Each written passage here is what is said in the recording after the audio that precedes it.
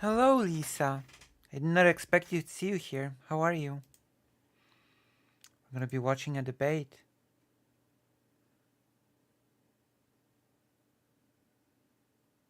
Uh, why are you mentioning Anne Applebaum right now?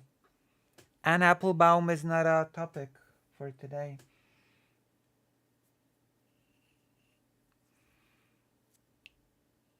What happened? Well, I've been to the restaurant of my best friend today. Uh, and met with my mom. I've prepared some things for today. Also, Lisa, you should join the page. You should join the White Forest thing. White Forest thing is my bread and butter for making any money out of doing this whole streaming thing. Oh, what were you talking about? About Anne Applebaum? What were you talking about? Let's try to get more people in here. And then we'll be watching Lonerbox. Apparently he had a debate today about genocide. As I'm not super familiar with the Israel-Palestine conflict, or at least not as familiar as I would like to be, I will mainly focus on the general genocide topic thing. And I will also observe how Lonerbox tackles a debate about genocide. Because apparently we might be having a debate like that ourselves. About the Holodomor.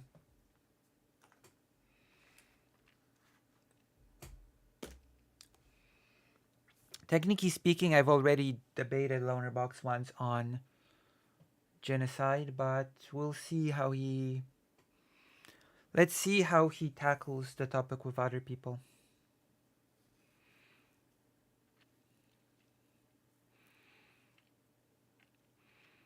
You know, she was justifying the Iraq invasion in 2003. Everybody was justifying the Iraq invasion in 2003. Like it wasn't exactly special to justify the Iraq invasion in 2003. It wasn't some out of pocket, out of the ordinary position to have to hold in 2003 to justify the Iraq invasion, unfortunately. Many people did. Christopher Hitchens did. Justify the invasion of Iraq. I wouldn't call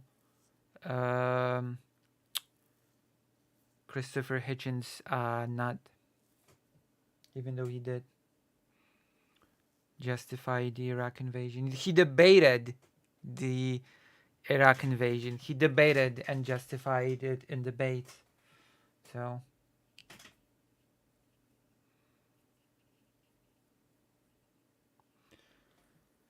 Palestinian journalists as legitimate military targets. Now that's out of whack. That's wild. Journalists should never under any circumstances be considered legitimate military targets. That's just, yeah. Journalists should be off limits, as well as medics, for that matter. Rescuers, etc., should be off limits. Whatever you might think of their whatever, journalists should be off limits. Period. Because if you think some types of journalists are okay, then you just open the gates to all journalists being sort of fair game, and that's just unacceptable. That should be unacceptable. Imagine a world in which journalists are just considered fair play to kill. Although that is how... Hello, Lisa. Although that is how Russia seems to be viewing journalists, so... Russia seems to be heeding Anne Applebaum's advice and targets journalists on the regular. Oh yeah, and Israel. That's right. Forgot. Almost forgot. Yeah.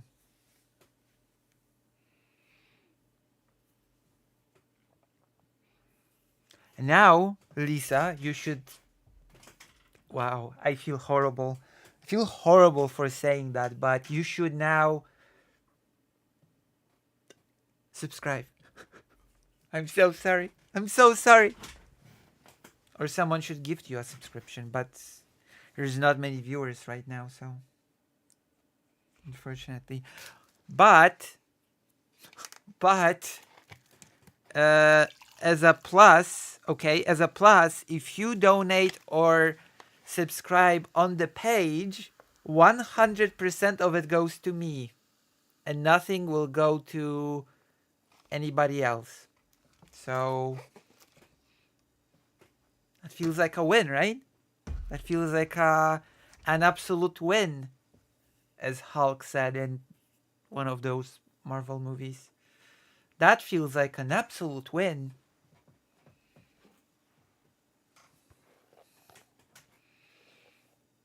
How's my hair today? Do you like my hair today? It's been conditioned with a conditioner. So if you like how my hair looks today, it's thanks to a conditioner and estrogen. The combination of the two.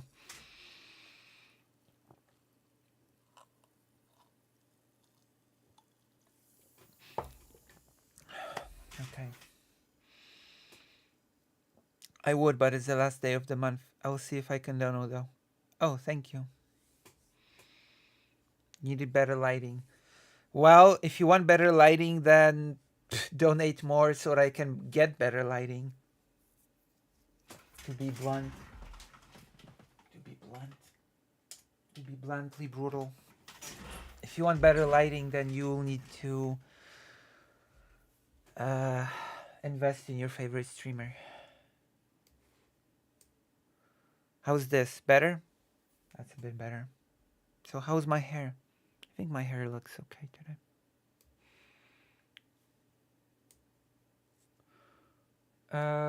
We're gonna start with the Lonerbox thing. I'm not going to probably go into the details of the situation in Palestine, Israel. I mean, maybe we'll just, but we'll see. We'll see.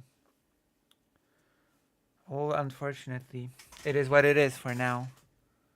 For now, this is the best that I've got, unless I can muster something else. Which I would if I just bought light bulbs. Okay, I'm gonna go light bulb hunting tomorrow. I need 1, 2, 3, 4, 5, 6 light bulbs, and then we'll be golden, I guess. And it will be golden. But then my electricity bill will go through the roof, so... Is that really fixing the problem?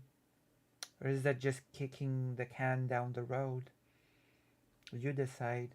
You answer that question for me.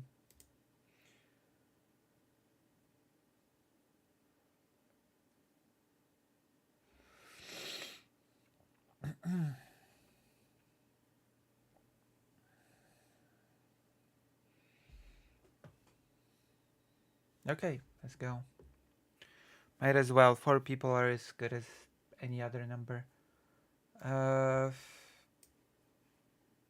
React, Lonerbox Debate, Kevin Logan on genocide. We will see if we agree on what genocide is.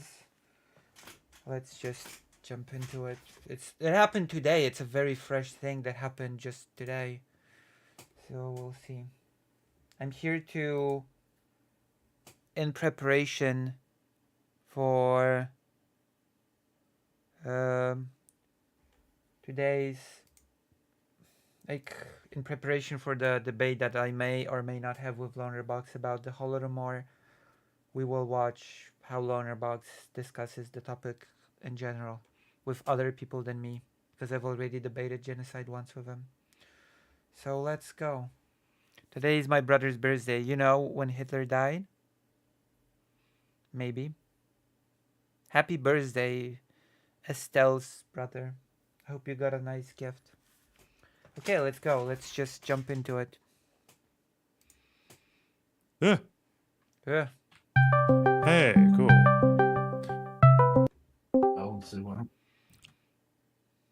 Hello, hello. Hello there, Mr. Buck. Thank you. Thank you, Lisa, blogger. Thank you. Thank you so much. You're helping me tremendously. Thank you.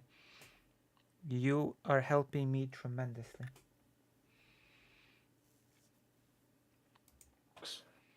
How you doing? It's been a while. It has been. It's been a hot minute. How are you? Oh, I'm fine, thanks. Same as ever. Good. How about you? Yeah, not too bad, mate. Not too bad. Yes. Is the audio good? Is the audio good on the video? Is everything okay? This is a fresh debate, so probably nobody has reacted to it yet. I'm probably the first person to be reacting to it. Correct me if I'm wrong. So I'm gonna be adding my genocide expertise to it. I'm gonna be, because remember, this is in preparation for the possibility of me debating Lonerbox in the future. So we'll see. Apparently it goes a little bit wacky, but I'm going to be the judge of that. Okay. So this is going to be a fun one. Nice, fun, breezy discussion, I reckon. A genocidal one. Oh no. A debate between two Brits. Oh, your hair looks lovely, by the way. Oh, thank you. It is conditioned with a conditioner. Thank you. Okay. I did my best. Okay, let's see. A genocidal debate. So, easy breezy, lemon squeezy discussion. Yeah. I mean, it's not my first one, so I heard they get better over time. Well, I don't think that's true. Anyway, yes. Two Brits debating genocide. This is gonna be a posh one. This is going to be a posh one. Okay, that's the last time I'm doing the British pseudo British voice. Well, this comes from a Twitter discussion, which is rarely a good start, but I think on this occasion it might be better than most. You put out a thing on Twitter the other day about Israel and genocide, and I just asked you in passing, just as a clarification point, because I like to keep up with where everyone's at. Alright. Whether you believe that what was currently ongoing in Gaza was genocide, and Lonerbox said no. Of course, Lonerbox will say no here. At least from what I've seen so far of his content on the subject, he'll say no. And I wonder if the topic of the ICC possibly issuing an arrest warrant, if all these things will come up in this discussion. I wonder will they even sort of frame it as to what genocide is, etc., etc. Will they go by the UN definition? Will they go by any other definition? You said that you didn't. Will they take a look at the Rome Statute, which is a pretty useful referential tool as well? I think it was. And I thought, well, that might be interesting, trying to sort of tease out what's going on there. So I suppose, what's your general position then? I guess. So I think. I believe most people in this sort of situation will say, I believe what's going on in Gaza is bad, obviously bad, but not everything that's bad is genocide. And I just don't believe it's genocide because it's bad, but it's not quite that bad. And genocide is the worst thing ever, and if we call everything genocide, it just waters down the term. I guess that's my prediction. On October 7th, Hamas obviously did what they did. I'm not sure there's going to be much disagreement there. I'm not sure what that has to do with the topic. October 7th. That's neither here nor there, to be quite honest, on the topic of whether or not what's happening in Gaza is genocide. You can discuss that topic. You can discuss that topic without mentioning October 7th once, to be quite honest. And I think, as it seems to be recognized by at least most people, is that it gave Israel a cause for war, at least in some capacity. Like I don't think anyone expected them to do nothing. They decided that they were going to go all the way to try and take out Hamas completely. Unfortunately, I think that means that because of how Hamas operates, that it's going to, and because of the way that Gaza is, that's going to mean urban warfare. It's going to mean urban warfare with people who don't really do that much to protect their own civilians. There's no bomb shelters. There is no distinguishing between military bases and a base where you're going to be, and houses or schools and anything like that. And you combine that with a state of Israel, which I will say is arguably, I would say, quite reckless in pursuing their military goals. I don't even know that's arguable. They are. And the result from both ends of that is that you're going to see a lot of casualties. And I think reckless undersells it a bit, but we'll see. We'll see where the conversation goes. I personally think that the term reckless undersells it quite a bit. I think from Israel's side, that because recklessness sort of implies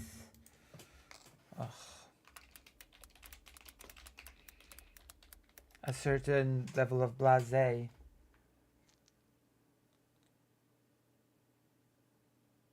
I don't know, it feels like an understatement to me.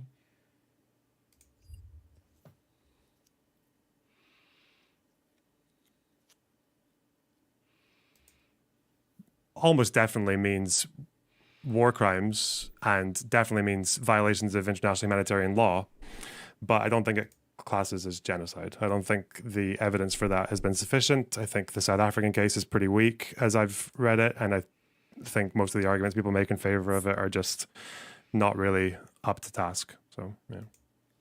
Okay. What definition are you using of genocide? And I don't. Oh, there we go. We're grounding our axioms. I would probably word it a bit differently, but I guess I'm the boring streamer. I would probably not say what definition are you using, because the reality of the situation is that all streamers use the UN definition. Like in all the online discussions, like most streamers only know one definition to begin with. Let's just accept that fact. Hello, the Dark Kana. I'm not speaking to Lonerbox. I'm reacting to a debate. So let's get that out of the way.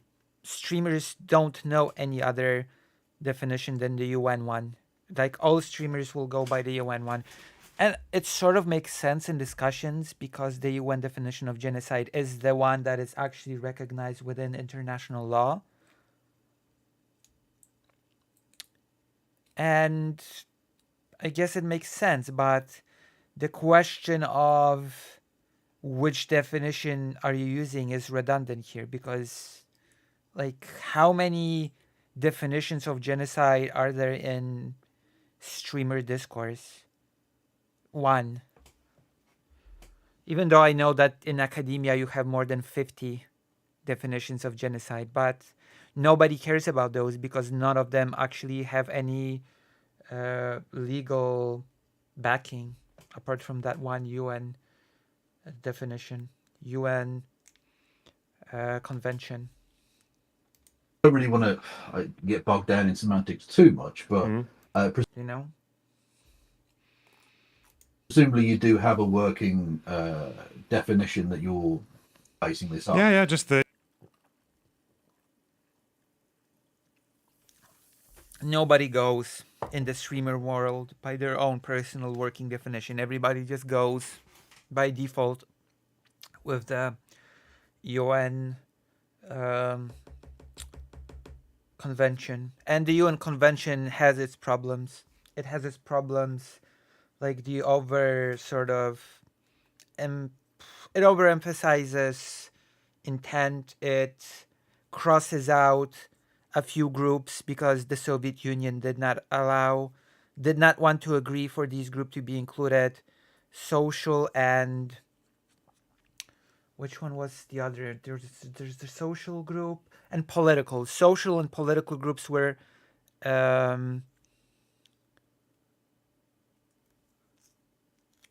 social and political groups were crossed out. Well, if you can stay for the whole thing, then I would, I would rather not do, a thing where someone's just here for a bit of it and then just. If you wanna co-op, then we have to do the whole thing.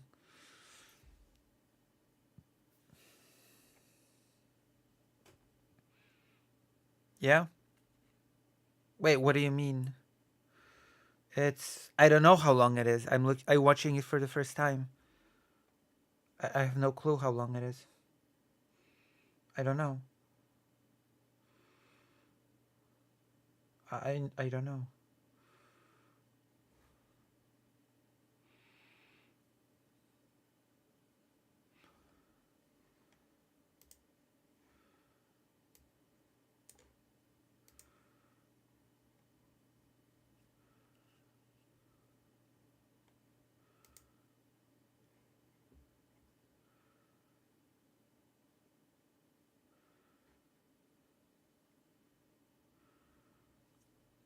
So, what do you say?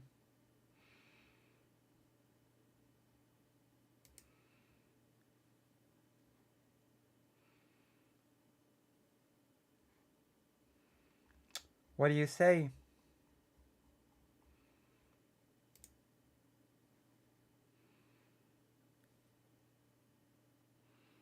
Ah, okay then.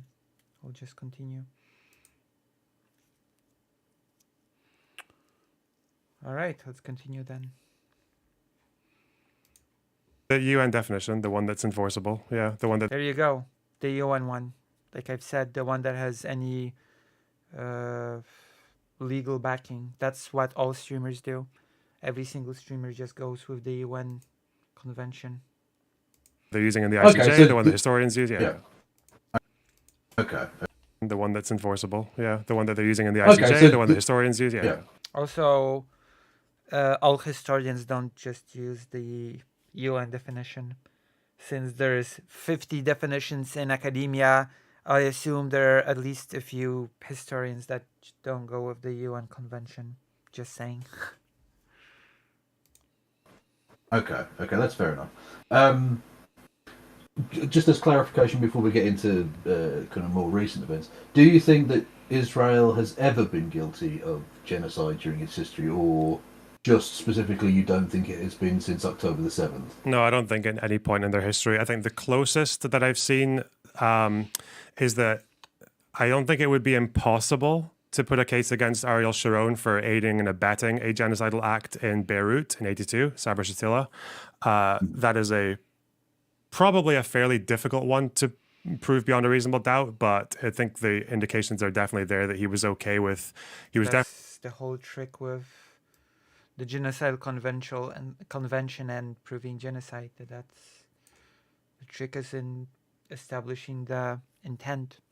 Definitely okay with what was going on for a degree, or he was very negligent. He was willing to lie about the risks involved, even though they were very clear. And well, if you're lying, then it goes beyond negligence, doesn't it? If you're just lying outright about a thing. Seems to be that the people who were actually doing the killing, I think the quote from Hobiko was something like, he was asked by one of his fighters what to do with captured women and children, and he said, "Don't ask me that again, you know what to do." So that was probably an instance of at least the defense minister quite possibly knowingly aiding and abetting a genocidal act. But beyond that, I don't think how the state of Israel or the war cabinets are. I don't think they've ever done it like that. No. But the Nakba not Aiding and abetting. count as a genocidal act? Definitely not. No. No. No. The purposeful displacement of tens of thousands and murder as well. That's not genocidal? No, I think originally Raphael Lemkin tried to argue for putting displacement into the definition of genocide, and it was rejected. So that's not in. You can't, like, for displacement, if that's the goal, you can't get done for genocide for that. No, even if you kill. See, this is where I think Lonerbox's weakness lies. This is where Lonerbox's biggest weakness lies. He thinks that just because something is within the law, that it means that basically it is as it should be. Right? The UN Convention has problems. Cutting out the things that Lemkin wanted is one of the problems of the UN Convention of Genocide. Because, for example, the USSR opted for crossing out certain groups from the UN definition of genocide because the USSR was doing those things. So if the groups that Lemkin wanted in the UN Convention stayed, then automatically the USSR would be committing the crime. So in order not to be committing the crime, the USSR demanded that those groups be crossed out. Simple.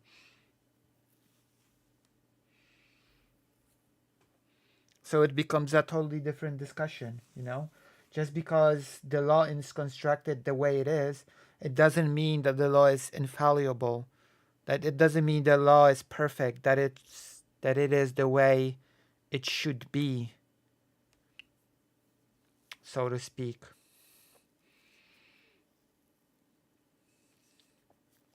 Even when we maneuver around the UN Genocide Convention, we need to acknowledge its limitations and its faults as well when discussing what is and isn't a genocide. Because at this point, we're not really discussing what is and isn't a genocide. We are discussing what will be recognized as genocide by international law without a reasonable doubt. But those are not the same topics. This is not the same question. The question of whether or not something is a genocide and the question of whether or not it will be recognized as such by international law are not necessarily synonymous questions when discussing genocide. This is exactly why within academia you have 50 definitions in circulation, because academics recognize the limitations of the UN Convention when it comes to discussing the topic. So basically what we're having here is not a question of whether or not something is a genocide, but whether or not it will be recognized as such by law. People in order to do Which, in my opinion, is a separate discussion. it, because obviously the whole point of genocide is the special intent, the specific intent to reduce in whole or in part that population. Not reduce, destroy. So already we're having a little bit of a... you're not being specific. You're not being precise with your language. How can you reduce a group in whole? You cannot reduce a group in whole because reduce means lower the number. It's destroy in whole or in part, not reduce.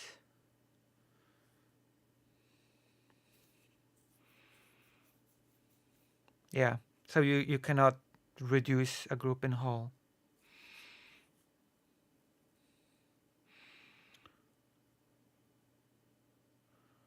What will happen if the UN court concluded what would happen if the ICC concluded it was genocide, for example, or the ICJ? Well, then I suppose people responsible would be tried for genocide and punished, at least in theory. theoretically speaking. On paper, that is what's supposed to happen. People involved, people directly responsible, um, get tried for the crime of genocide. So you can have mens rea, you can be willing to murder people, but if it's for a goal of like removal, which some did happen in some cases in the Nakba, we can go into that more detailed if you want. But no, I don't think that counts as genocide. I feel like that's why most people don't call it that either. Well, I don't know about that. After all, the Armenian genocide was a removal of people, which resulted in their death and is classified as a genocide. You would not make a case that it was not genocide because the goal was the removal of people. And you would also not make that same case for the genocide of the Herero and Nama people in southwestern Africa by the German Empire, when they killed the men and drove the women and children into the desert. And the whole thing was, if you survive the trek through the desert, then good for you. And if you don't, then you don't. That is still very pretty decisively treated as genocide. Germany itself accepted it sort of as genocide. Germany itself admitted that it is genocide and sort of started talking even about reparations to the region. Right?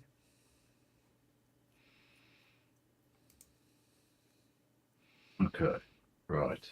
Okay, so let's, I suppose, read the UN definition. It's very brief. In the present convention, genocide means the following acts. Also, keep in mind, there's a very important part of the convention, and that is not just a convention created to punish.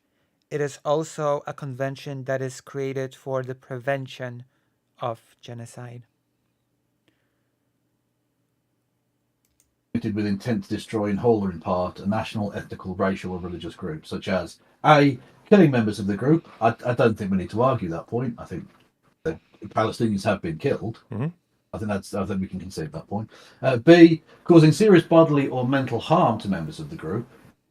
C, deliberately inflicting on the group conditions of life calculated to bring about its physical destruction in whole or in part. D, imposing measures intended to prevent births within the group. And E, forcibly transferring children of the group to another group. Mm-hmm.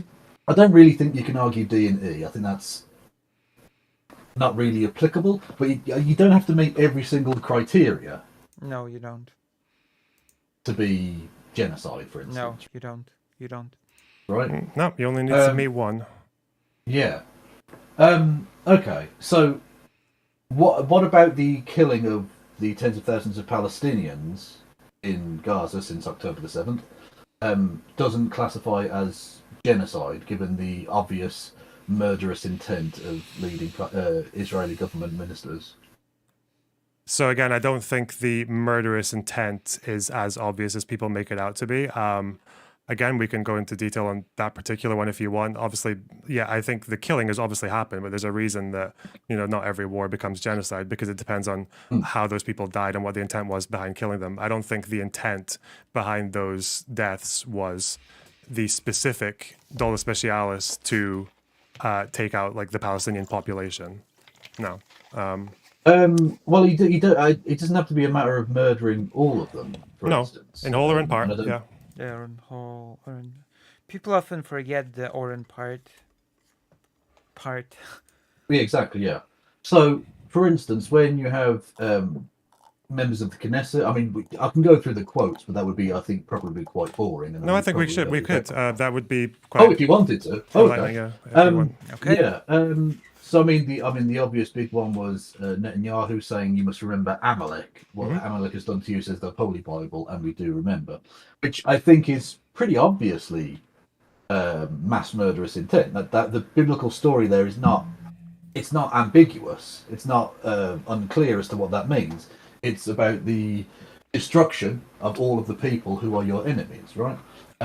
Okay, so I guess you understand, like, just like a general language question. You know how there's like literal definitions of words, and then there's the way that the use of a word can dictate its meaning. For example, long before the definition of parent included adoptive parent, we still called adoptive parents parents, even though it didn't meet the definition, right? So like use can affect meaning. So do you think when Jews say Amalek in their parlance, are they generally meaning it in that literal sense, like that biblical sense, do you think? Well, no, but I'm not talking about Jews. I'm talking about a specific person who happens to be the head of government. Yeah, Therefore, I know, but I'm just saying, like, but obviously he's situation. speaking. I think he said it like he's speaking to Jews when he's saying it. So, Well, he's speaking. I think specifically it was to a press conference on the eve of the invasion. And again, it's not in isolation, because I think you can take these quotes in the round. I think you can see a clear pattern where this isn't just the occasional misunderstanding or mistranslation. This is a clear pattern of leading members of the Israeli government having a genocidal bloodlust, frankly. And I know people Fortunately not.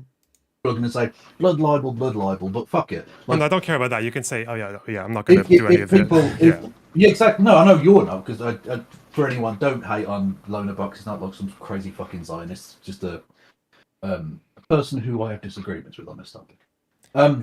Yeah, so I think there's definitely a genocidal intent. It's not just that he's making some sort of nuanced point about the enemies of us or whatever. I think there's a clear pattern of, like I say, I think it's genocidal rhetoric, along with the sort of dehumanizing rhetoric that you get from a lot of Israeli leaders as well, which you can't just say that that's like hyperbolic language, because you get hyperbolic language in any war situation. You get nationalist rhetoric, you get kind of bombast and all the rest of it. This has been a thing that they've talked about for a very long time and have begun to enact, and not just in the Gaza Strip, by the way, but obviously they've been murdering people and continuing settlements in the West Bank as well. Yeah, so this is why I think it's. I want to focus on particular quotes, because I know it seems like a forest, but I'd like to just look at each individual tree and just see exactly if it fits. Because so to you, referring to a group of people as Amalek is like generally, if it's coming from an official, especially, that counts as like incitement against that entire group, right? Like I think so. Yeah, okay. It's not. I don't think you can say it's like some random person down the pub saying a thing like that. So if you're the head of government, you've got to be pretty fucking diplomatic about it, I think. So my question is why is there an Amalek monument on The Hague, in one of the buildings in The Hague? There probably oughtn't be. Just like I don't think there should be 10 commandments outside of a courthouse in America. Yeah, like but why is it there? Saying there's fuckery elsewhere doesn't excuse fuckery in any individual situation, does it? Like, is it fuckery? I feel like it's just there as a Holocaust memorial. Like, remember what Amalek did to you, never forget. It seems like they're referring to. I don't think it's inciting. I don't think it's a genocidal statement against Germans. I don't think anyone's ever complained that it was. No, it's not. Although you bring up an interesting point with Germany, which we might get into, about the way in which its support of Israel being a kind of a bizarre situation. Although that's at The Hague, you said, so that's the Netherlands, I guess. But yeah, that its support being essentially a matter of guilt over the Holocaust, but getting Palestinians to pay for that guilt. It's a very, very sick situation. We can go into that as well if you, one thing at a time. But yeah, I exactly. imagine there's been no protest. I'd imagine there's been no protest against there being an Amalek monument in The Hague on this building, because I think people understand that it's not painting all Germans and saying that there's any cause to go to Germany and kill all the women, children, cattle, and asses, because it's like it's a word that has a specific meaning in terms of like atrocities were committed against us, right? Well, that is a bit of a different statement, though. Right, but there's a difference between that having a kind of passive sense, because there's no intent either by the authorities of The Hague or indeed the Dutch government more broadly. There's no military build-up at the Dutch-German border. Yeah, but that's the thing, is like, so when you say Amalek, it's like, I don't know how many people sit there taking that as a command to do the women, children, cattle, and asses thing. It seems to be that based on what... How should we take it then? That's the question, right? How should we take it? Why was it mentioned? Why was it invoked in the press conference to begin with? What was the purpose? Yeah, who says generally is like, it seems like he's mostly talking about Hamas, no? Well, I'm surprised he probably is talking mostly about Hamas, and you can always read a lot of these quotes as being about Hamas. But when you have the defense minister saying that he's removing restraints and restrictions on armed force members, when you have leading Israeli politicians talking about there being no innocent people in Gaza, you put those things together, and it's not very difficult to see the way in which innocent people would be targeted in that kind of rhetorical, dehumanizing condition. The one who said no innocents in Gaza. Let's have a look at that. This one, because this might Herzog, probably Israel Herzog, I think was the one. Hang on, but was it Herzog? Hang on. This is yeah, the one where he Israel. said there are no innocents in Gaza. The killers. This is a Knesset member. Where's the one from Herzog? It was a similar one. It's not true what they say, civilians. Well, there's two from Herzog. There are no innocent civilians in Gaza, and it's an entire nation out there that is responsible. This rhetoric about civilians not aware, not involved, it's absolutely not true. This is okay. So this is why I think South Africa are being intentionally dishonest. Because if you look at this quote, with the way that this quote has been used, I'll send it to you on Discord if you want to see it. By the way, I'm not judging this on the basis of what South Africa have done at the ICJ, because I'm not a lawyer, so I'm not. Yeah, I know. It's still. Yeah, I know. It's even relevant without. So if you look at this article, the way that they've said it, it's not true. This rhetoric. About civilians not aware, not involved. It's absolutely not true. And we will then ellipses, long ellipses, and we will fight until we break their backbone. The way this is interpreted, obviously, is saying he made it clear that Israel was not distinguishing between militants and civilians.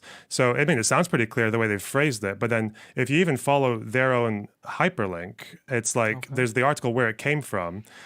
He does say that about we are working, operating militarily in terms according to rules of international law, period, unequivocally. Then it's not it's an entire nation out there that's responsible. It's not true. This rhetoric about civilians not aware, not involved is absolutely not true. They could have risen up. They could have fought against the evil regime, coup d'etat, etc. We're at war. We're defending our homes. We're protecting our homes. So it sounds all very not distinguishing. But then there's like just down the paragraph, he continues, I agree. There are many innocent Palestinians who don't agree with this. But if you have a missile in your goddamn kitchen and you want to shoot it at me, am I allowed to defend myself? So basically, it doesn't make it any better. This quote doesn't make it any better. Because it just says there are surely many innocent Palestinians who don't agree with this. But even if you're quote unquote innocent and don't agree and don't do anything about it, then you're fair game. Because you have a missile in your goddamn kitchen. So I'm allowed to defend myself by killing you. That is basically what is being said here. You may be innocent, but at the end of the day, you're culpable. You're co-responsible with your passiveness, with not actively resisting, by not condemning Hamas. That is basically what this quote says. So the full context, in my opinion, does not make it much better, unless my reading comprehension is lacking in this instance. We have to defend ourselves. We have the right to do so. Yeah, by killing you, even though you might be innocent in theory, but in practice, not really. Hello, Taj. Join the page. Like, it's...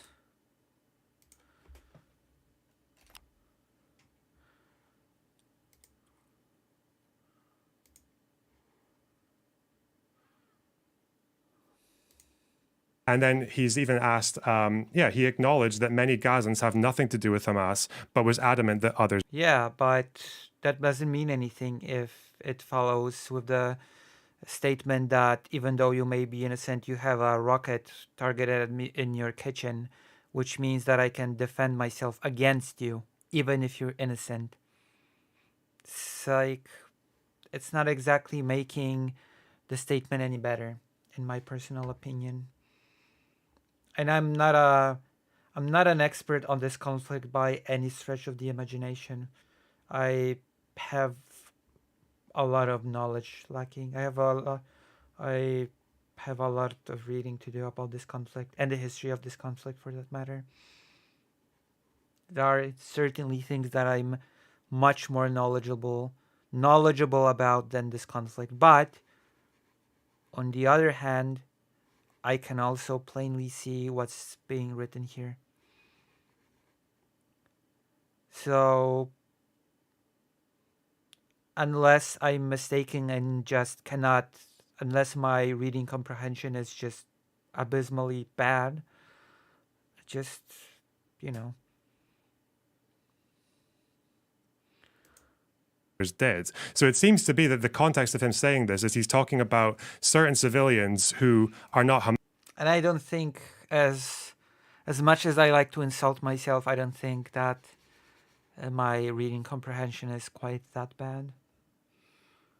But are still armed and are firing rockets, and I guess that's also in reference to October 7th because a bunch of Right, but also people who went in were civilians. So yeah, the quote is completely ripped out of context. Well, I don't think that context really adds a great deal to it. Unfortunately, you can't. On the one hand, I agree. I agree with Kevin Logan here. I find myself in agreement with Kevin Logan here. It's just it doesn't really change much, this added context. Not in a way that a Lonerbox would want anyway.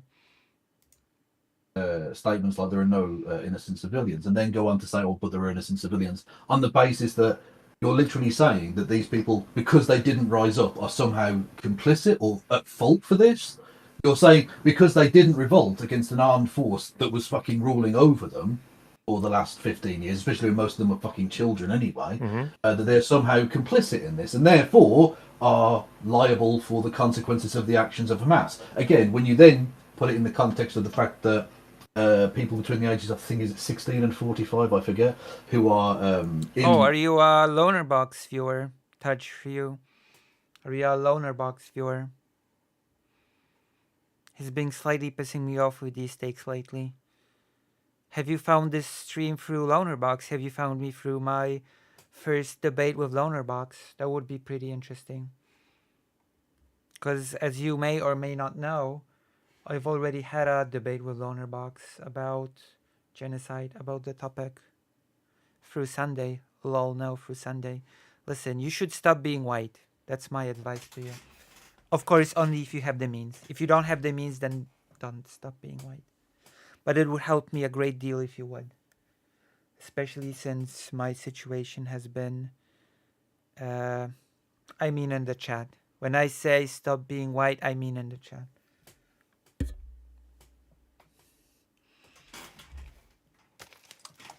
But then again, that should be an extra incentive for you not to be white.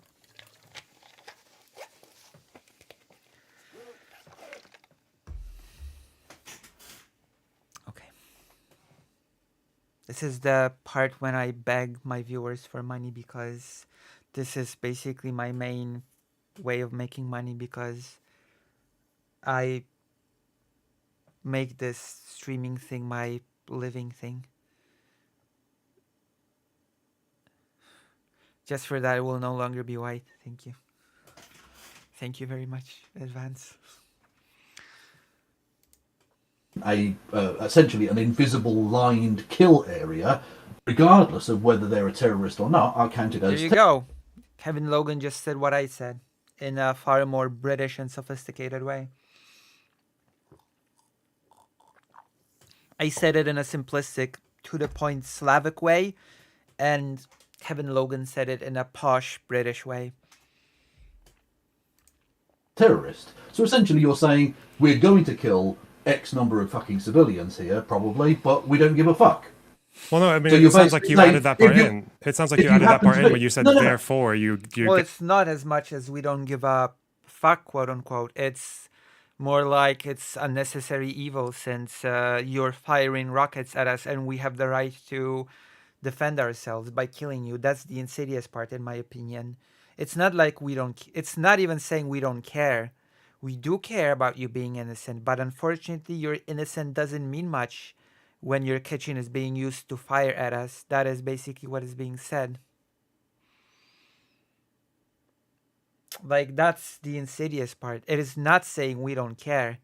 It actually is trying to say we do care about your innocence, but your innocence in the grand scheme of things does not mean much, because you are still being used to attack us and we have the right to defend ourselves. right? Get the act, because when he's talking about the military action, it seems everything he said about military action is he's So it's sort of, in my opinion, goes in a different route than just saying we don't care, which, in my opinion, makes it a bit more insidious. claiming to be wanting to follow international law and acknowledging Which that we there are know such thing as isn't- innocent well, Palestinians. Yeah, we want to follow international law, and we will follow international law, and it is within our right. Oh, Barry! Thank you for the tier 1 subscription, revoking my whiteness. Thank you, thank you, thank you. Thank you very much. Thank you.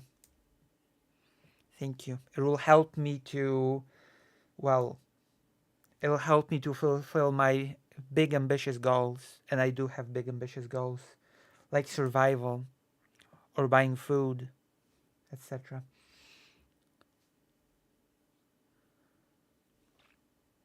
But yeah, it is basic saying that that's the whole point of this. It is within our rights, it is within our international quote unquote right to defend ourselves. And our right to defend ourselves means that sometimes, even though there are innocent civilians, we still have to do it because those innocent civilians' kitchens are used to strike rockets at us. You see? That's why it's not about we don't care. It's about we have no choice and everything is above board. Right? We have no choice. That's the framing. We just have no choice. We have to defend ourselves. That is the choice. The choice. That is the framing. Sort of. But we know that isn't true, though. We know they're not following international law. So him paying lip service to it is fucking irrelevant to the topic, as far as I'm concerned. That's like saying a murderer claims to be innocent, so you let him go. No, obviously not, right? We can see they're committing fucking war crime. Literally, they did it straight away by cutting off water and electricity.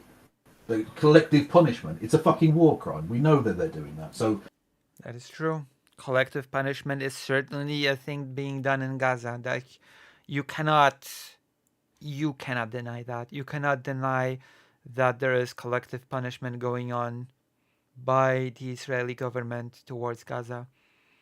I certainly hope Lonerbox is not going to argue that collective punishment is happening. But there is a catch here. There is a catch here that Lonerbox may as well utilize here.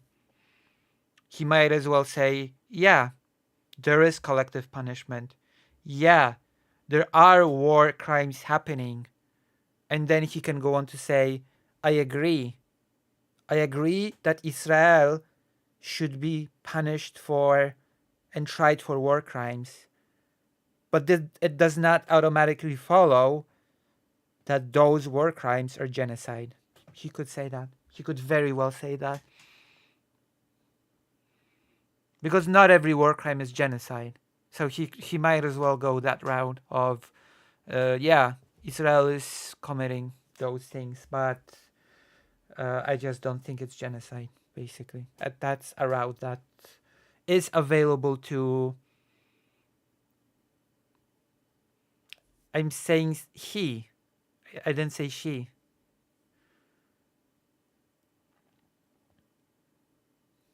I'm saying he. So that is a route that is available to him.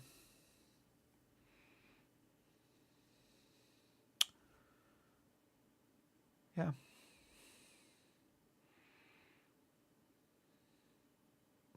No, I wasn't.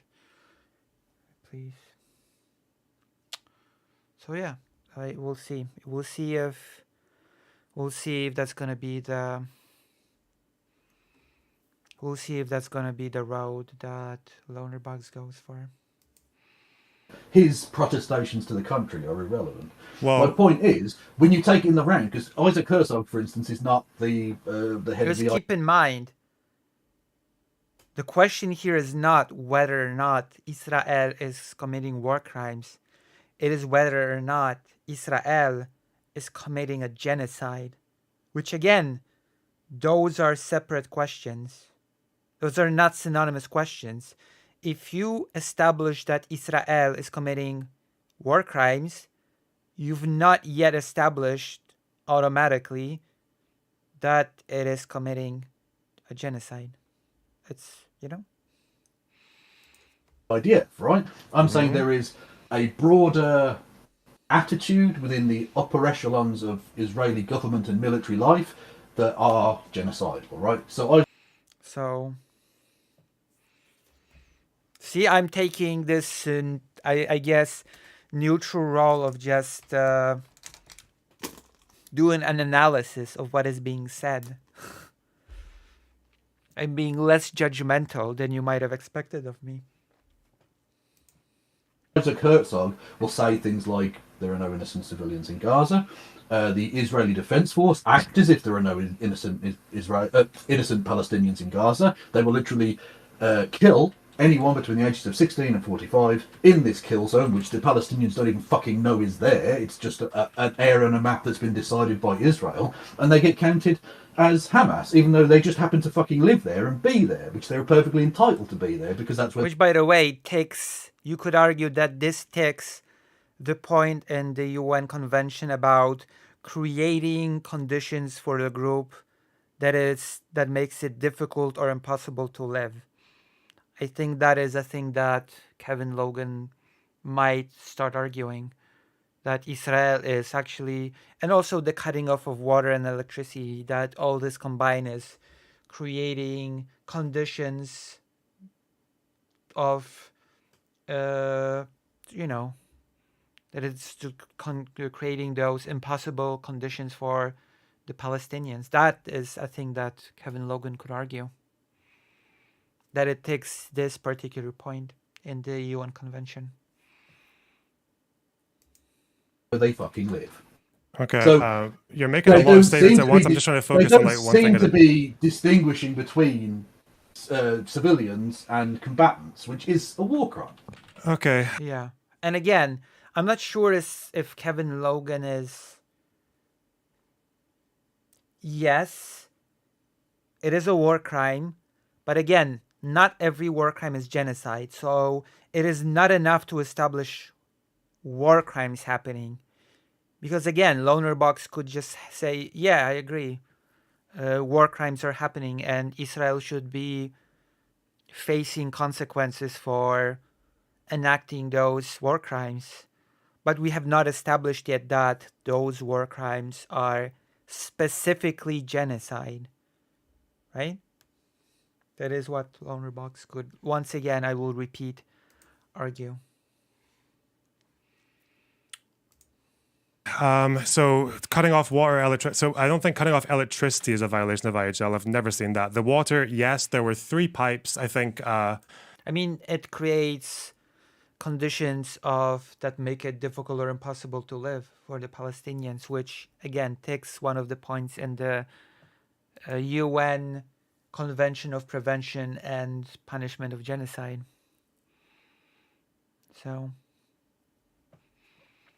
the question is, do you acknowledge, based on these conditions, that is, I guess, a question to Lonerbox that I would posit, do you accept that the combination of cutting off water, cutting off electricity, I'm pretty sure limiting access of food, etc.,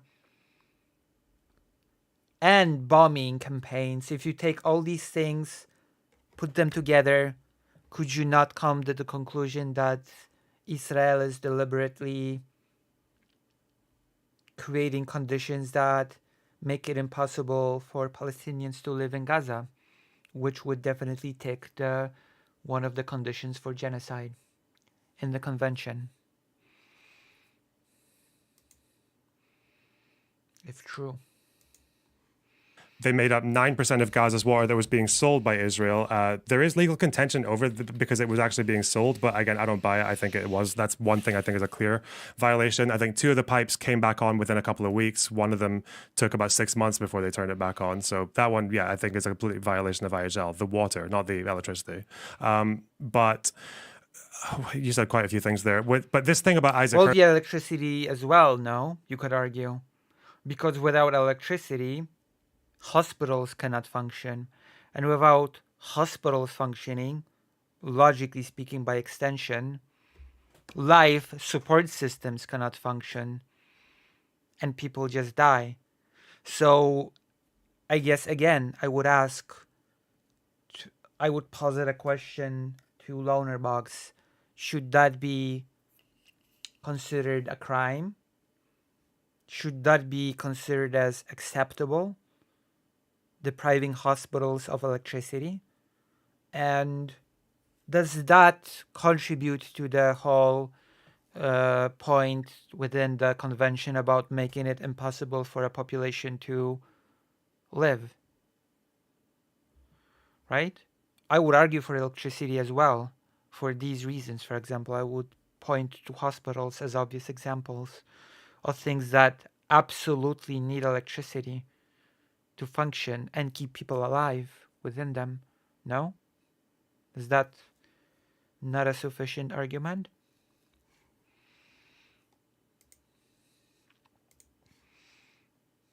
Herzog is like, it's not him. Like that quote is not him saying that like everyone is fair game. It like within that whole statement, he literally acknowledges that there is such a thing as Palestinian civilians who are not fair game. Okay, I'm gonna pause. Fasal, hi Lucy, it's my first time here. I like your stuff. Glad to have found another Slav in this space. Hello, hello. Okay, I guess I'll take this a few moments. I'll take a few moments to first of all greet you to this stream. Welcome, new viewer. Link you to the page. And as always, when I have a new viewer, don't be scared, don't be alarmed. Ask you a few questions. First question, how did you find me? Second question, what other streamers do you watch? I guess since it's your first time here, it is redundant for me to ask what sort of things do you like about my content, unless you've seen any.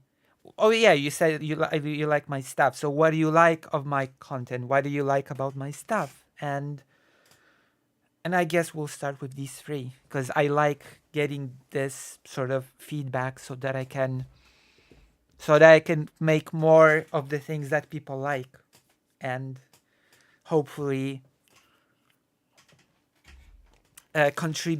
use the answers to contribute to the growth of the channel. Yes.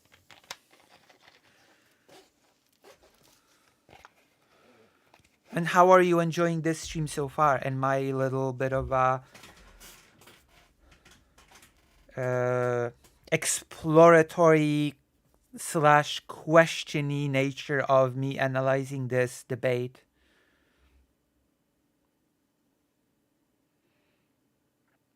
I've decided to take the route of just sort of asking questions about what is being said. I decided to sort of just, not judge one way or the other, but to sort of poke and see, who knows, maybe these topics will come up when I debate with Lonerbox.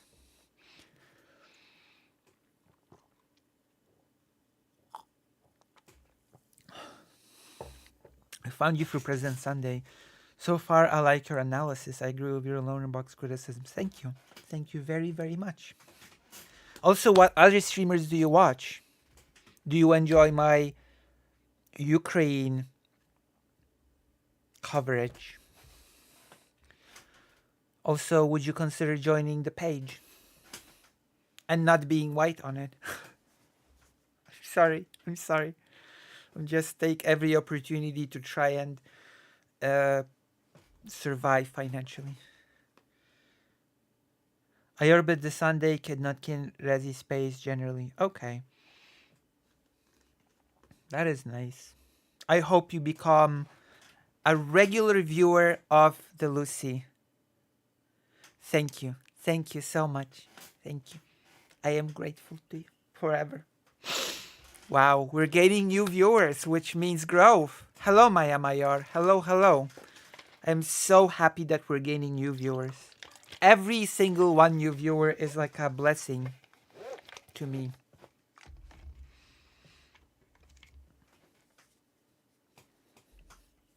Okay. Perfect. Guess we can continue. I guess I'm going to have to edit this whole thing out of the... I'll edit this segment myself. I'll just it's gonna be too much of a pain for anybody else to sort of weed out all of the... Yeah, I'm just gonna have to do this one myself.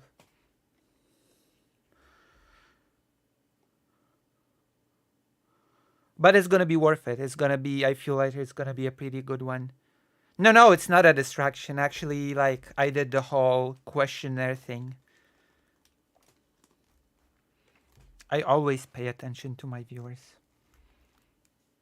So don't worry about that. After all, streaming, the whole point of streaming is that it's like this interaction, right? Back and forth. And I can always do editing when turning this into a segment. And the whole point of streaming is to have an interaction with the audience, right? Otherwise, I might as well just do pre-made videos.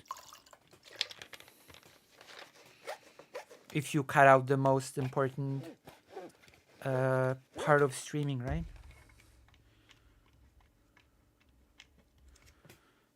If it doesn't fit the commentary, I can just edit it out, and the interaction will still be in the stream VOD. I'll be honest, I don't remember getting a questionnaire. Oh, okay. What do you like about my content? I believe you found me through Vosh. I believe you did say that. So what do you like about my content? What other streamers do you watch? And how do I compare to those other streamers? There you go. That's my questionnaire to you. So I guess now I'll wait for your answers. Answers, which happens to be a very beautiful song from Final Fantasy XIV. Answers, I believe, composed by Nobuo Uematsu, the famous Final Fantasy composer. So I'll be waiting for your... I found you through President Sunday. I typically watch you, President Sunday and Demon Mama, and I like your political analysis and silliness. Oh, that's a very interesting combination, political analysis and silliness. But I guess I can be serious as well if I want. Listen, I can be serious. I can be serious. To be honest, I prefer your Habibabi. You mean Destiny? You prefer Destiny over me? Wait, you prefer Destiny? What do you mean? What? What did you just say? Okay, let's just continue. I've been insulted.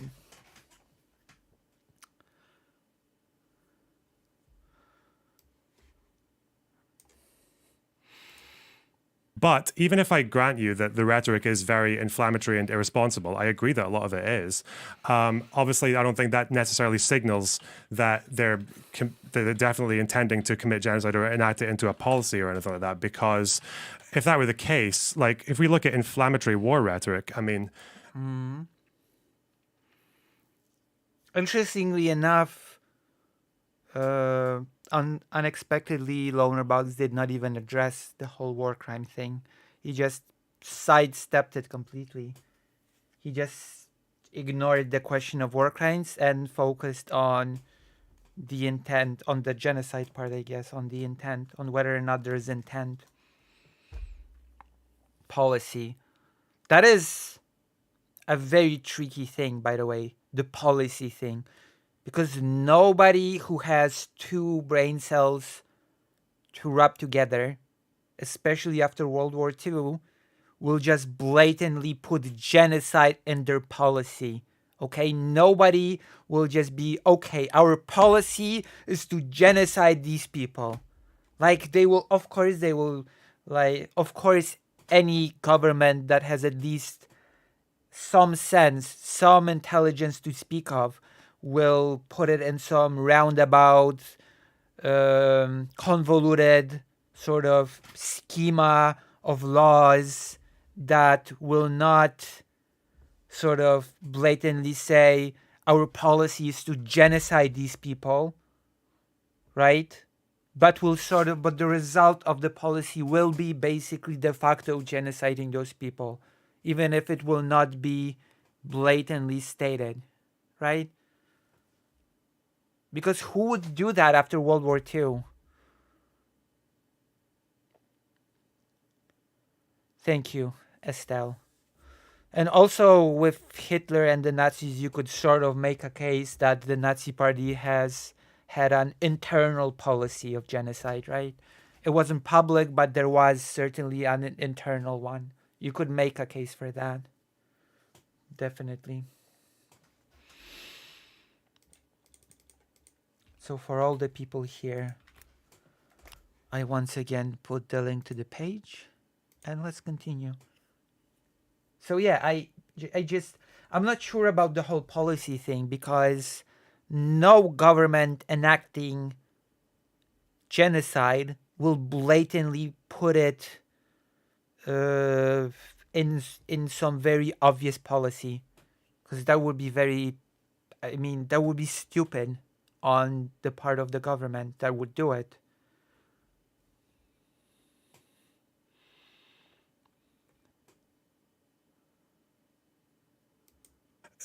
Is pro-Israel people will do this? Like, do you think the Arab leaders in '48 had genocidal intent in that war? I think some of them did, yeah. So I don't think it's really useful or helpful to look for explicit policy. I don't think it's helpful at all. I think even if there is even if there will be policy, it will be very hidden. It will be very obfuscated. It will not be obvious. I'll just say that.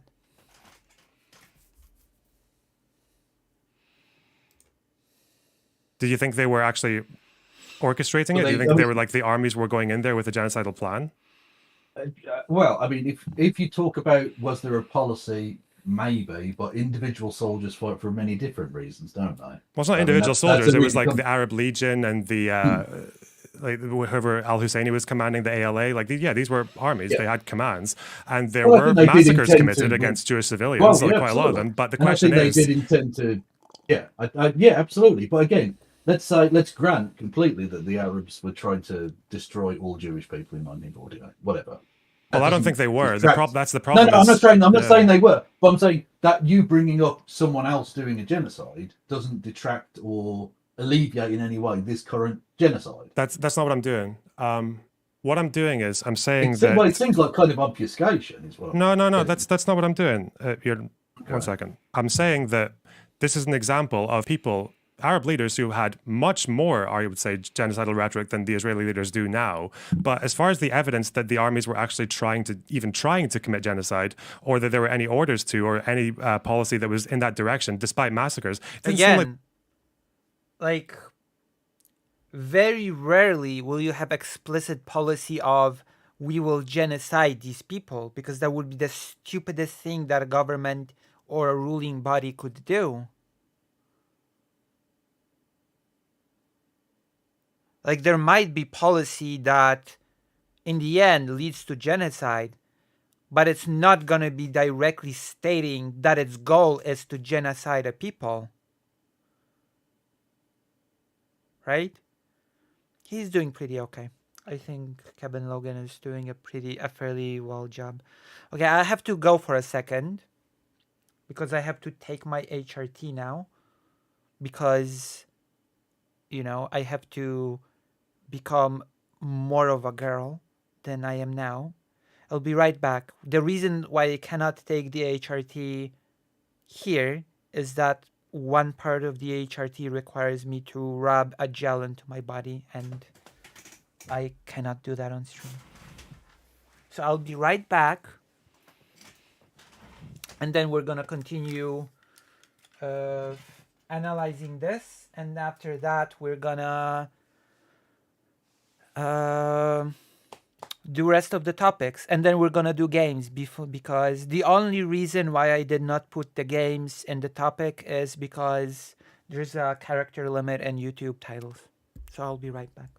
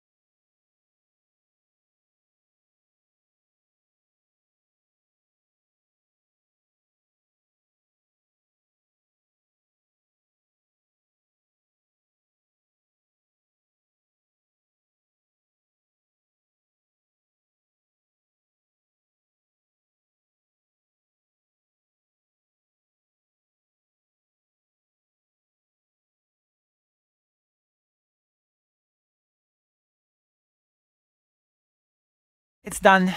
The HRT is done. Okay, let's continue. Let's continue analyzing this genocide debate. So far, so good. I think we're sort of getting some questions out there. Sinister. Because he's thinking deeply about a subject. That's why. He's thinking deeply about the subject. And he's being accused of obfuscation, so he's going to be annoyed.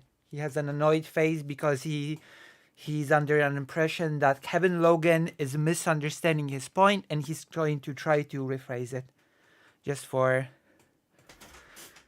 context. I'm sure does this make me a giggler? Yes. But please consider not being white. Please. He thinks so hard, but he comes to the wrong conclusion. Well, you know. Unfortunately, that happens to the best of us. Like they were. It didn't seem like genocide was the goal of any of these Arab militias or So forces. yes, once again, I will say it for the last time, unless this comes up again. No rational, logical country will ever explicitly put in its policy, especially public policy, we wish to genocide these people. Because all countries, even when they commit genocide, on paper want to keep themselves squeaky clean so that they can say, oh no, we're not actually committing genocide. We're actually doing this totally other thing. Like, you know, I'll give you an example. The Sri Lanka genocide, I believe, of the Tamil people. Like, it's obviously a genocide, but the government of Sri Lanka will still say, oh no, we're totally not doing genocide. We're totally doing this other completely different thing, you know? No government, especially after World War II, will be stupid enough to just put in their policy, oh, our plan is to basically eradicate these people. Like nobody, no government will do that. Like you can look for it, but it's like a fool's errand, basically. So I'm not sure if this argument is sound to begin with. To say since it's not in policy, then it can't be a genocide. I found it to be a pretty weak line of argumentation, let's just say. Even though the rhetoric of their leaders was was far more inflammatory than what Israelis are saying. So my argument is that the rhetoric alone, like the rhetoric doesn't indicate clear intent. Rhetoric indicates people saying mad shit during war like they always do. Well, I think there has to be a distinction here. Like, what sort of mad shit do people usually say in war? And what distinguishes mad shit said during war from genocidal rhetoric? If a leader of a country during war says we will eradicate all of our enemies, we will eradicate every single civilian from enemy cities, is that genocidal rhetoric, or is this just mad shit said during war? When Russia says that Ukraine is not a nation, that Ukraine as a nation should be eradicated, that being Ukrainian is a disease of the mind, is that genocidal rhetoric, or is that just mad shit, quote unquote, said during war? Because I think it's a very vague statement saying that it's just vague shit, it's just mad shit said during, you know what I mean? So even here you'd have to get into a little bit more detail, I believe. So we can look at particular policies on the ground and the way the war is being conducted, but I think you can look at policies, but you cannot look at them and search for explicit call for genocide, because you will not find it. You will never find it. You have to look at policies and look at what the effect of those policies will be. Will the effect of those policies be the de facto destruction of a group in part or in whole? And you cannot just look at single policies in isolation. You have to look at policies, and you have to look at how they interact with other policies, etc. How it all connects together, and what is the result of this sort of interplay of different policies on the targeted group, right? If the result is the de facto destruction of that group in whole or in part, then we have genocidal policy, basically, right? But what you're not supposed to do is look for policies that explicitly say, well, now the goal is to destroy these people. That's never going to happen.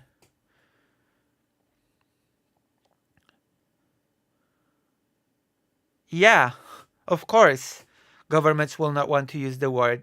It does invoke stopping it, because I will remind, the genocide, the UN Convention is a convention of prevention and punishment. Prevention is an important part of it, even though people often just overlook it and ignore it. Like, prevention is actually the bigger goal of the two in the convention. Like, we want to prevent more than we want to punish. Because when we punish, it means that there's been a failure of prevention, right? Obviously, it means that the thing happened and it needs to be punished. And what we really want to do to prevent the thing from happening in the first place. That would be the ideal goal.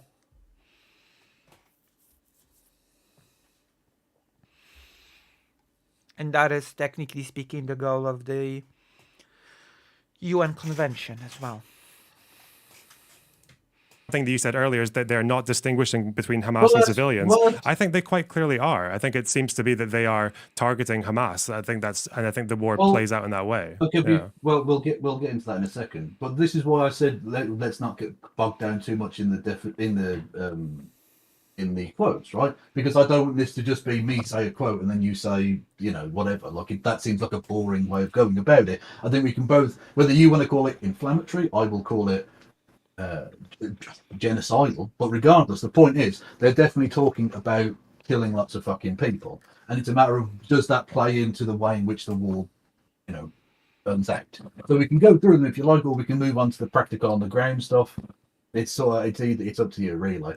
I'm just saying what matters is I know it seems like bogging down, but it's because I feel you're bringing in a bunch of talking points here that I think are always misunderstood, because I can almost guarantee most people who make that claim about Herzog don't know that there are paragraphs in that same article where he's talking about distinguishing between civilians. And it's the same thing with a bunch. Sure, but the context here does not make it better. As I said, I've explained why, in my opinion, this context does not make the situation any better.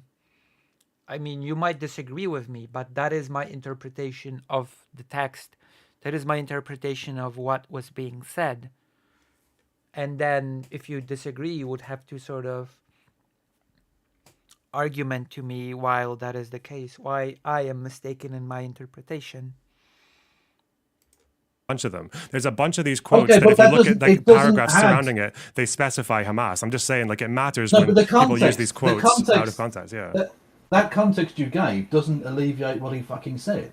The fact that he then backtracked or some shit and claimed that he was following that Israel was following international law doesn't change what he actually fucking said. No, it's not like a backtrack, though. The way in which well, clearly from him it is a backtrack. No, it matters. I actually don't even agree with what Kevin Logan says. I just think, again, in that particular quote, what was being said, there are civilians that are innocent, but their innocence does not matter de facto, since their kitchens are being used to fire rockets at us, and in order to defend them ourselves, which we have the right to do, we have to kill them even though they're innocent, because we have to destroy their rockets in their kitchens.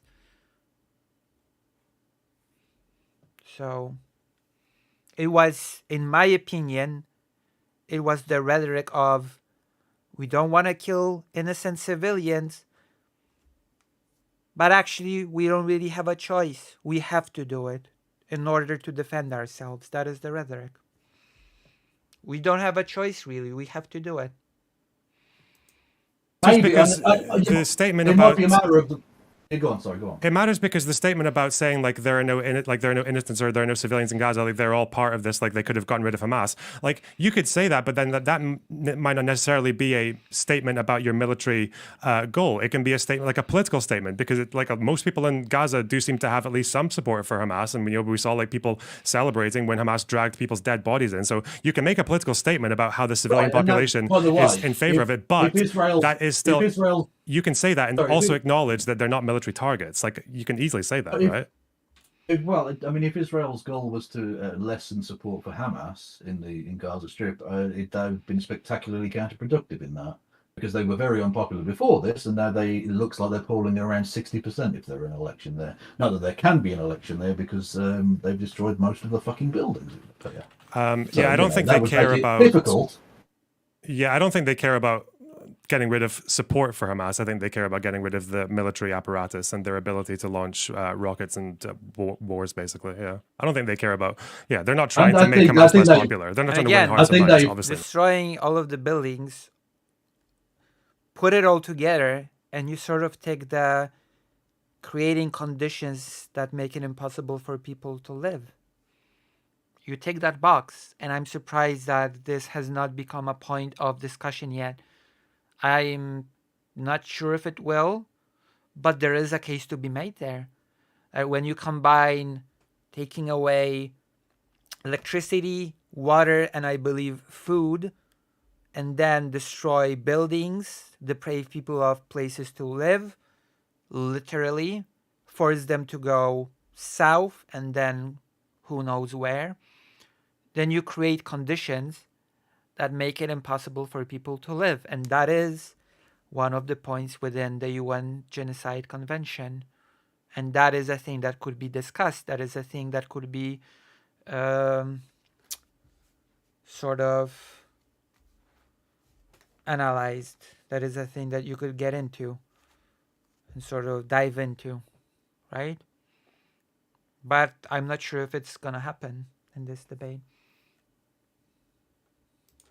Fail. I think they've rather failed in that regard as well.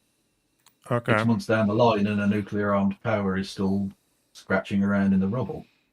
The tunnels seem to be there. They seem to be able to operate.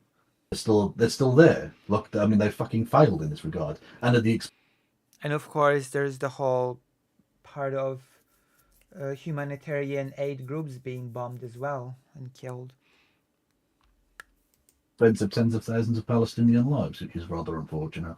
I mean, they're down to 4 battalions out of 24. So, but yeah, I guess Rafah's the last 4. Yeah. Okay. Yeah. So on the ground. Yeah.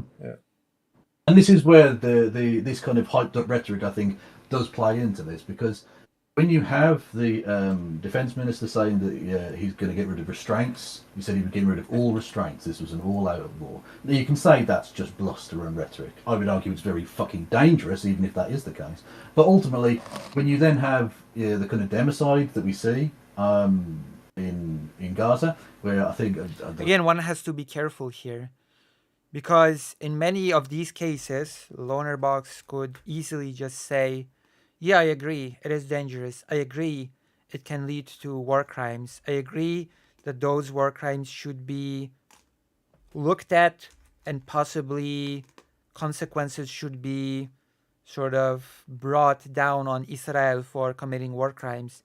But it does not automatically stand to reason that a war crime has to be genocide. That could be, again, his line. The latest, it's nearly 3/4 of housing has been largely destroyed, I think is the phrase that was used. So basically uninhabitable.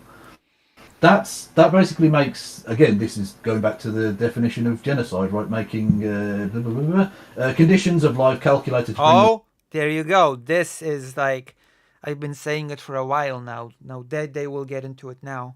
And I'm wondering what will Lonerbox say, because you could argue that one thing is not necessarily it, but if you take them all together, water, electricity, food, destruction of the houses, bombing, forcing people to relocate in a very short amount of time, that builds a picture, no?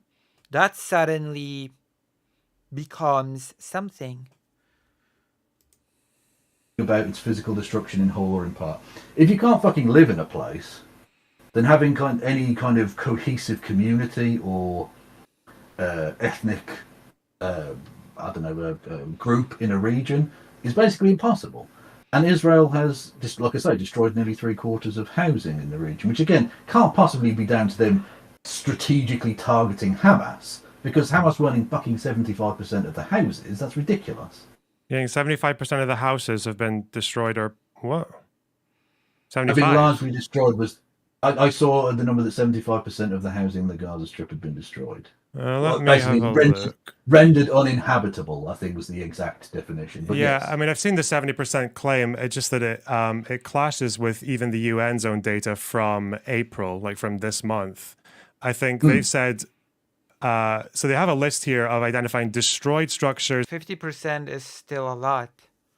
It still contributes to the picture that is being painted, creating difficult or impossible conditions for people, right? It doesn't take away from the point, even if it's 50%. So it does not take away from the point. Severely damaged, moderately damaged, or possibly damaged, and then you're up to like 50% of the total structures, and this is in April. But then if you take out the possibly damaged, then you're like anything between like 30, it takes off like 12%, so you're like between 38 and 50. The 70% thing was a total, it was based on a bad algorithm that may be true, but it doesn't change the point being made. Just looked at very pixelated aerial photographs or aerial aerial imagery, and then just built a bunch of estimates around like bad data. But yeah, it seems to be that number is down. Okay, let's say it's a third then. Let's say it's a third. Whatever. Is that in any way a tolerable destruction rate? In what other war would you have that as a strategic strike against just the terrorists involved there? What Well, war are that we involves comparing it to? basically carpet bombing. That's like the kind of damage you would get in. I mean, the cities like firebombing Dresden. of Dresden was was about a third or 40% of all the buildings, but that took 2 Yeah, days. exactly. That took 2 days, not 6 months. It's irrelevant. That's irrelevant. I don't think that's relevant to the point whether or not it's 2 days or months. The result is what matters, and the result is creating a. The result is creating this impossible environment for people to live in, because it's not just the destruction of buildings. Again, we're not just looking at one thing. We're looking at a bunch of things that sort of come together to create a picture. We're looking at the destruction of buildings plus the deprivation of electricity, water, and food, and forcing people to move in a very short order. We're looking at all of these things at once. We're not just looking at one thing in isolation. So then we can ask the question, does that tick the Genocide Convention point about creating an environment that makes it impossible for people to live? Only when we look at all these things at once, not just when we isolate things individually and judge them individually, because that is not how we're supposed to do these things. Right? Does that make sense? You have to look at things more holistically when it comes to these things, in my opinion. I'm gonna preface all of this with, in my opinion.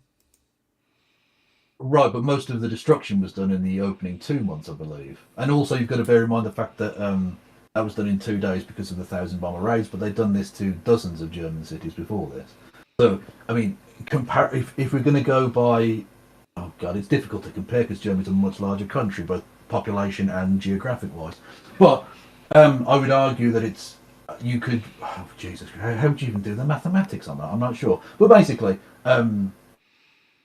it doesn't matter it doesn't matter so much anyway if it takes 2 days because you've got more planes, or 6 months or 2 months or whatever because you've got fewer.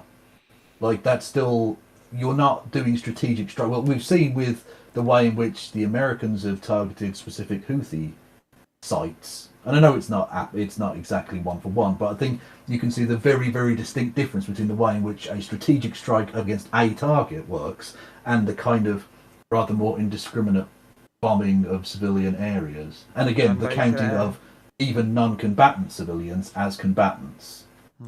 Which again goes to the heart of the fact that they're not discriminating really between civilians and military targets, at least in specific areas. Well, no, so first of all, I don't think you could just say that, well, they took 6 months to do the same damage as Dresden, and therefore it's like the same kind of like the same principle of distinction. I don't think that really works because it's still urban warfare. Like, the fighting is still going on. There are still rockets being fired from some of these areas, and there are still troops running around, and there are still tunnels that are still there, like you said. So the war is still continuing. Yes, so that does seem, and people obviously move between structures as well. So I don't think it's surprising that between like 30 and 40% of the buildings would get destroyed, especially given that it's not exactly true. Hamas actually have spent most of that time in Gaza, even before they had power, consolidating control over a particular building. I think even before they came to power, they controlled like 40% of the mosques. And that's just like come mosques. on, my dude, come on. Like, they've destroyed buildings they knew had no fucking Hamas in them and had no tunnels underneath them. They blew up the fucking Parliament building. They blew up all of the fucking universities. They've blown up all of the hospitals. Like, are you arguing? Wait, that what do you mean they've blown up all of the hospitals? They've blown up all of the hospitals? Well, most of them have been bombed to the point of basically being unusable for the most part. Bombed to the point of inoperable, or like there's been damage done from bombings outside of the hospital, or like the area is inoperable because of like lacks of supplies, or what? You can nitpick if you like, but either way, most Gazans have no real access to a fucking hospital. Well, it's not nitpicking to go between bombing a hospital versus, or like between Well, they between have that and a bombed hospital being hospitals. between like Are there any that and a major? hospital Okay. being Are inoperable? there any Because major hospitals in Gaza that haven't been bombed by Israel? I don't know what you mean by bombed, as in like they've been damaged because bombs have Had gone off near them, or bombs. like they've actually. Again, whether or not hospitals have been bombed directly or not, we're still getting this picture of creating an environment that makes it impossible for people to live in. Destroyed infrastructure, 50%. No electricity, no water, no food, forcing people to relocate abruptly to the south and then who knows where. Like, again, we cannot really look at these things in isolation. We have to look at all of them combined and see what sort of a thing we get. And then we can ask ourselves, does this count? Does this fit the Genocide Convention thing? Because those things don't just happen in isolation, they accumulate, like it or not.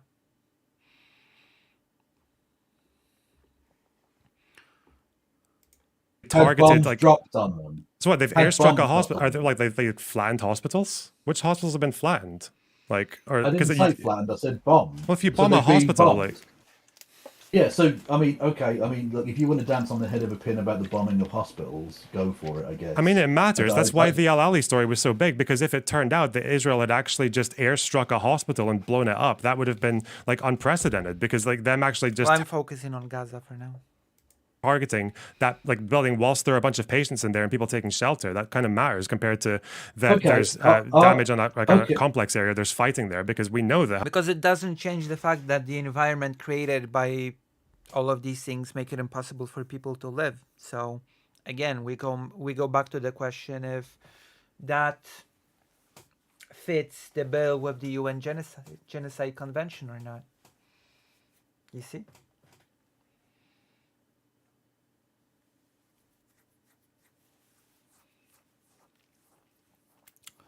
And then again, the question becomes, was it impossible for Israel to predict that if they landed a bomb near a hospital instead of directly at a hospital, that it would damage it? Was it impossible for Israel to predict? I guess that would also be a question that could be asked to Lonerbox. Was it completely impossible for Israel to predict that the hospitals would get damaged to the point of being unusable, even if they were not directly targeted by the bombs? Hamas Because uses it did hospitals. happen. So was that an outcome that was completely impossible to predict and prevent? Is that the argument that is being levied here? That it was just out of Israel's hands? That's been known for decades. Like so. Okay, so would your position be then that the bombing of, let's say, each of the hospitals that have been bombed, to be more apposite than or correct in the language, has been justified? I don't know what's happened in each of the hospitals. It depends. Like if it was like a drone strike on a Hamas operative in the like area, then yeah, one like sure. But if they're doing it to say like we think these 50 patients are worth 2 guys with RPGs, then probably not. No, that would be insane. Okay. I would argue that the destruction of both the housing and the universities and a great many of the hospitals, although you wish to quibble apparently about some of that, I would argue that this again is part of a concerted campaign to make life basically unlivable in large swathes, certainly of the north. Well, you have to also add the other things to that. Again, the electricity, the water, the food, the forcing people to relocate in a very short order. And then you can start a discussion on whether or not, etc. I've said it a bunch of times now. I don't think I have to repeat myself. Of Gaza, and you then add that, and again, this is all the context that I think matters. And it's not a matter of gish galloping. I'm trying to build a broader picture because there's context here. Nothing happens in isolation.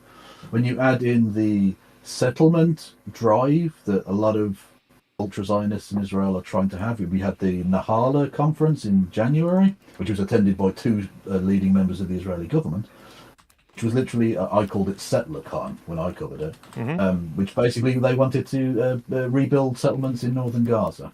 Now, considering Israel has deliberately flattened huge swathes of northern Gaza, and I think leading members of the Israeli government turning up to that conference, it's not that difficult to put two and two together and think that certainly a large number of Zionists would like for that to happen, that colonialist expansion into the territory that has been essentially prepared for recolonization. It's not that out of the question, is it? I don't think it's out of the question. I think if it happens, it'll be settlers going in of their own volition, and then the government just won't stop them. I don't think the government's ever going to have a. I don't think the government's ever going to put in place a policy to put settlers back into Gaza. Well, no, hang on. How is that any better? How is that any better? If they're doing things that they know are illegal under international law and immoral beyond belief regardless, and they do nothing about it, then they are tacitly approving of that. I didn't say it was any better. I'm just saying that that's likely how it would happen. And when we're talking about claims of genocide, it actually does matter because... Again, this is where Lonerbox can swoop in and say, I can agree that war crimes are happening. I can agree that illegal activity is happening. I can agree that there should be consequences for Israel.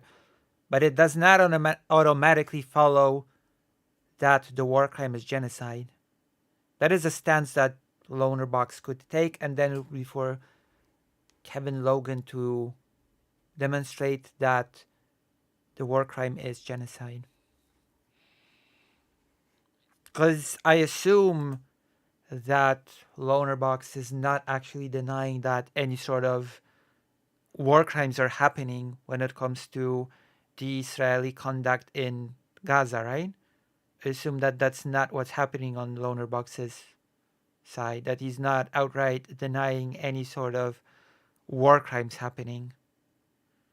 I assume that his stance is, yes, there are war crimes happening, but that he will not classify those war crimes as genocide per se. I would hope that's his stance, no? At least.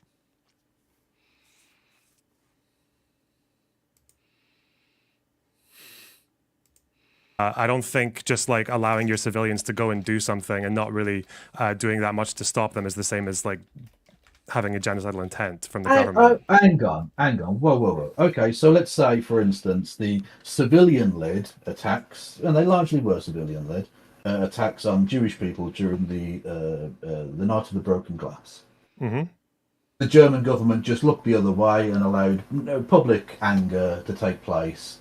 Was that not one of the opening firing shots of the genocide known as the Holocaust? This is interesting because I had this debate with Lonerbox before about this very topic. When did the Holocaust begin? And Lonerbox's stance is that it began in, I believe, 1942 or 3 even.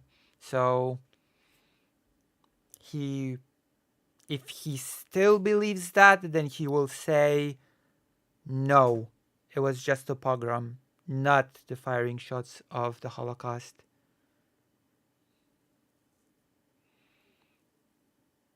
So, yes. Unless he's changed his mind on this topic and he will say that they were bad. Government didn't turn a blind eye, they incited it. Goebbels incited Kristallnacht. And my point is that over the course of decades, Israel and its government have primed the Israeli people. Oh, he did not answer. Okay. He did not answer the question of whether or not they were the opening shots for the Holocaust. So in other words, I don't know if he's changed his mind on when the Holocaust proper has started. And we see that now in the fact that huge proportions of the Israeli population don't think that the IDF have gone far enough in Gaza. We see it from the fact that you have these fucking weird drum circles that have appeared at the border to stop aid trucks getting through. The Israeli population have been primed by decades of Zionist propaganda to do this genocide. This isn't, again, genocide doesn't just happen. It's a long ass process. Yes. I'm That suggesting is that true. Usually, societies are being primed to go along with the process of genocide, which is what happened with the German population. It was primed to sort of become more and more okay with Jewish people being treated as lesser and lesser. Yeah, it was a gradual process. and again, the Zionists will accuse me of being an anti-Semite, and you know what? Go fuck yourself, lads. The same way in which the Nazis primed the German people to act in that way, the Israeli people, Oh, interesting how the same example that I just used was used right now. the Israeli government have primed the Israeli people to act towards the Palestinians. I feel like we need to probably go into a bit more detail about just like one of these claims, because I feel like I'm hearing like 10 of them, and Yeah, do you and I'm think, do you trying think, not to do you like think do the Israel is? gish gallop Yeah, thing. yeah, yeah, it's okay. Do you think? Well, I've got all day, so yeah. Do you think Israel is Yeah, trying I'm to? I don't have all day. Unfortunately I don't have all day. Stopping aid And in trucks? fact, it's midnight, so the AIDS, the aid, the day's already over. Do you think that's like a government thing, or what's can you tell me what's happening with the aid trucks? Well, I mean, the example I gave was of Israeli civilians, and again, they do appear to be acting independently. They're not being necessarily paid or transported or housed by the government. Have appeared at the border crossing with Egypt to stop the passage of trucks. They're basically creating a human barrier to trucks getting in there. But in terms of So the again, I think it's a mistake to focus on these things individually. You have to say this is happening, and this is happening, and this is happening, and this is happening. And when you combine all of these factors, now you get an environment in which it is pretty difficult to exist, which is one of the points on the UN Genocide Convention. And the question is, does this fit or not? And now you can discuss.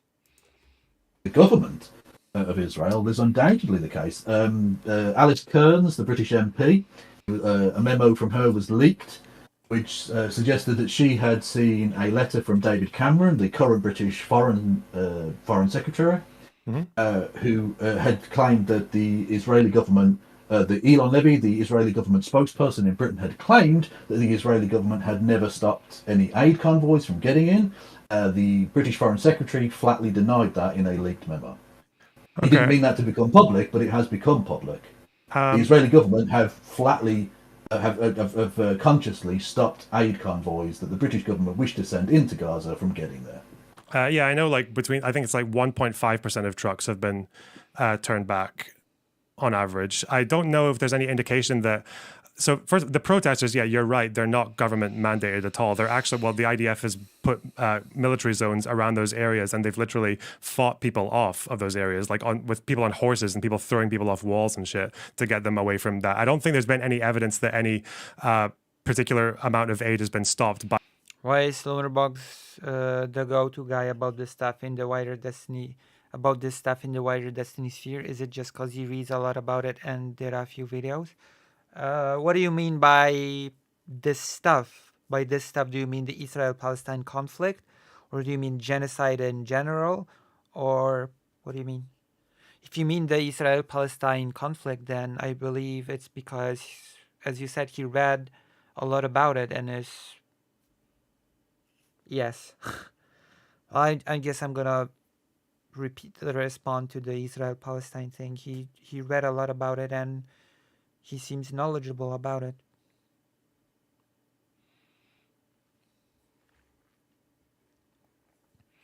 He's the only one in the Destiny sphere that pretends to be intelligent. Interesting.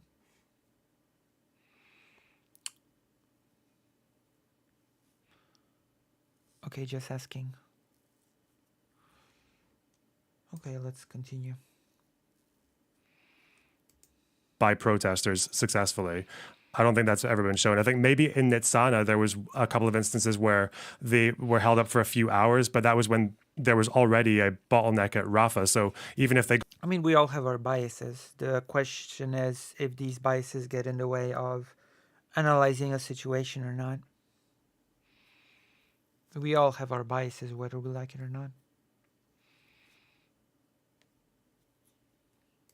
Got through Nitzana at that time, they would have just gone to the back of a queue in Rafah for the Egyptians. So I don't think protesters have actually successfully stopped any aid from reaching anyone. As for the government... Well, we also have the fact that Israel has been bombing aid workers, no? Very infamously, a Polish aid worker that has been working all around the world has been killed very recently. There's been a whole increased tension between Israel and Poland because of that. So there are many aspects to this when it comes to aid. And the delivery of aid is actually being made a lot more difficult because of the other factors that we can list, the destruction of the infrastructure, the lack of electricity and water, etc. So it's all intertwined. These are not separate, isolated things that we should look at separately. We have to look at all of them, and we have to look at what's the interplay between them, how they interact with one another, how they, how it all works together, not just the individual parts. I don't know, you can tell me, because as far as Kerem If you don't do that, then the whole analysis is pretty lacking, in my opinion. And Rafah goes, is there any particular difference between the way that the Egyptians and the Israelis are processing aid to the border? I don't know specifically about that border crossing. All I know is the, like I said, the example of the British Foreign Secretary privately saying that he had that the Israeli government had stopped British shipments from getting in. To the degree to which that's happened, I don't know. But again, I don't think for the purposes of our discussion... Now, look, obviously, the ICJ, you would need to go into a lot more detail. But for the purposes of this discussion, I think that's enough to suggest that the Israeli government are happy to look upon the starvation of the Palestinian people and think, fuck it, we can make that worse. No, Again, I don't think that's sufficient at all. I think a statement from an official saying that an unspecified number of trucks were turned back, even though no one denies that.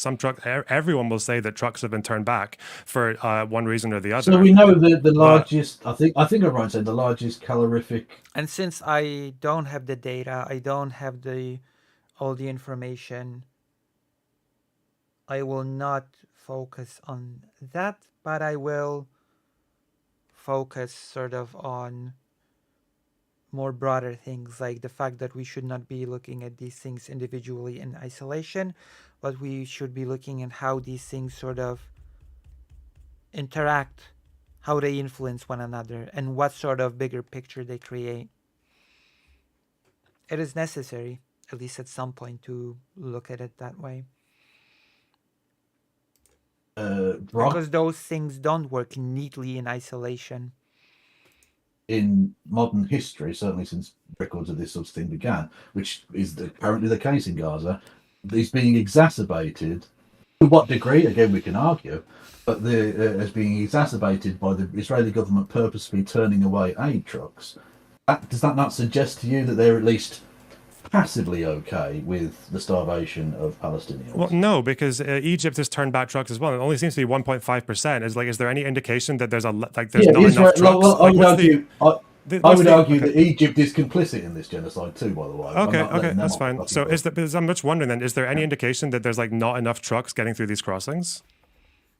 And also, keep in mind that aid that gets into Gaza, we have cases of aid workers getting killed as well, which scares away aid from going to Gaza. There's not enough fucking trucks going in there. Do they? Yeah. Is there anyone claiming that enough aid is reaching the people of Gaza by these? No.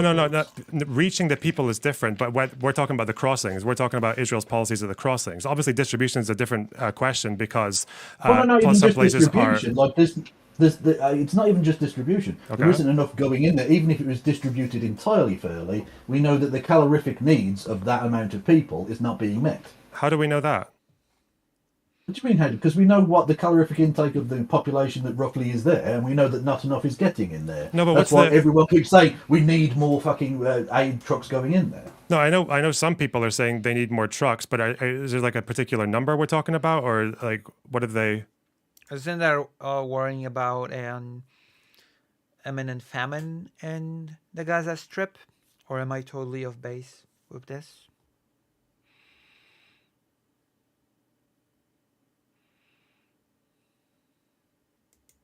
I don't know what the exact number is off the top of my head. Because my understanding, and you can correct me if I'm wrong, is that before the war, the average number of food trucks that went into Gaza daily was about 70 for food trucks, and now it's like 150. So, and that's also, I think, that would also include internal production in Gaza, made up between sort of 27 and 33% of their food production, and some of that was for export. So even if you account for that, it's like there's currently more food trucks going than pre-war, plus also internal production. So it's made up for both plus extra. So that's why I'd be curious to see where people are saying there's not enough trucks entering the strip.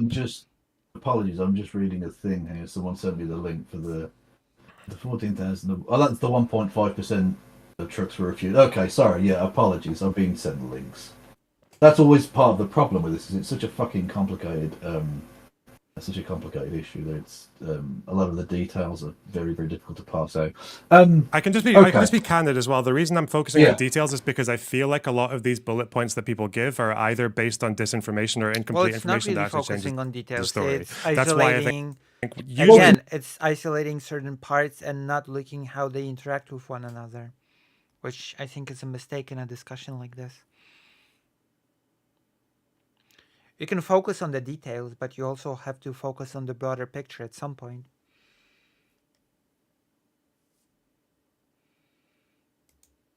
What I hear from trucks is like, you have people saying there were 500 trucks. We need 500 trucks going in. But it turns out that 500 trucks has never been the case. Definitely not for... So the question is, what happens to the trucks while they're in Gaza, etc., etc. It's like, again, it's not all... You just can't do that. You have to look at all the variables. Food. 500 trucks accounted for everything, like construction materials and all that shit that's obviously not going in now. So that's why I think it's like important thing is the result. Is the food getting to the people that need the food? That's the important part. Important to look at these details because, like, that's fine. But I think we're all dealing with incomplete information to a degree. Yeah, but that's why I'm saying when you're claiming that the Israeli government is like satisfied or like they want to starve the population, then I feel like that one needs a bit of substantiation. I mean, so far, the number of trucks going in doesn't provide evidence for that at all. It feels like there are definitely enough trucks going in there. Going back to the quotes, we've seen rhetoric from some of them that suggests that they're perfectly fine with the starvation and hunger of the Palestinian people on the basis that they want their hostages back. Even though, of course, when 3 of them were released, they were fucking killed by the Israeli defense forces, which is fascinating. And of course, starving the Palestinians means starving the fucking hostages as well. So that's counterproductive in an enormous way. Yeah, of course it is. But that's why rhetoric and actions matter. Because when Gallant says there will be no food, meanwhile there are more food trucks going into Gaza than there were pre-war, almost double actually. Then it's like, well, okay, maybe he said that's this, because the world's watching now. Yeah, that's the world is watching now. Yeah, well, that matters if the world's watching because Israel overplayed its fucking hand. Yeah, so if they're changing their actions, first of all, I don't know at what point there ever was no food going in. I think in October there was a drop because border crossings were having to arrange for imports. No food was going in. Yeah, but that's the point. That's what I'm saying is like that's what I'm saying is that like there doesn't seem to be the case that even though there's this quote of Gallant saying no food, we're fighting human animals, but then you see on the ground that Israel is actually allowing more than enough food to actually cross the border. Well, I guess my question would be what happens to the food after it crosses the border? Because just crossing at the border does not satisfy me per se. What if it gets past the border, which, for the record, I'm not saying that it's happening. I'm giving you an example of a possible situation.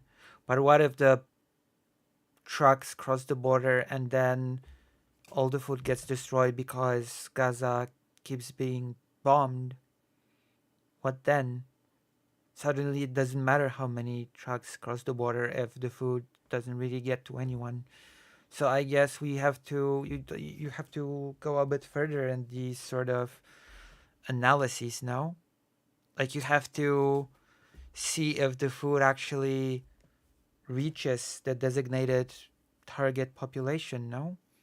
You can just look at how many trucks pass the border and say, there you go.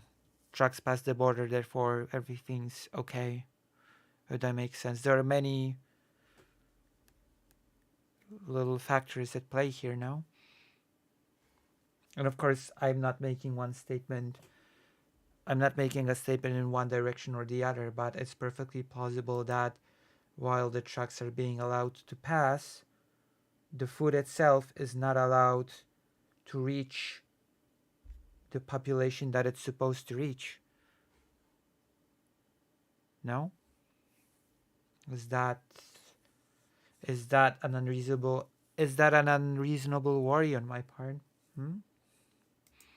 Then it seems to be the case that they're not following through on this idea of like starving the population at any point. So it's not just because the world changed. Well, because the world changed its opinion based upon the overplaying of the hand of Israel. When Israel first suggested cutting off internet and water and electricity and blah blah blah, the world was fine with that. Every world leader said, "Yay, fantastic!" And it wasn't until Israel started doing what it's doing, killing tens of thousands of people, and the opinion in those countries shifted, that all of a sudden that becomes quite such a rhetorically acceptable line anymore.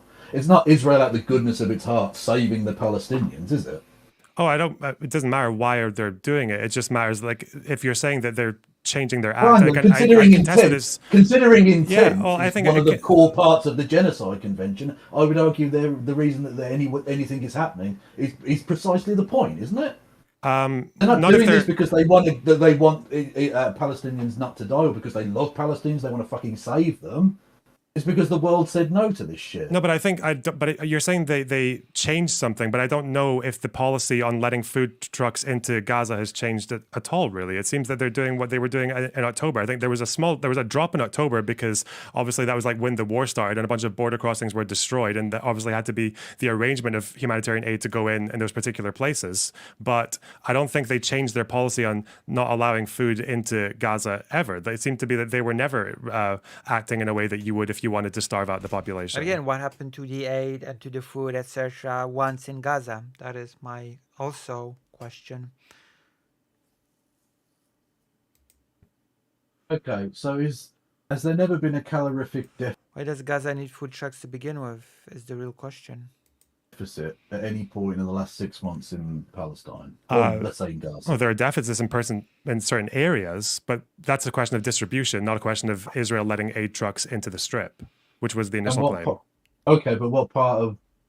Well, the distribution itself is also an important question, because the distribution can be hampered, for example, by Israel bombing Gaza, right? That is not an insignificant factor in all of this. Does any part of the country that Israel currently controls have any calorific deficit that it could be doing more about? I almost 100% agree with that, yeah. Yeah, so at least in part, they are fine with using hunger or allowing hunger within a controlled area that it controls and that no one else can get food into. Yes.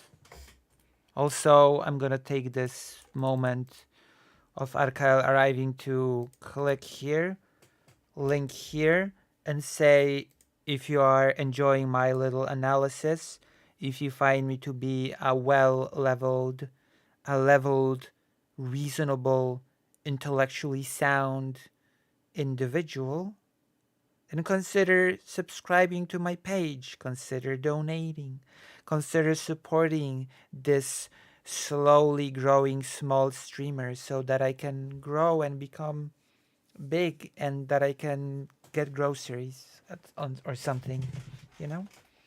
Please consider support. Thank you.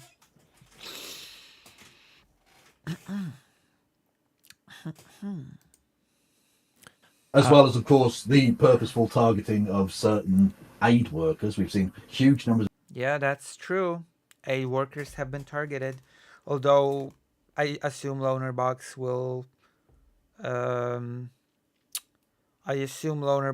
challenge on whether or not it's purposeful, but There has been a lot of scandal surrounding the killing of aid workers recently, certainly. Of aid workers that have been killed during this. Again, some of them you can write off as an accident. I don't think you can write all of them off as an accident. So I don't know. I think they wish to scare international workers away from this. So now it seems to be. That is true. Aid workers have been reluctant of coming to Gaza over this. Like they are. So now it seems to be like they're allowing enough food to get into the strip, but they're intentionally not distributing it or not allowing it to be distributed effectively enough in an area that is. Well, they are effectively the government in large parts. No, I know. So that's why I agree with the ICJ giving those provisional measures, because as the occupier, you are legally supposed to facilitate aid moving in. But again, it's like I don't really know what the difference is between what's happening now and the best that they could do, because North Gaza is a absolute mess right now. It's like there's like gang warfare is starting to crop up. Why is it a mess? That's the main question, right? What caused it to be a mess? Again, that is why you cannot just look at things in isolation. You have to look at all the parts and how they connect together. Why is Gaza a mess? An issue of just like the fact that the border crossings that are currently functional are both in the south. I think Israel's already opening, or they're said to be opening one in Erez. There's the American port that's going in right now. So again, I don't really know if any of this is indication of like intentionally wanting to starve the population. I guess that's probably why. I don't even know. When was the last time the health ministry reported a death of starvation? I thought it was like 50 days ago by now. I don't know, but I mean, again, you're dancing on the head of a pin on this is slightly mind-boggling, because I know you're not a Zionist, so you don't need to be doing this. I don't know why you're taking this odd rhetorical line about it. You can say that they're passively allowing people to go hungry, but I don't see that that's morally any better. Like, it might play at the ICJ, I guess. Like, they could try that tactic, but I don't see that's going to work. I feel like you're starting with an extreme claim, and then we start to look at a bit of the nuances of it, and then you kind of just like want to massage the original claim to make it fit whatever. I'm not sure if the nuances are actually being looked at, because if you cannot analyze how the individual parts interact with one another, then you're not really having a nuanced take. You're isolating the parts and sort of doing a reductive analysis almost. Thing we're at, because I think you started with talking about aid getting blocked at the border or getting turned back and all that, but now it seems like that wasn't even about the Israeli government. No, I'm not giving that up at all. I was arguing that the radicalization of the Israeli people has led to things like protesters trying to block trucks at the border. That wasn't even about the Israeli government. Okay, but that was about I was making a broader point about the radicalization of the Israeli people, who, like I say, if you look at Murder Birder, the polling of the Israeli people, it's pretty fucking worrying, actually. A great majority of them don't think the IDF has gone far enough, and they're pretty much the only country in the world who think that. So when you spoke about radicalization of Israelis, you were using it in aid of the idea that the government or that the leaders have radicalized them into a genocidal mindset. And then I was thinking, well, that clearly can be the case for this particular example, because it seems to be that the protesters who went to block those trucks had the shit beaten out of them by the IDF, and they had a military zone drawn up around that area to keep those protesters out, and it doesn't seem like those protesters actually achieved anything. Hasidic Jews who have campaigned against the actions of the Israeli government have also been beaten the shit out by the IDF. It does seem that the IDF are rather fond of beating up Jewish people as well. Wait, was that a pivot, do you think? A bit, yeah. It was a bit of a pivot. Well, no, it's or a non sequitur, I guess. Taking the seriousness of your point as seriously as I think it deserved to be taken. The IDF are, by their very nature, a violent and despicable group. In fact, they beat up some Jewish people. That's what they do. They're a violent group. Okay, but then it's but it's the idea of being a violent group is not necessarily connected to the claim of genocide, because the IDF can be a violent group and can be committing crimes, can be committing war crimes even, but that alone is not enough to sort of demonstrate that there's a genocide happening. See, I'm sort of looking at what responses can be made to stuff like that, right?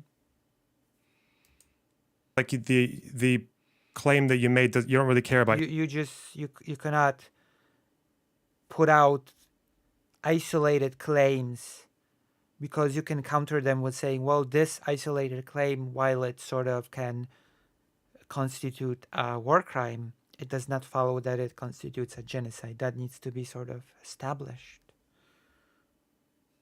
Each of these individual arguments, because the claim was Well, that no, the because government's each individual, radicalizing. you can try and pick holes in each individual part, right? My point is that if you take all of this in the round, there is a context behind all of it, because it all happens. Nothing happens in abstract. Mm-hmm. There is an attitude of genocide. Although so far, this conversation has been assuming that many things are happening in a vacuum, and there have been no comparing, no analyzing, and as to how these pieces work together.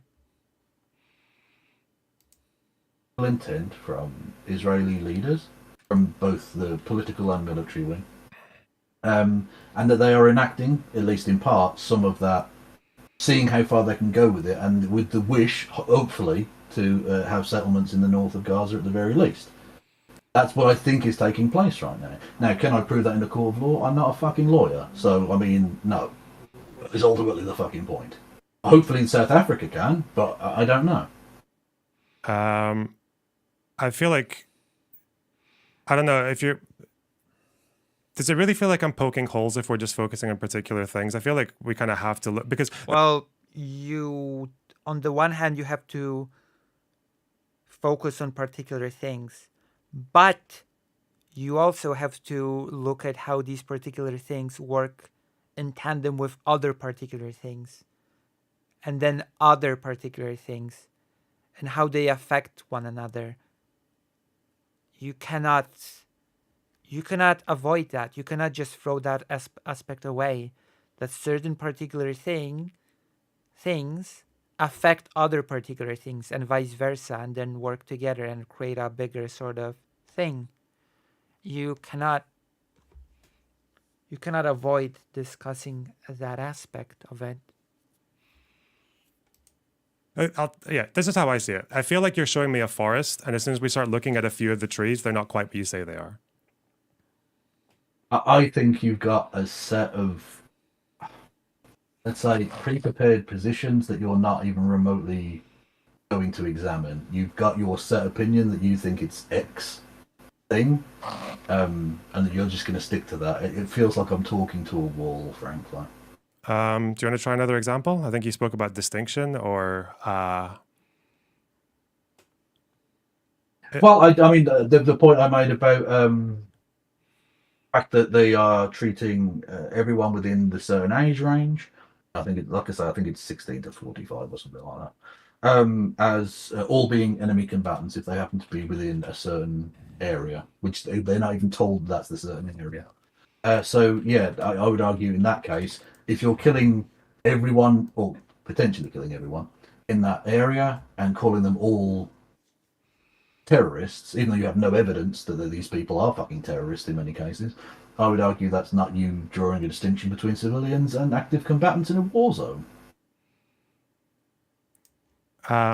If we're talking about distinction, then according to Hamas, their own numbers, they've got like what, 30,000 fighters, and they said that the IDF had killed like 6,000 of them, right? Okay, yeah, that's possible. Israel said that they'd killed 12, 13,000, and this is when the death toll was just under 30,000 total. Right. So it seems like, I don't know what the argument against this is, you can tell me. That would mean that Israel has killed, according to Hamas's numbers, Israel has killed 20% of the Al Qassam brigades, 20% of the Hamas forces. Okay.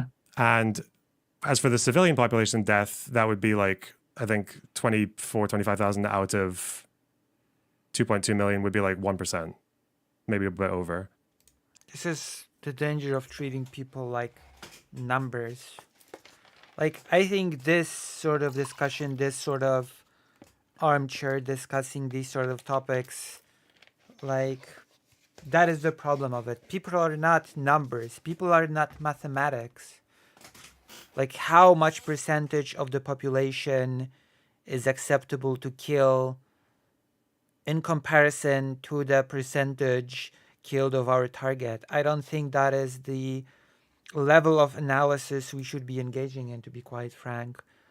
I think any number of killed civilians should be an unacceptable number, quite frankly. Like, you should adjust your operation to minimize the amount of civilian casualties. The question should not be what is the maximum amount of civilian casualties you can get away with for it to be still acceptable as compared to the amount of your enemies killed. The question should be, how do I keep that number lower and then lower and then lower? And how do we adjust our operations to keep those numbers at a minimum? No? It shouldn't be how much we can get away with as long as we kill our enemies.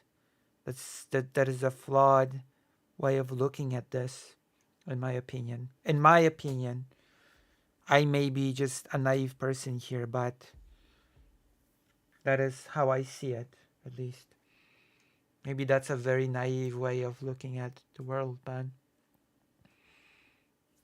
hey.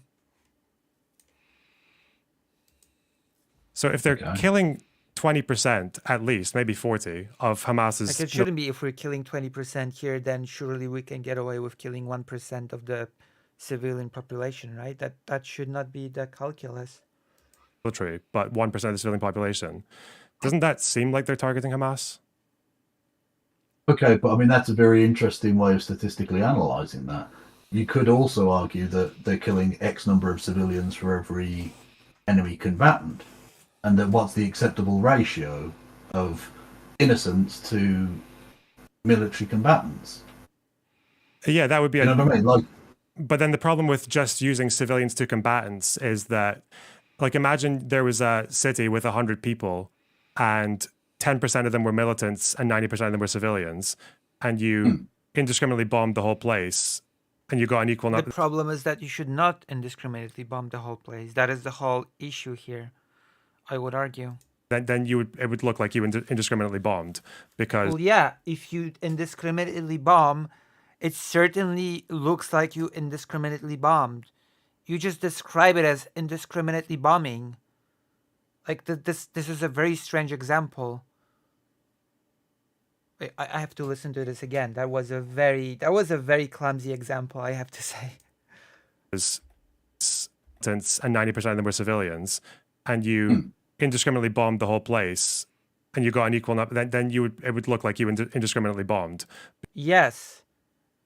If you indiscriminately bomb the whole place, it will certainly look like you've indiscriminately bombed. I'm not sure what case is being made here. I'm not sure what point is being made here. Yes, if you've indiscriminately bombed a place, it will in fact look like you've indiscriminately bombed a place. That is a very strange example, and I'm not sure what point is being made here.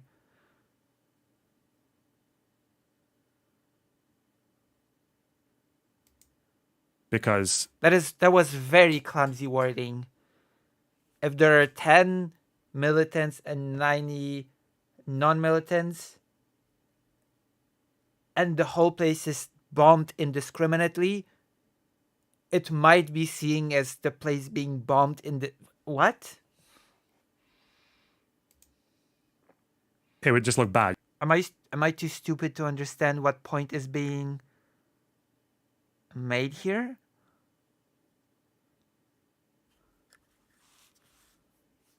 Am I just too stupid for this example? You got 9-to-1 ratio of civilians to combatants. Am I just too malnourished due to lack of donations? But if you did the exact same bombing campaign in a city that was 90% militants and 10% civilians, you'd get a really good ratio, even though if you just indiscriminately... Why is the answer no matter what the ratio is? Okay, I guess I will ask this. Without making any assumptions, without making any judgments one way or the other. Why is the answer no matter what the ratio is, always indiscriminate bombing? Why is the only answer always bombing? Are there no other ways of targeting your targets? Is bombing the only tool available? I guess that's my question. Bombed. So I think just civilian to combatant ratio doesn't necessarily tell you that much about the intent of the people doing the strikes. That's why I think proportion of each group is probably a bit... It does, actually. You've just demonstrated it from your examples. If you know that there are a lot more civilians than combatants, and still you just choose to indiscriminately bomb, then doesn't it indicate a certain level of intent there? Like, indiscriminately bombing is not the only tool at your disposal. That's a very strong assumption to make, that no matter what the ratio is, the only thing you can do is just indiscriminately bomb and hope for the best. And there's never any intent behind that. That indiscriminately bombing is just this neutral thing that you just always do.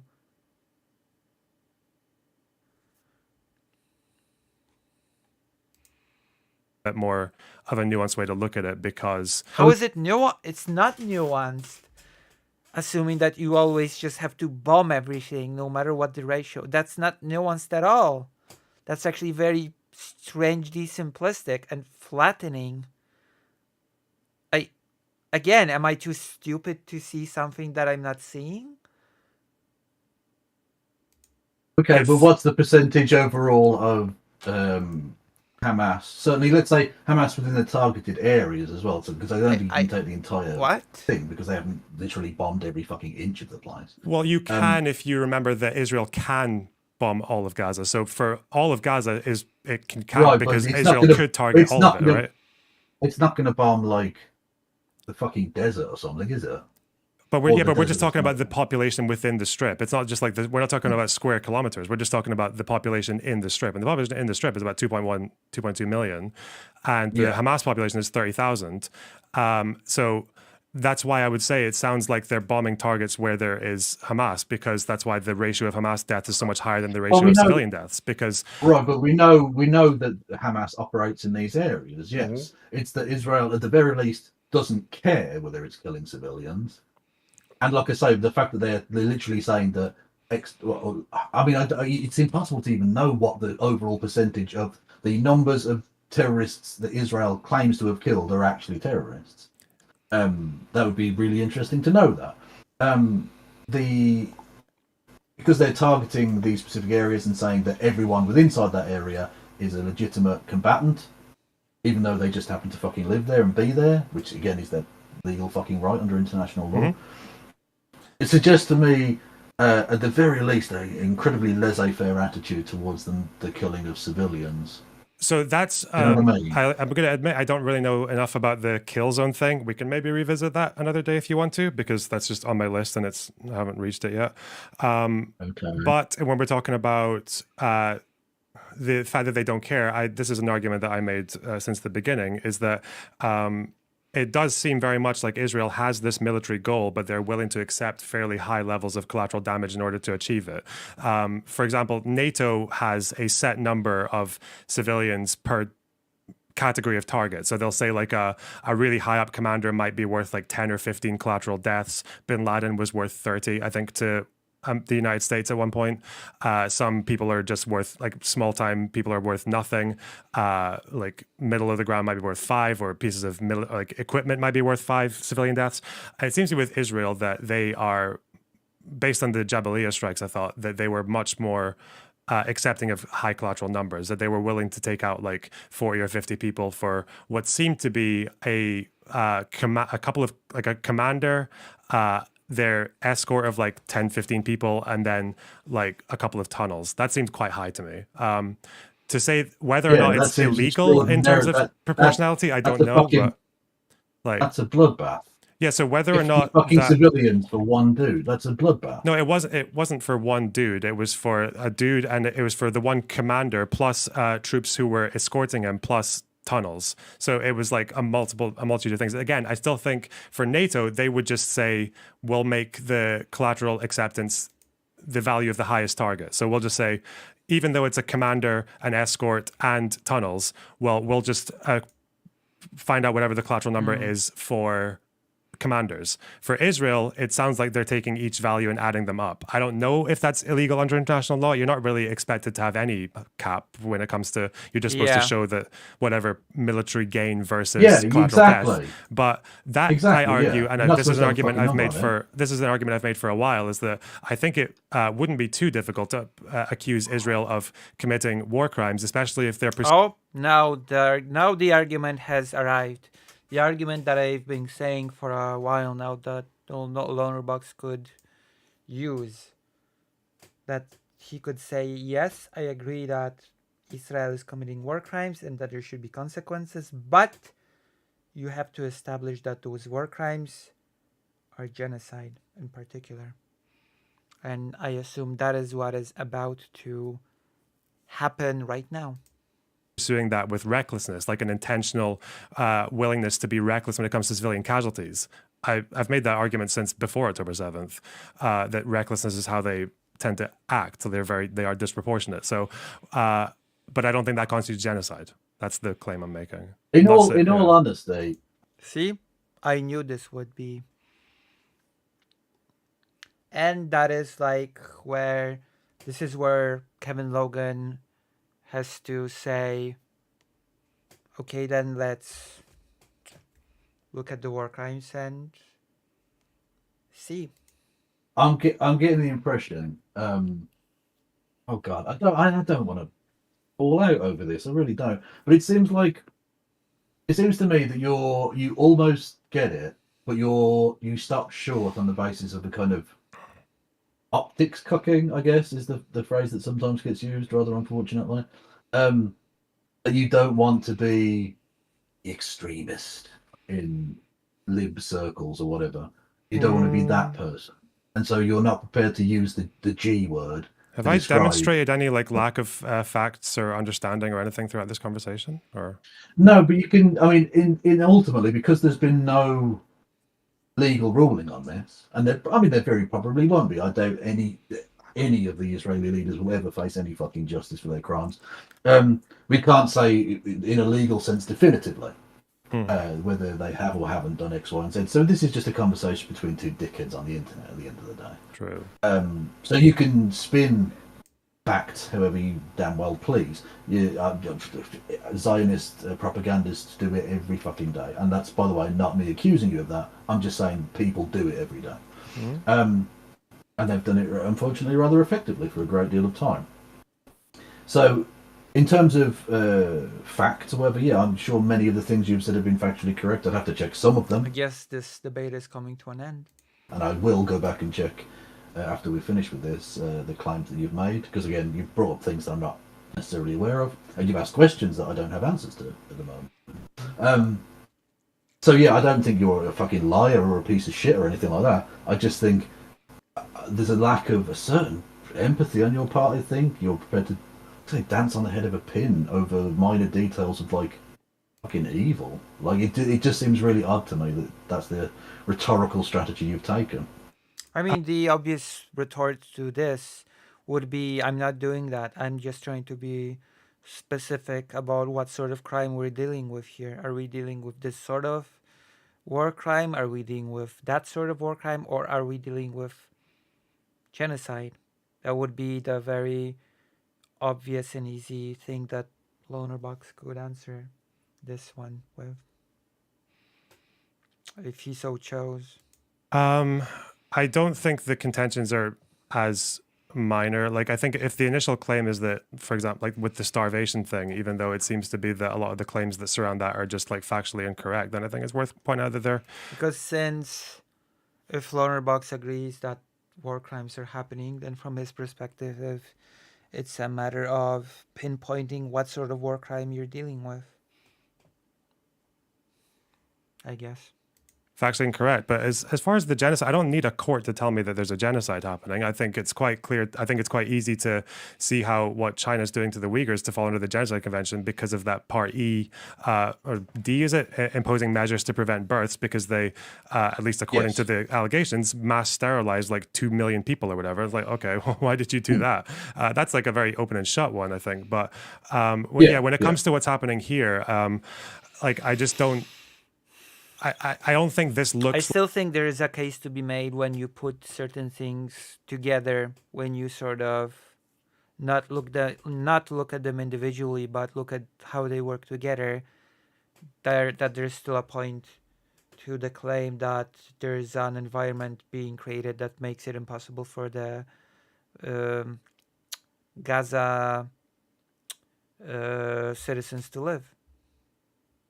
And that has not really been explored fully. Any other genocide that's happened in history, I don't think. I think if Israel wanted, every genocide is unique, so that's not really an argument. To commit a genocide, then the actions would be very, very different. Like, each genocide has its own peculiarities. I mean, for instance, there you go. Kevin Logan said it. Famously, of course, people bring up the Holocaust in this discussion rather a lot. Sometimes not very fairly, sometimes rather crassly. But that itself is the only industrialized slaughter. It doesn't look like a great many of the genocides in history either. It stands alone in its scale and... True. It is in fact very distinct. Some people claim that it cannot be compared to any other genocide, that it shouldn't be. Technical aspects and all the rest of it, but it's still clearly a genocide and one of the most obvious genocides that's ever occurred. Yeah, so because just in saying terms of this doesn't look like others doesn't mean anything. No, but I mean it could be a complete freak occurrence type genocide, but it could still be a genocide. But I mean, this one doesn't look like a genocide because they seem to be taking so many measures that go against it. Like, for example, when one side's saying they're intentionally starving the population, but then the facts actually show that they're allowing more food into the strip than has ever gone into Gaza ever, arguably. Well, that's not exactly... Again, you cannot just look at these things in isolation. The question is the food reaching the people? Then I'm like, well, okay, that just seems to completely clash. Or when people say that they're not adhering to the principle of distinction, but then it seems to be like they've taken out at least 20, possibly 40, 45% of Hamas's military population and only 1% of the civilian population, seems to be that their targets are Hamas. Or when people... Well, that could just indicate that there are less Hamas people than civilians, no? Look at some of these quotes and I go and I look at the full quote well, and I see in the paragraph I'm not sure about the whole percentage thing, to be quite honest. Areas in which, so it's like they're targeting areas in which Hamas are. Like an easy retort would be that, and I'm not sure what response for that would be, that Israel killed a bunch of civilians and just happened to kill a big amount of Hamas fighters as well. That alone does not mean anything, does it? Correlation does not equal causation, does it? Is that a pretty basic thing? Operate. I don't think they give two fucks about the fact that they're going to kill lots of civilians as well. Now, that of course will lead to the charge of human shields, etc. But again, if you're going to label every single person in that area as a terrorist, then you're essentially saying anyone in that area is fair game. So if you're saying that they're targeting Hamas, but they just don't care about collateral that comes alongside it, right? That would not be genocide. by any. No, but I'm saying they especially. clarify. They specifically say anyone in that kill area is terrorist. Yeah, I which, would need Or again, you to. could very well frame it as they just kill civilians, and if a lot of Hamas people die along the way, it's great. No? not Revisit the. distinguishing. I'd read to revisit the kill Yeah, area. and I would because if argue it's- that yeah. you ought to, because I think that's a rather important point in this, because that is literally not drawing a distinction between civilians and active combatants.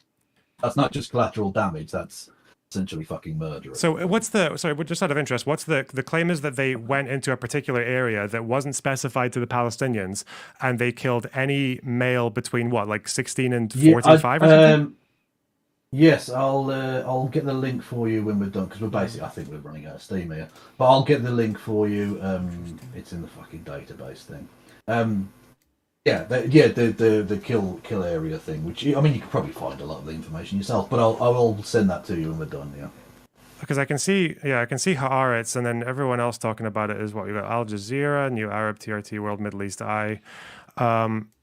What was this? Was this based on an interview? Was this based on IDF documents, or was this based on like someone said it, or what's this based on? I think it was IDF documents. It was the numbers that they had revealed themselves. Yeah, so that's what they were targeting.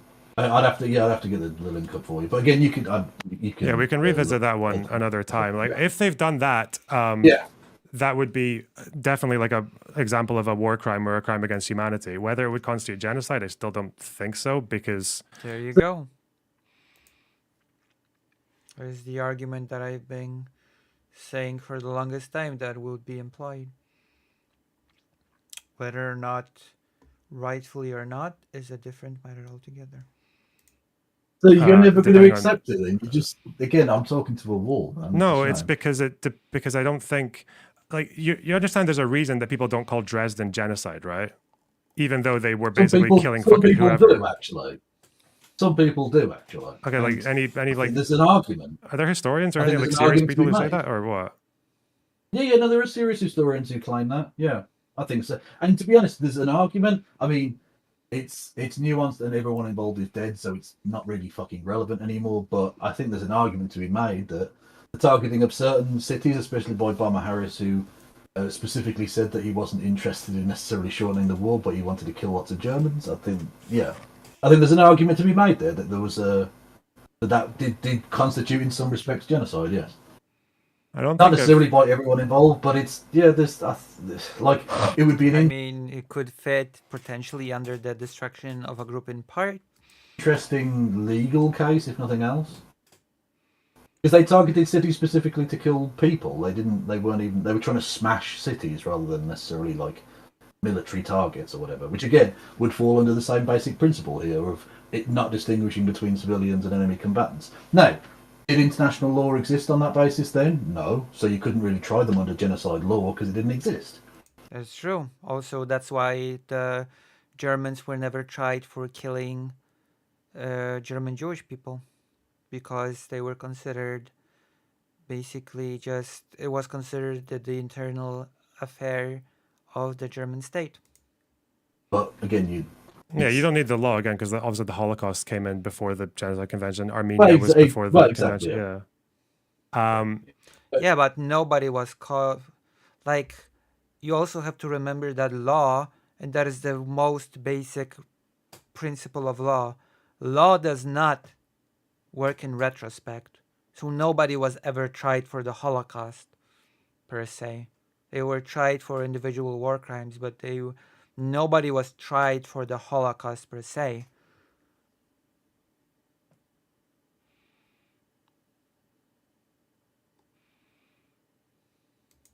Either way, it would be an interesting side. Well, it always comes up in this. I mean, all sorts of things come up. The Armenian genocide. I'm fine with comparing various genocides, not necessarily recent ones.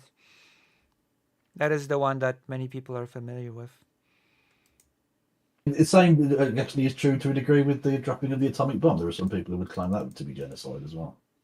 Yeah, I'd like to know which historians make that claim, but I don't think I know people people in different parts of the humanities might say it, but I don't think I've ever heard it come from like based under the convention. I don't think I've heard that. Well, with the rerun And keep of in the mind, the convention is already limited as it is. convention, I guess. And yeah, I get the part of the problem, of course, as we I think pointed out at the start, wasn't it, that that Lemkin himself, the guy who literally coined the term, didn't think that the UN definition was broad enough. Didn't think it. Well, it wasn't that he didn't think that the definition was broad enough. It was that certain parties, certain states interested in narrowing it, protested and caused it to be narrowed because they themselves took part in certain actions that if the definition was not narrowed, they would fall under it. That is what happened. Included enough of the aspects of what he considered to be genocide. Yeah, and the problem is we can't really do much with that because unfortunately, since his one wasn't taken, there's no precedent for it. So we don't like when it comes to the current convention, we know what they mean by bodily or mental harm. It's basically always used in reference to like rape as a means of or torture as a means of like literally making it impossible for them to live a meaningful life going forward and shit like that. So yeah. Okay, that's an interesting point. Would the stories of the mistreatment of Palestinian civilians, would that be at least admissible as part of the case in your eyes? If there was like an IDF unit like raping people, or well, there's been stories that are coming out of Palestinians who've been released who have been certainly claimed to have been sexually assaulted. I can't prove. Yeah, so I know I've seen from the UN that the claims against them is like prolonged forced nudity and humiliation, or like invasive searches and stuff like that. Genocide, no, but abusive. Wait, hold on. Was that on my end? Oh, thank you. Thank you, Bleak182, for the subscription. Thank you, thank you, thank you. Thank you very much. A new giggler in the fold. Thank you. Atrocious, yeah, of course, yeah. Okay. Okay, on that note, I think we'll, unless you've got anything further to say or ask or whatever, I think we'll step back from this because I'm on the verge of fucking going mental, frankly. Okay. Yeah. Shit. Well, this conversation has been dispiriting, in all honesty. It's been really fucking depressing. Okay. I mean, that will never happen. Yeah. Everyone go and check out Lonerbox's stuff. Okay. Take care, man. Bye-bye. I feel like I'm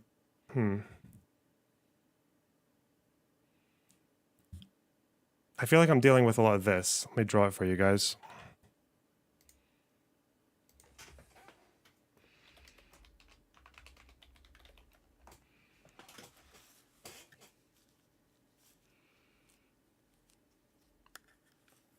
I feel like I'm getting a lot of I might add some information in the process of editing. It's a genocide because of X. And I'm like, it doesn't really look that much like X. It looks more like Y. And then they're like, oh, but that's still bad. Why are you splitting hairs? I'm like, okay, whatever. I think saying it's genocide because of X is a mistake to begin with. You cannot do that. You have to say it's genocide, and I'm not saying like I'm giving an abstract example here. It's genocide because A, B, C, D, and A, B, C, D work together like this. They affect each other in this and this and that way. Together they create this picture of E, and that E is you cannot take one thing in isolation and say genocide because of X, you know? That's never how that works. You have several factors that work in tandem that influence one another, etc. Does that make sense? You always have several factors that you have to take together and analyze. And then you can make this sort of judgment / analysis of whether or not it's genocide. So I guess that's it. I guess that's the debate. We've done it. We've watched it. I've done my own sort of analysis of the situation. I've done my own inquiry into what was being said. I hope you've sort of enjoyed what you've seen here. And if you have enjoyed it, then consider subscribing, liking, hitting the bell, and,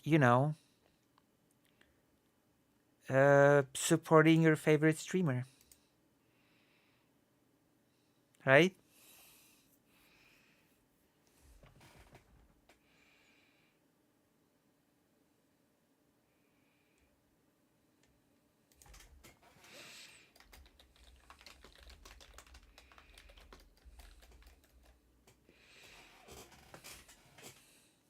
Right? Okay, so now I guess since we've done the number one thing from today's stream, bucket list.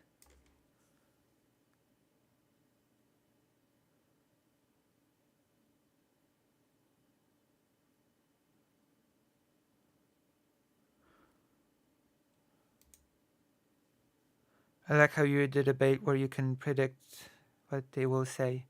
Wait, are you saying I predicted what they would say?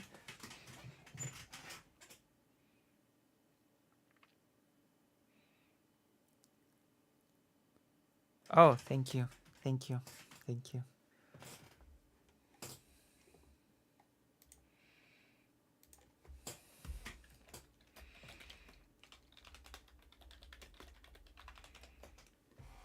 So do you think I did well with the whole thing? Because if so, then join the page and show appreciation. And also I've got a question.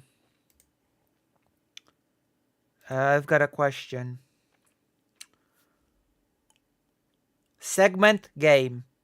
Because I've promised that I would be playing. I promised that to Dr. Johns. I've promised that today we would be playing Signalis. So we have a choice. We can either do some Signalis now, or we can do one of the segments in the title of the stream. That is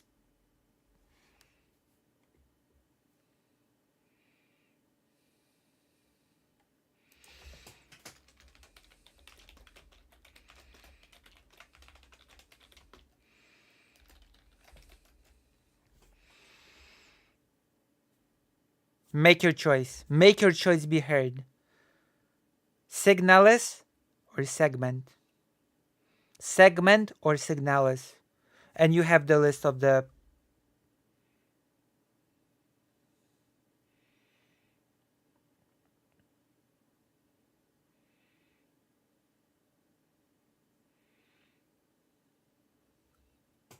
Signalis. Yeah? Is the choice Signalis? Signalis. Would you be willing to donate for Signalis? Would you be willing to throw in a little bit of Damn, I sound desperate. But that's because I am. If I sound desperate, that's because I am. Okay, we're gonna launch Signalis, and then I'm gonna have to make it visible on the screen.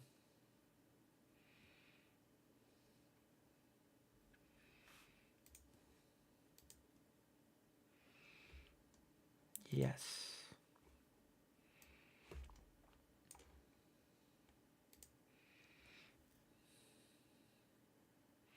So we're gonna play Signalis now.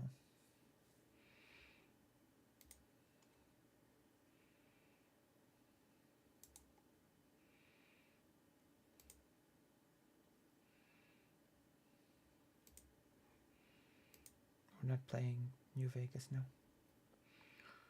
And now we're gonna put it on the screen. And then we're gonna do some segments.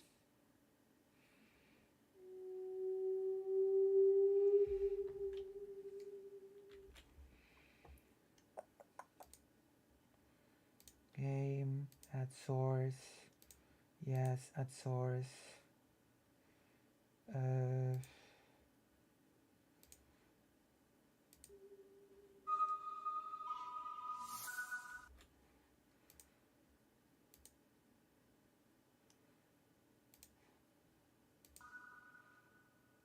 Is it gonna show? Is this, which means that now I can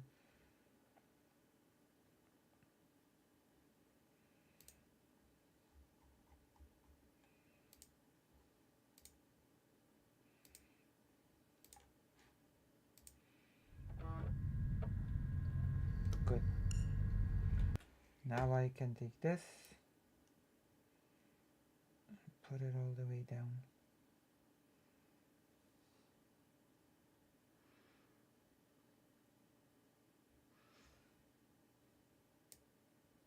There we go. US English, A mouse cursor always, standard, text speed normal. Can you not play it with controls? Can you not play this with a controller? Can you not play this game with a okay. Okay, you can. Yes. Perfect. Perfect.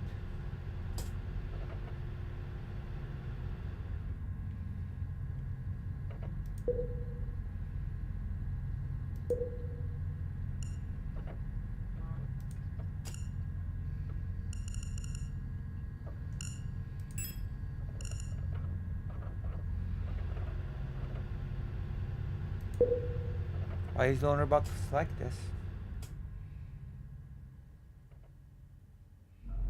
Violent or cruel? Oh god. Of course. I'm so annoyed. This happens. A controller was connected. True. There was a controller connected, in fact. Don't switch.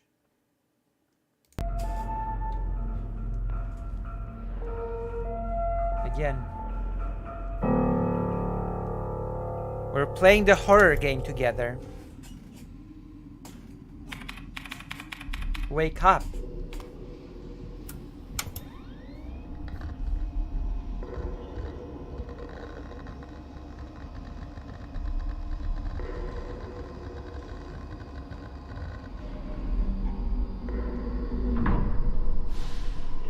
I'm keeping my end of the bargain to Dr. John.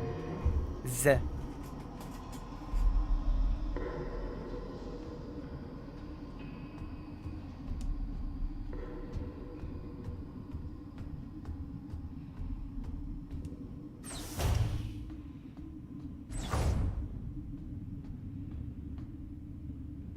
Climb up.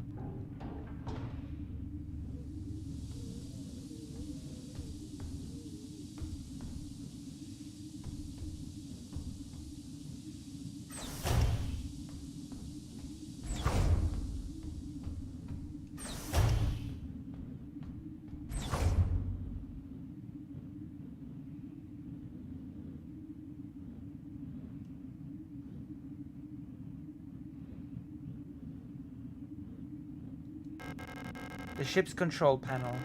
Judging from the readout, there's no chance it'll ever fly again.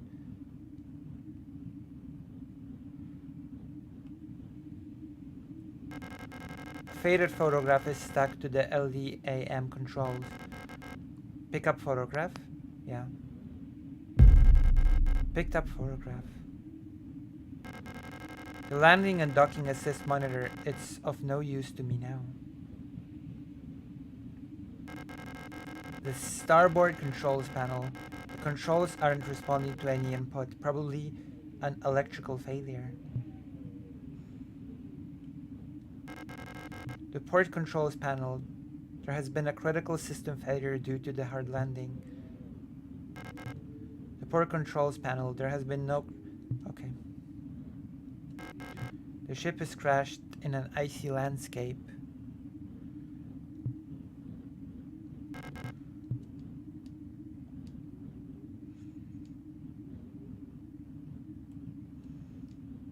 I suppose I can leave now.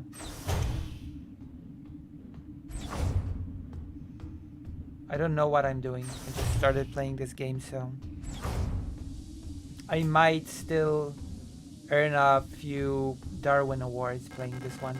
The lock is defective. This door cannot be opened. You might very well see me earn Darwin awards playing this game.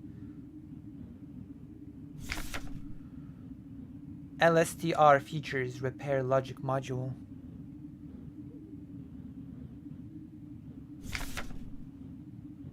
Serving our great nation as ship technicians aboard the scout vessels of the Penrose program, LSTR-type replicas like yourself are equipped with a specialized repair logic module, RLM, allowing them to quickly and easily repair both themselves and important mission equipment. Hello, Lady Sigma. Accessing the RLM functions, enter the inventory. Oh, Barry! Oh, Barry! Oh my god, thank you for the $10. Thank you so much. Thank you very, very much. That's a great help to me. Thank you. Thank you. And there are also a lot of people watching today. Thank you so much for being here. Thank you. So, anyhow, accessing the RLM functions, enter the inventory screen by pressing square. Select the item to repair with the directional buttons. Press X to open the command menu. Select combine options to enter combine mode.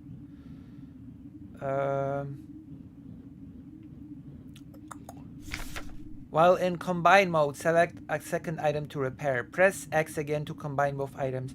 To repair damage to the replica body, select a suitable repair item and then simply choose the use option from the command menu.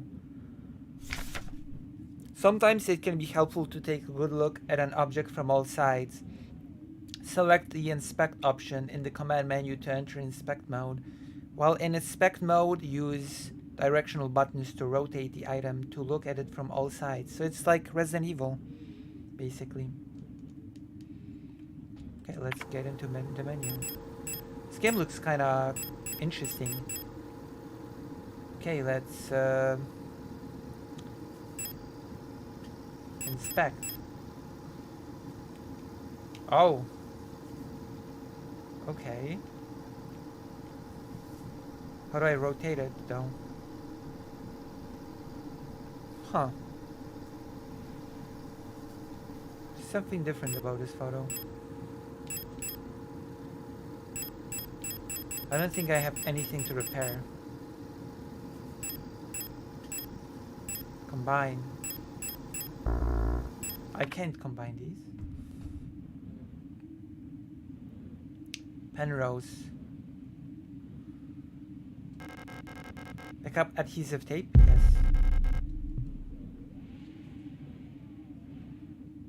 This is a very interesting game so far. Status critical system failure detected, location unknown, planetary surface. Report. Crew status.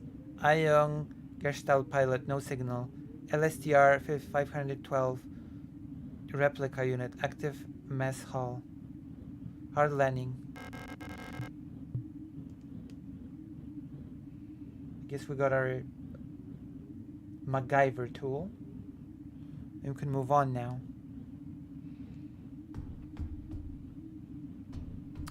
MacGyver.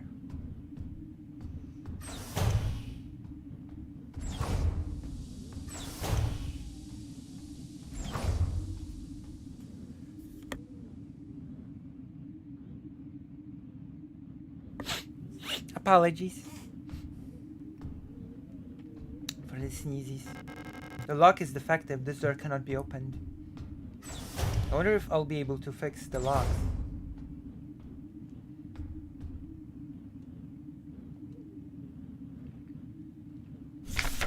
Wait, hold on. What was that? Smeared diary page. Woke up from cryo in empty mess hall. I was wondering, elsewhere looking out. Flight like some lost in thought. Sometimes I feel is home. I wonder if why I can't pick it up and then repair it. What's that? Oh. Penrose-type vessel field operations manual. Penrose-type vessels of the Eusian People's Navy are low-cost space exploration vessels deployed beyond the solar system's edge in the search for planets and moons fit for habitation or rich in natural resources to support the continuous growth of our great nation. All Penrose vessels are piloted by a Gestalt Scout officer supported by a land survey ship technician replica, LSTR. This partner system of Gestalt replica cooperation has proved successful in countless previous scout operations. Mutual control. Oh, Barry! Thank you, Furcifer, for a tier 1 subscription. Thank you. Thank you very much. Thank you, thank you. Thank you. This partner system of Gestalt replica cooperation has proved successful in countless previous scout operations. Mutual control and support allow both the Gestalt officer and the technician replica to perform at their optimal capacity.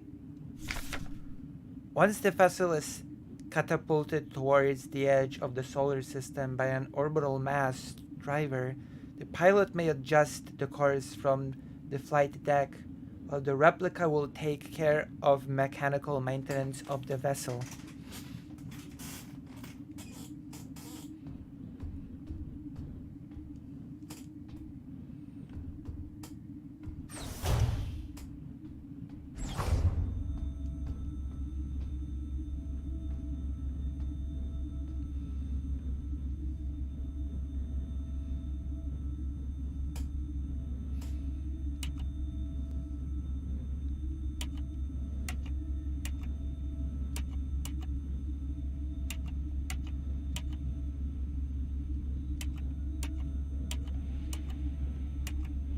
I suppose there has to be a pattern here. Oh, wait. Hold on.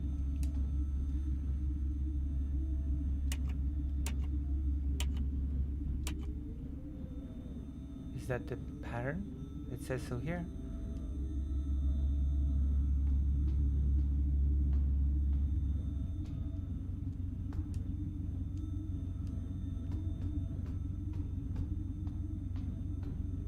Am I missing something?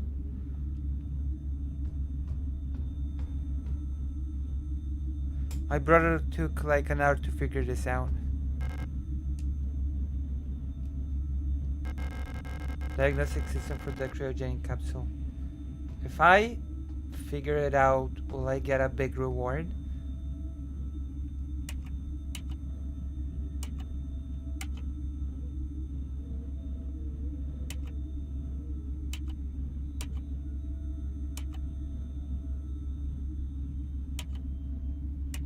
If I manage to figure it out, will I get a big reward?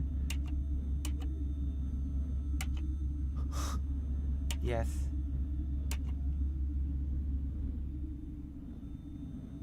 Damn, what if I can't figure it out? It'll be just mocked and not get a reward. Photo. What photo? Photograph taken. Oh. I still expect the reward. Listen, I still expect the reward.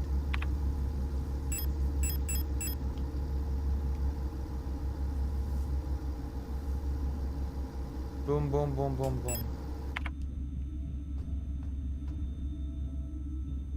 Wait, I have a memory of a cat. Boom, boom, boom, boom, boom.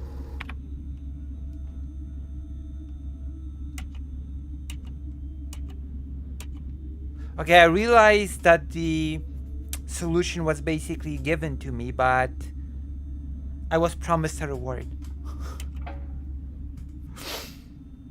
A big reward.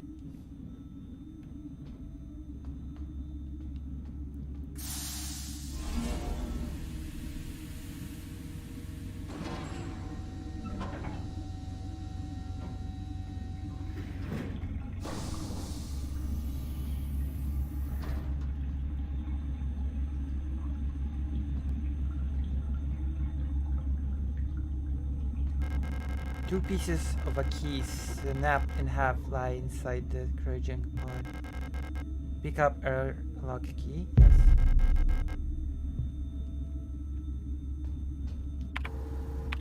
Oh, a map. Perfect.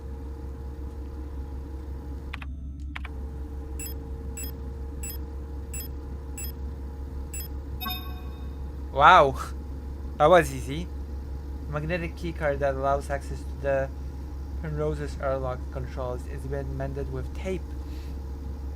MacGyver style. Am I right or am I right? Oh, Barry! Thank you. $5. Sterb69. What does that mean? Sterb69. But thank you.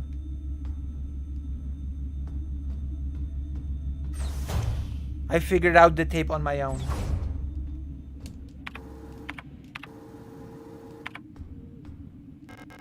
The lock is defective.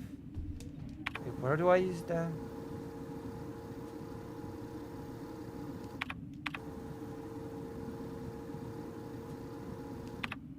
I assume it's here.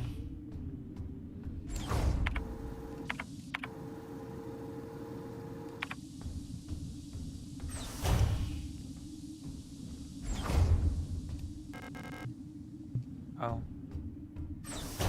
Oh.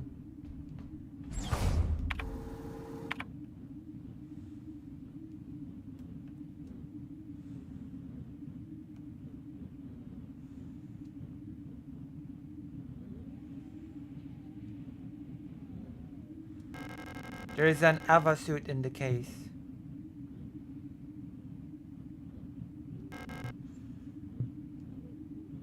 Community meme, we'll understand later.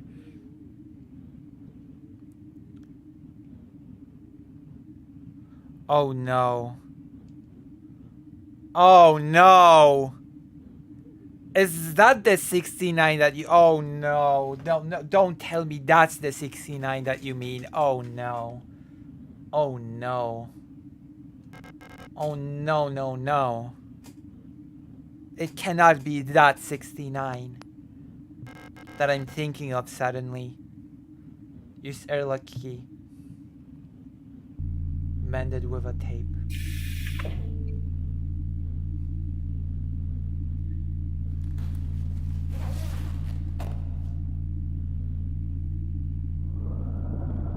What a perverted game. If that's the case.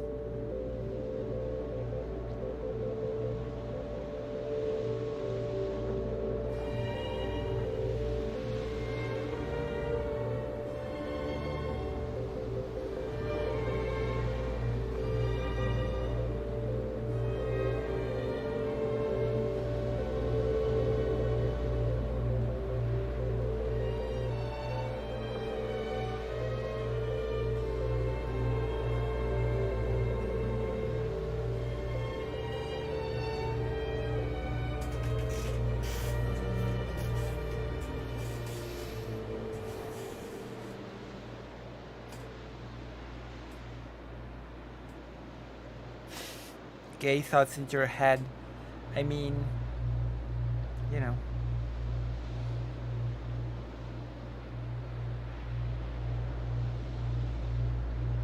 What is happening?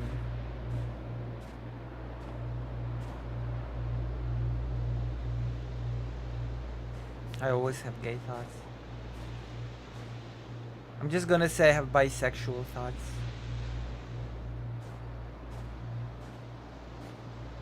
I think it would be most accurate in my particular situation.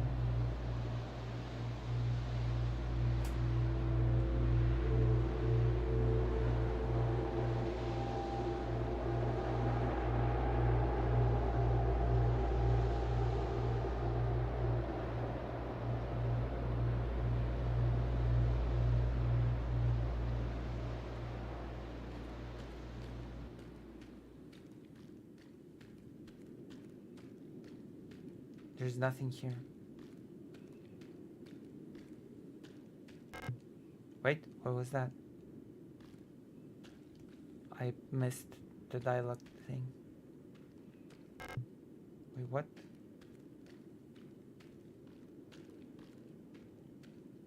I keep missing the text bubble.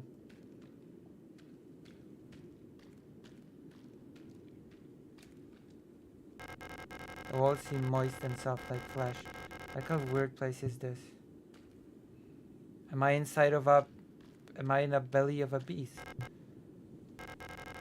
Who made this place? There's a strange hole leading deep into the ground. There's a faint light glowing in the deep. Crawl into the hole? Damn! Who doesn't have gay thoughts these days? That is true. That is a good question.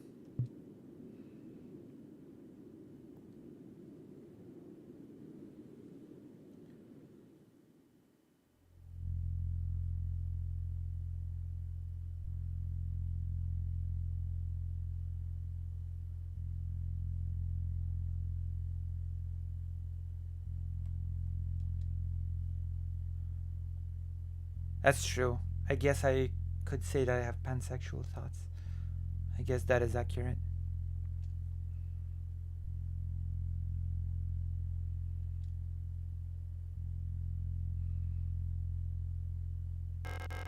An ancient looking tome is lying on the table.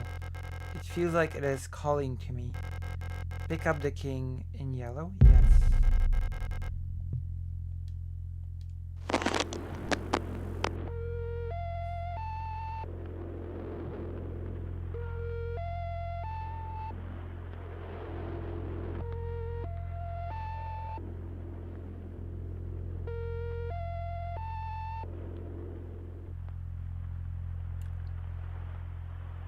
What is happening here?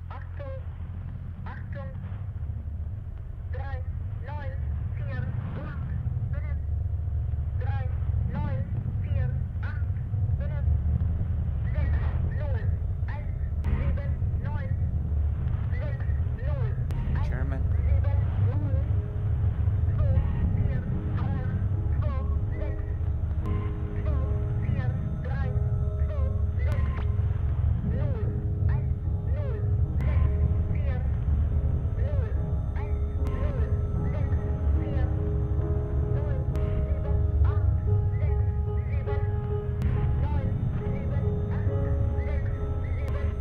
What is happening?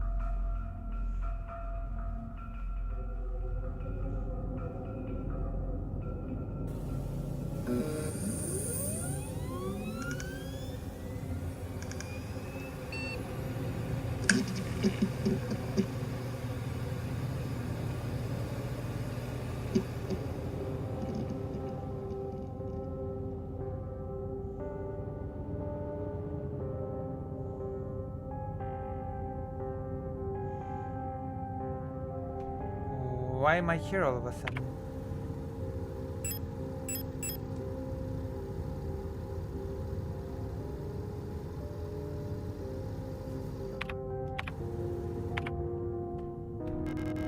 Came all the way here to find her. There's no turning back now.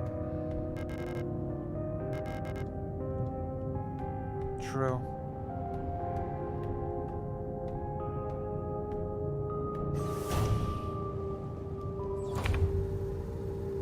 Let's go back to the bathroom. It's here. No, nothing.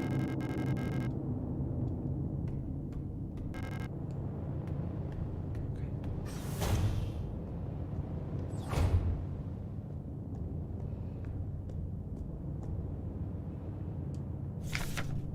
Welcome to S23 Sierpinski.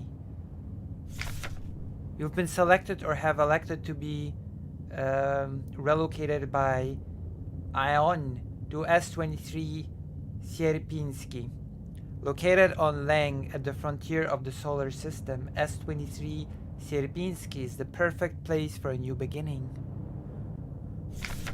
At our prestigious censored vocational school facility, you will learn new skills to shape your future as a productive citizen of our wonderful nation.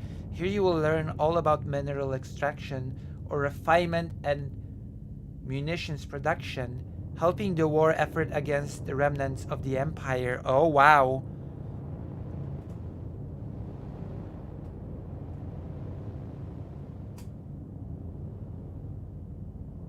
Oh, wow, okay. Interesting. I do consider myself a little bit of an animator.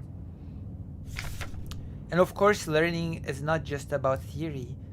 Ion lets you learn your share while practicing your new craft right at the workplace. Concerned about your family, friends, former colleagues, ask a protector about our ration sharing plan. A portion of your ration marks will be sent to a beneficiary of your choice. The German Empire. Maybe.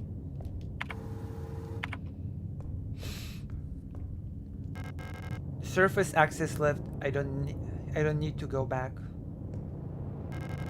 There's a keycard with a note taped to the window of the reception. Due to staff shortage, report new arrivals at classroom 4C Northeast. Space Nazis. I'm back. Welcome back. The debate is over. Now we're playing a game. Pick up the receptionist key. Yes. Now we're playing Signalis. The debate is over.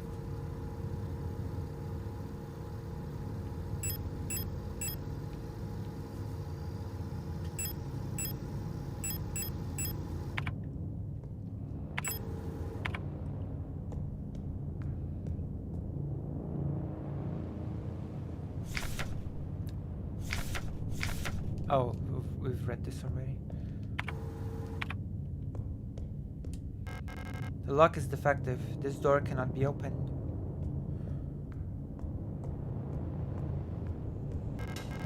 Use receptionist key. Rather, use the receptionist key. It's locked. It requires a key.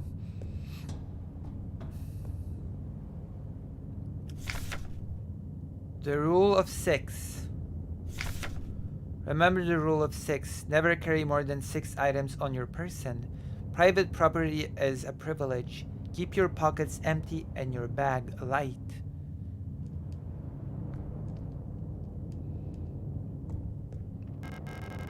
The lock is defective. This door cannot be opened.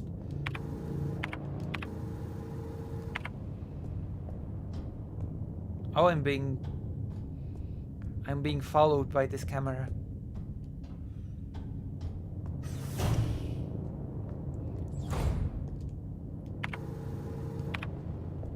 Let's inspect the body. A dead Ayul unit. She's in a horrible state. Infected looking. Biocomponents are bulging out of her damaged shell.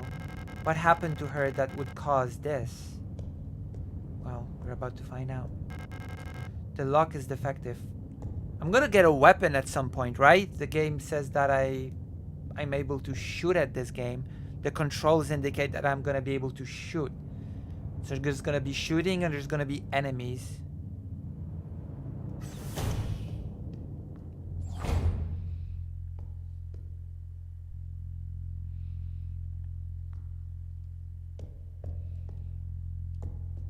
This is Silent Hill 2 / Resident Evil 1 with Easter Bloc German 1960s floppy disk sci-fi aesthetic, which makes it pretty awesome. A lot of people claim that Silent Hill 2 was the best one. I'm gonna go grab a drink. Okay, and then we're gonna continue.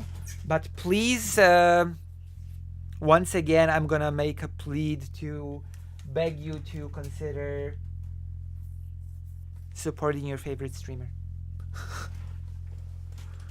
I'll be right back.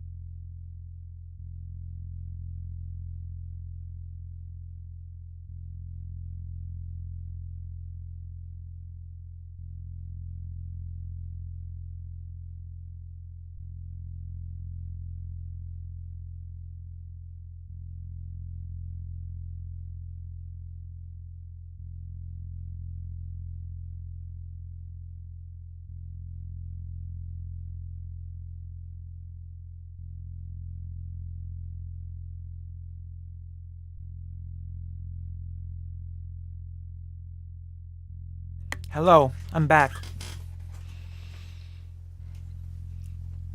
I am back and I'm happy about today.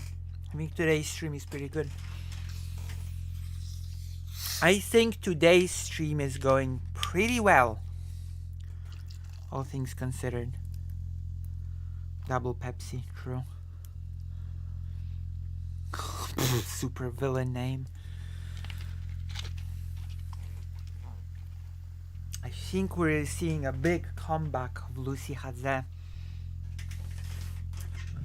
Do you think I should talk to Kevin Logan about that debate with Lonerbox? Write in the chat what your opinion is. You think I should talk to Lonerbox about the debate? That's the guy that debated Lonerbox, no? Kevin Logan? Unless I butchered his name. Should I talk to... Okay. I mean... With Lonerbox it's gonna be easier because with Lonerbox, technically speaking, I can call in anytime and talk to him about stuff. So I might just call in and be like, so how do you think that went? What do you think about my notes? What do you think about my questions, which I might as well write down and sort of bring to him and hear his responses? That could be interesting, no? To take all the questions that I had during this little reaction and just ask him directly. You know? And hear the responses and not judge them because we're not judgmental. We're not judgmental here. This is a positive space, which is why you like watching me, because I'm a positive person. Memorandum, wall safe codes. It has come to my attention that at least one worker might be aware of the code broadcasting frequencies for the protector wall safes. Any workers connected to this leak are to be interrogated until the culprit is found, in restricting all radio privileges for workers until further notice. Adler. Adler is the name of a dog that I used to sort of temporarily have. Adler. I remember us having taken care of a dog called Adler. So that's interesting. Service request form F29.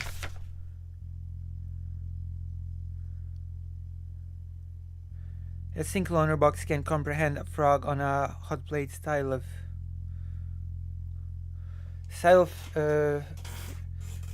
filing service request form 84214. Full protector ID of unit filing request. EULRS2309 replica. Status Staff Report Department. Full Protector ID of Unit Processing Request. ARAR S2303 replica. Service Object Mond and Tushta.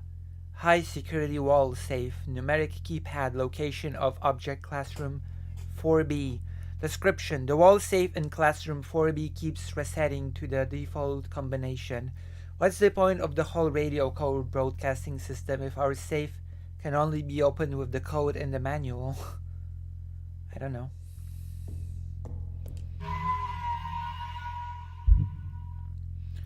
Oh, I can save the game now.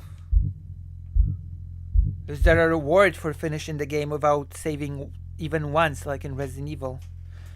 Lex... Damn. Lex Lesbian sounds like an Armenian villain from an Metal Gear Solid game. I'm getting some original opinions in the chat.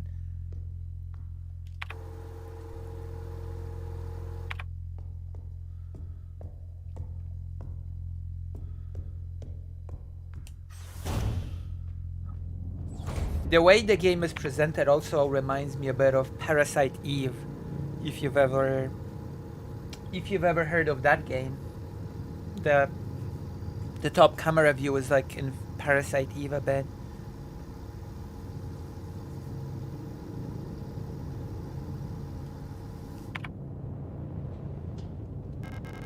The lock is defective. This door cannot be opened.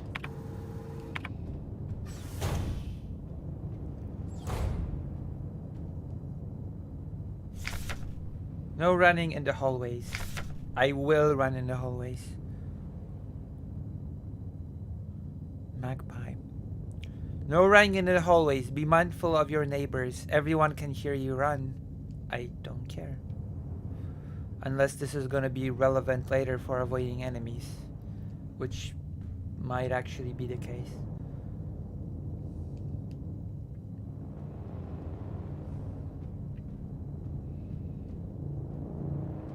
You're gonna have to remind me the code once I get to the manual.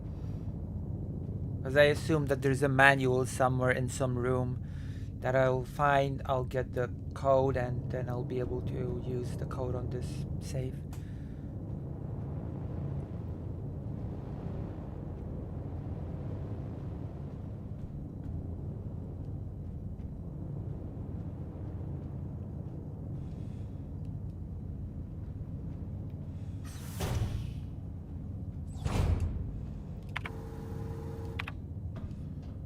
Sorry for being annoying and looking at the map non-stop. I'm not very good at orienting myself. The lock is defective. This door cannot be opened. The lock is defective. This door cannot be opened. Part of the appeal of me playing this game is you hearing me read this text over and over and over again. This door is defective. It cannot be opened. An Elster unit? You should leave this place. This facility is lost. Turn back before it's too late. I'm looking for this woman. Have you seen her?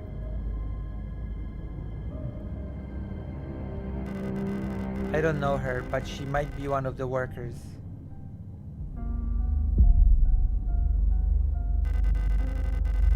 All Gestalt workers were sent to the mine below the facility.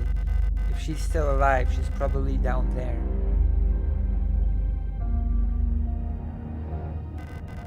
There's an access elevator to the mine shaft one level below, but you'll need an administrator's key to use it. Is she dying? I'll be out of here as soon as this repair patch stops my bleeding. You should get out of here too. I don't know who that woman is, but she's probably dead by now. If you still want to go, good luck. I still want to go. Correct.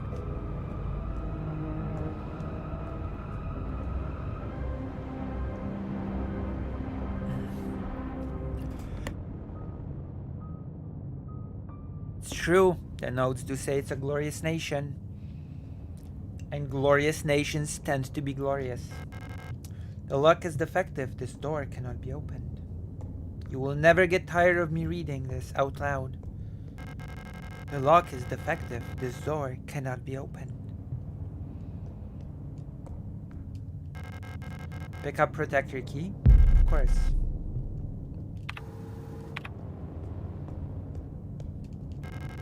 It's locked. Classroom key required.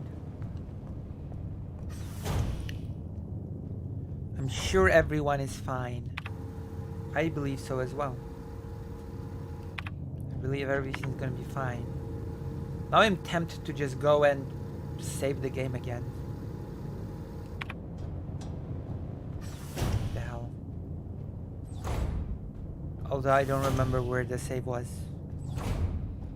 I don't remember where the save point was. Here? Was it here? I bet this is one of those horror games where you get rewarded if you don't save a lot, like in Resident Evil. You get rewarded if you save under a certain amount of times, but you also have to beat the game quickly. A dead AUL unit.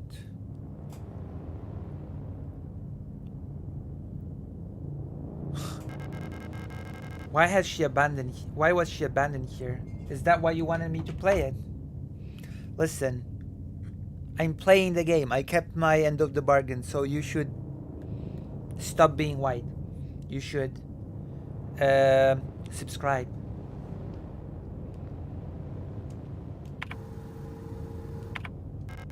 The lock is defective. This door cannot be opened. We already had this here.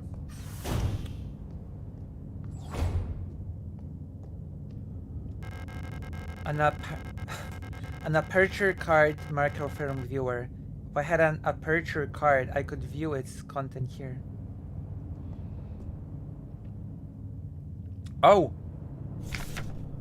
Dictionary. Replica, noun, PL, replicas, Kitet's replica, shortened form, archaic, replicate, copy, replica, biomechanical person, synthetic reproduction of a gestalt, biological culture crafted onto an artificial exoskeleton and enclosed in a protective exoskeleton.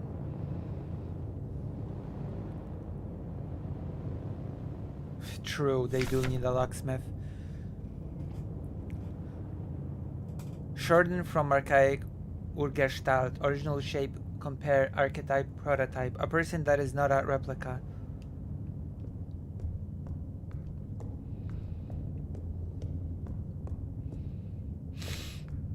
So replicas and non-replicas. A simple first aid kit. Can't use any of these since they're not designed for replicas.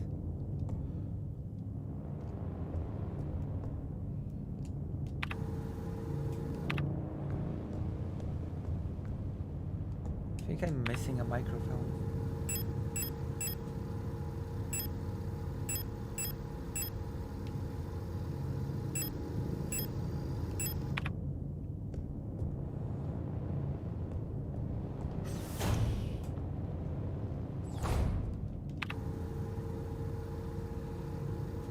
Oh, okay. Got it. There's more for me to explore.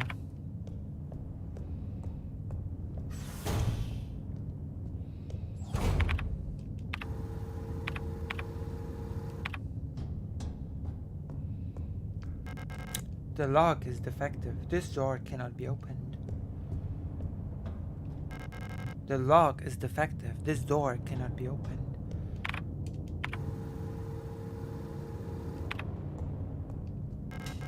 Use protector key.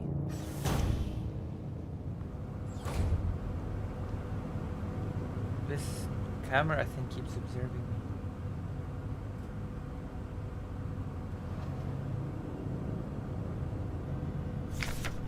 I wanted to look at the cable, not at the paper, but okay. Memorandum terminology. I announce the following by order of Ion. Due to recent events in accordance with the new ION Public Interest Media Regulation, AGM 87, the term blip, which is currently in use in various ION facilities, is no longer permissible and must no longer be used. Premises and departments that are currently using the term are to be immediately renamed. Political correctness gone mad. Management personnel shall black out the term from all signage and documents until replacement terminology is announced by ION. With immediate effect, usage of the term in conversation and correspondence is an offense. Obscenity to the state, to be punished with 2 cycles of double work shift. It may not be easy, but we all have to do our part here. Always remember, our language shapes our world. A perfect world requires a perfect language. Adler, like the name of the dog that I used to take care of.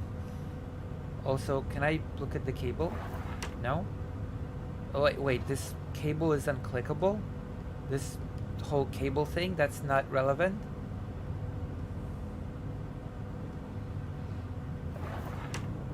Okay. A gun! Pick up pistol, yes! Where's the ammo? Where's the ammo? Pick up a purchase card. Yes. Gammo. Gammo ammo pistol booklet. User manual. The Type 75 pistol is a short recoil operated locked breech semi-automatic pistol chambered in 10x20 millimeters. This reliable, versatile handgun is the standard issue sidearm for ION, protector controller staff. Replica users remember to first equip the Type 75 pistol in the inventory screen. To designate the pistol as your primary weapon for the targeting module. To deploy the weapon, hold L2. Disengage the safety and enter targeting mode. While in targeting mode, R2 and X will both fire the weapon. R1 will initiate a reload.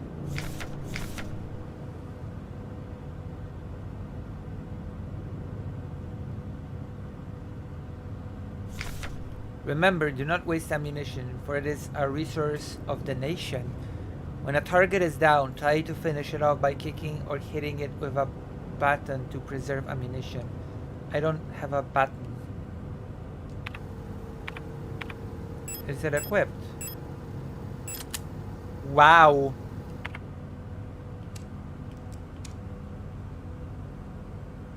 Damn. Okay. Perfect.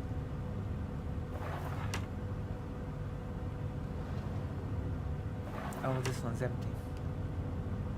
We got a gun. We got a gun. We got a super gun.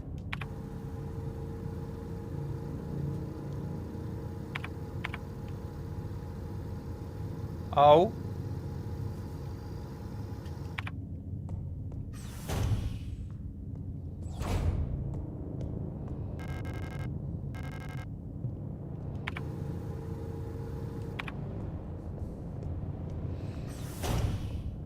We're so saving the game now, again.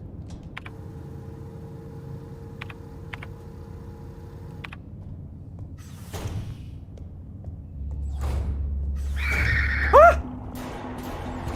Oh my god. That scared me. That scared the hell out of me. Oh gosh. Don't scare me like that. Game. I don't have to waste ammunition. How much ammunition have I got anyway? 10, I think. Based on that number here.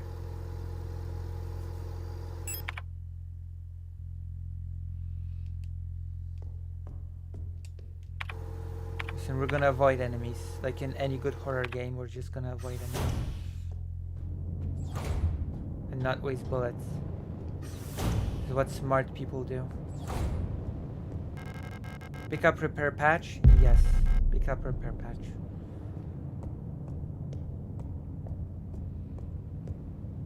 What is this? Pick up. Yes. Oh wow. There's ammunition all of a sudden. So now we have 20. I assume. Wait. Hold on. Where's the ammunition?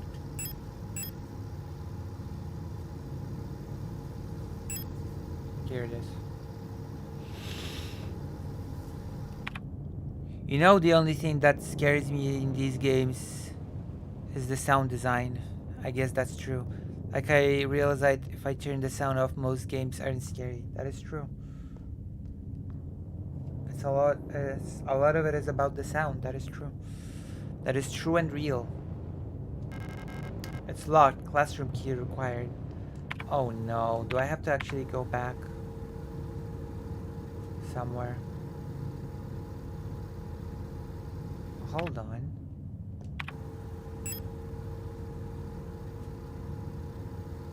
Yeah, I do have to go back. Damn. It's fine, I'll just avoid the enemies. I'm sure the enemy is perfectly avoidable. Like in all horror games like that. I'm gonna save the game again. Because I'm a coward.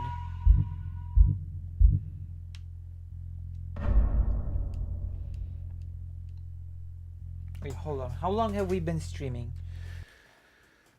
Also, live chat instead of top chat. Stop being white. True, stop being white. 3 hours, 45 minutes.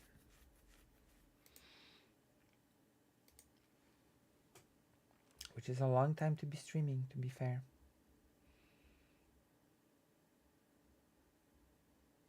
That is a long time to be streaming.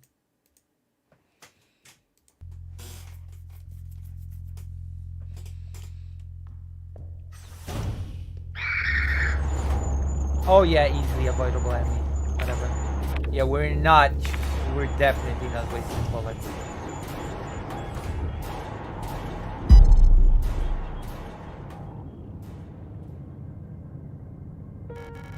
Oh, hello.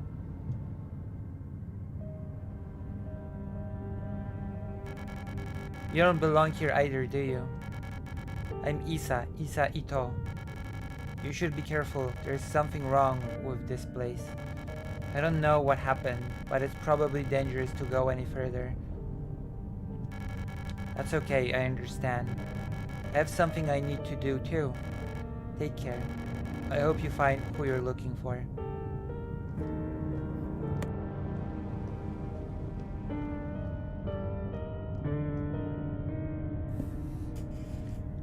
Girl!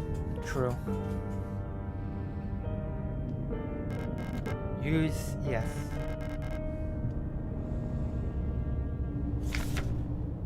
Mon and Tushta high security wall safe numeric. This wall safe compiles with use in public safety equipment regulations 4.1 and 4.3 and features a high density Kraftstahl door secured with a numeric keypad, proudly produced on Heimat by Web, Mond and Tushta Technik.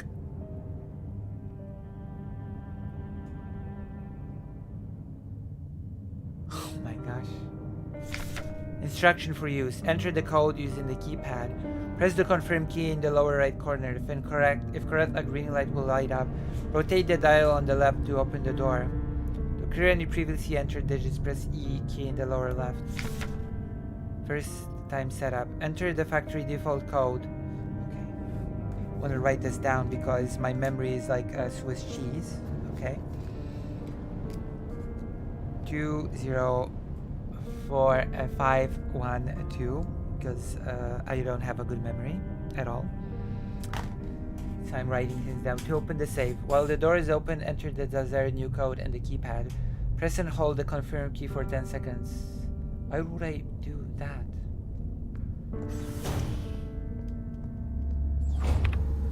Why didn't that lady take care of the enemy for me while we're at it? Whatever, we're not wasting time here.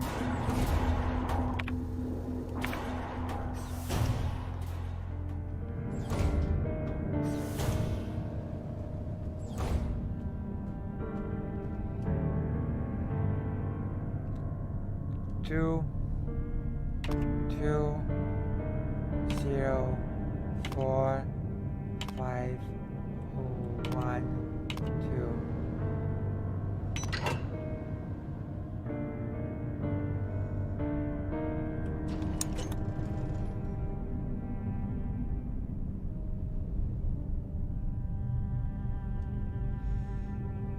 I love girls.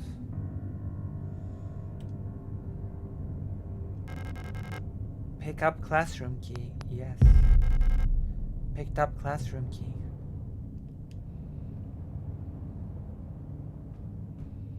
I will not be setting up a new password. Thank you.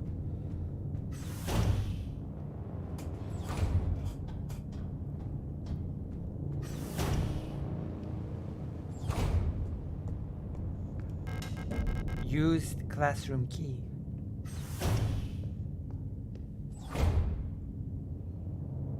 We're playing the lesbian game? Yes. Arkael, listen, since I'm playing the game, you should, and I always repeat this, you should join the page and donate.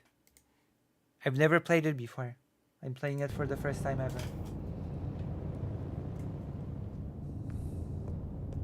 I don't even know that it's a lesbian game.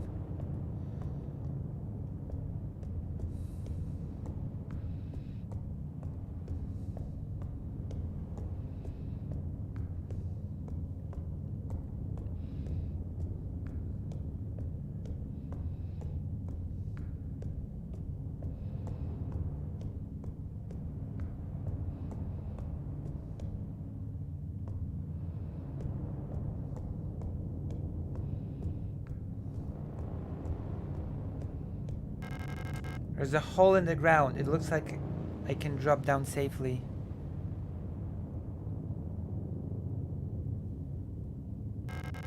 Drop down the hole. I think there's probably a romantic subplot here. Or whatever. Or just main plot.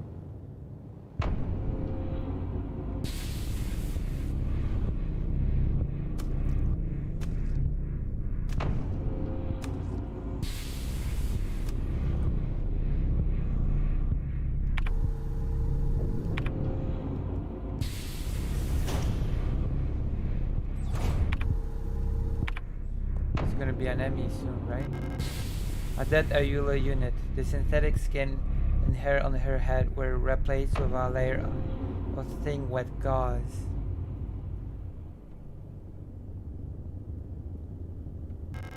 Parts of her polyethylene shell are missing, exposing her bio components. I wonder how this happened. Trash. Well, now we have a lot of exploring.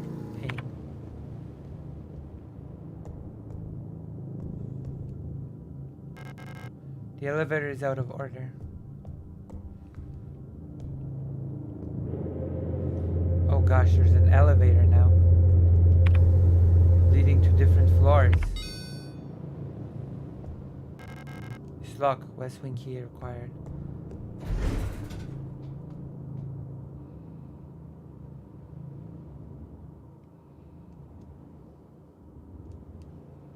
I'm at the second floor.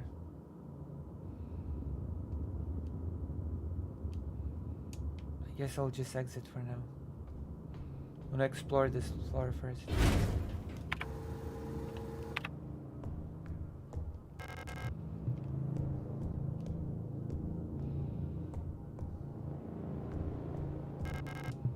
The lock is defective. This door cannot be opened.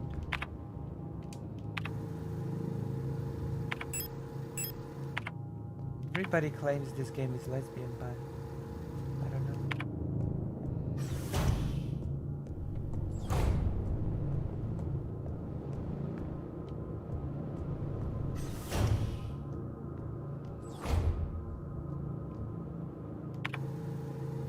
So many doors on this floor alone. The lock is defective. This door cannot be opened. I'm clicking on the body, not on the door. Well, good to know. The lock is defective. This door cannot be opened.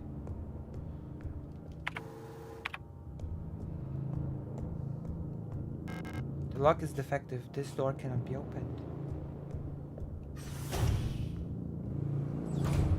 This door can be opened, and the cameras keep tracing me. What is this suit here? A worker's uniform. It looks old and worn.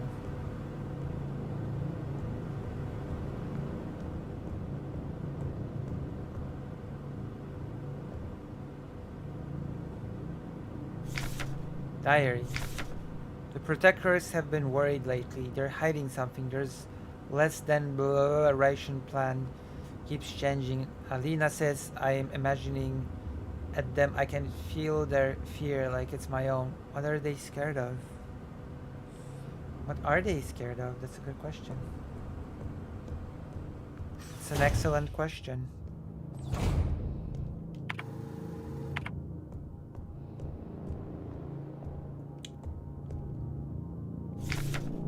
Service request form F29.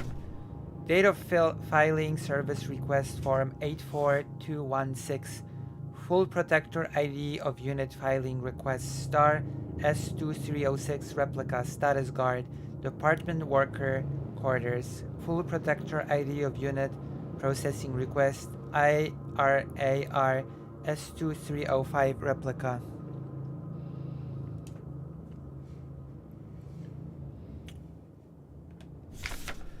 Service object Himmel type D automatic security door. Location of object worker block A6 corridor.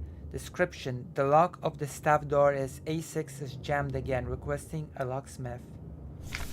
Service status: electronics reset key is nowhere to be found. I set up a lock picking kit, but management bumped the elevator engines up in priority, so next shift will have to pick the lock. It's just trial and error at this point. Find me if you need a key to open the service hatch, or ask management. Whatever. 5, which means 5, I guess. Und 2, 3, 4, 5.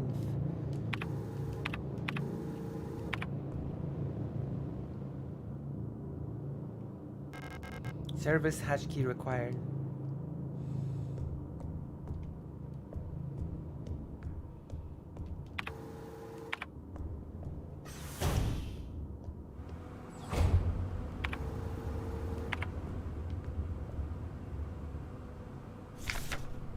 Scrolled note.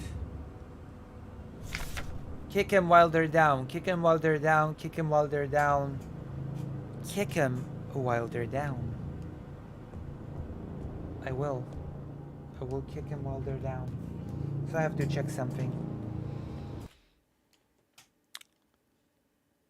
Hold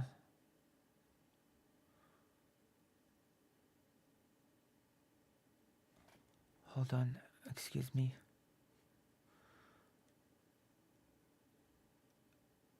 Okay, we're gonna do at least. We're definitely going to do the. Yeah. It's gonna be at least one topic we're gonna do.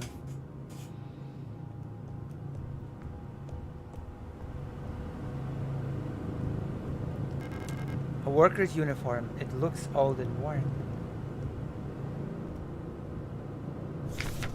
Alina's diary. Feeling a little lightheaded today. I hope it's not that new flu that seems to be going around. I can't afford to miss any more shifts. That storage at the factory was chewing me out for what felt like hours. For fainting at work the last time I got a cold. I haven't seen Elster the last few days. I hope she's okay. More and more people go missing in the mine lately, including replicas. Not even the protectors seem to be safe. I assume I'm...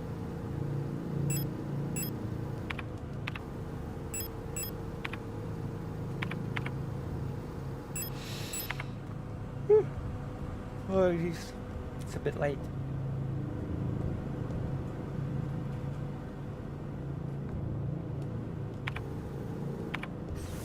We're doing pretty well, right? In the game.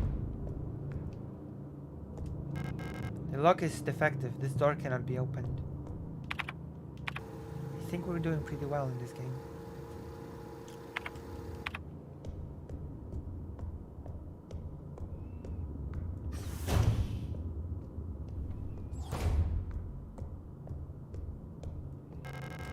It unlocks from the other side. Oh, this feels like Resident Evil. This door is locked from the other side. Feels so Resident Evil. The lock is defective. This door cannot be opened. The lock is defective. This door cannot be opened. The lock is defective. This door cannot be opened. The lock is defective. This door cannot be opened.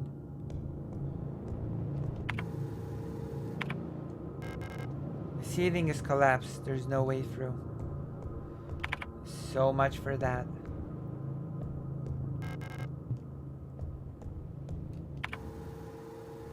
So much for that.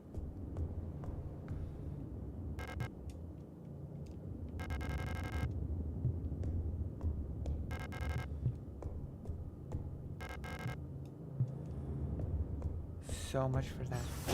Guess we're gonna have to go to a different floor now.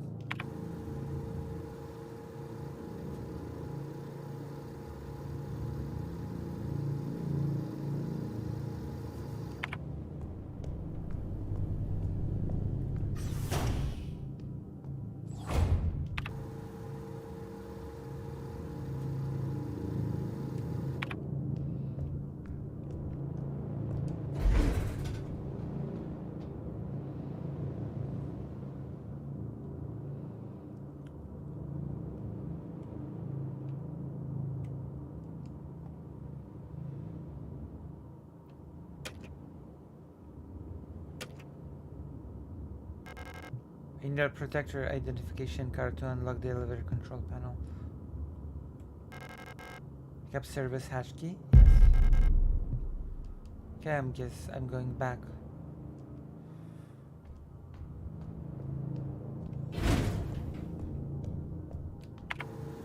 There's no save point, by the way. How do I save? There's no save point.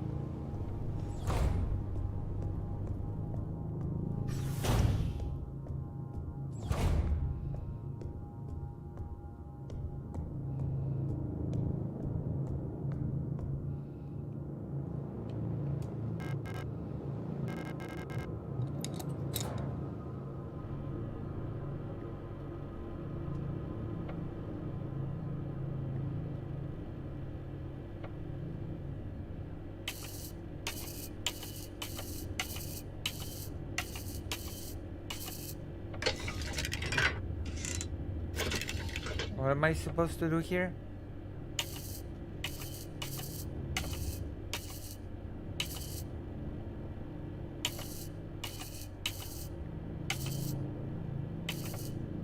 Take the lock. Through trial and error.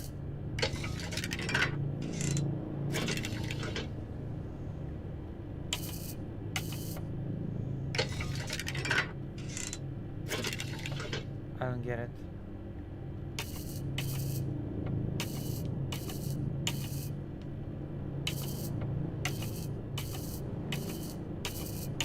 Oh! Okay, now I get it. Sorry.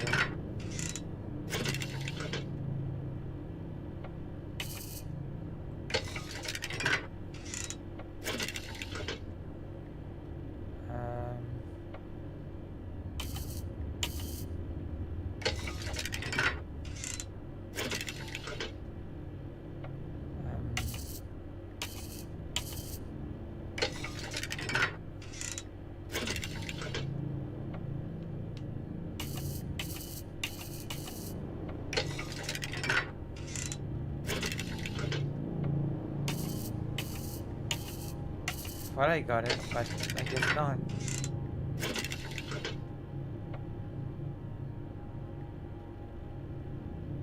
Wait, hold on.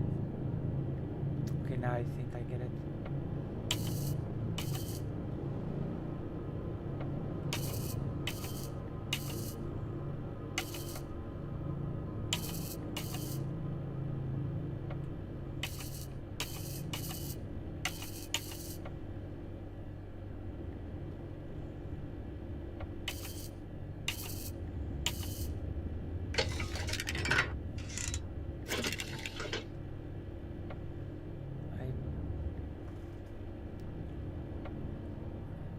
This one.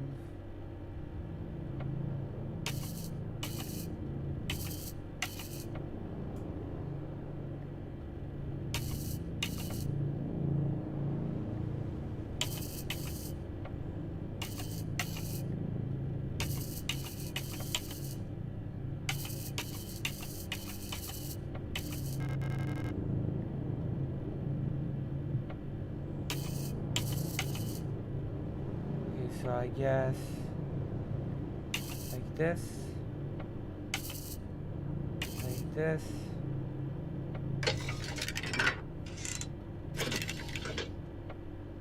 No, that's not what I'm supposed to do here. Unless this is supposed to be even. No?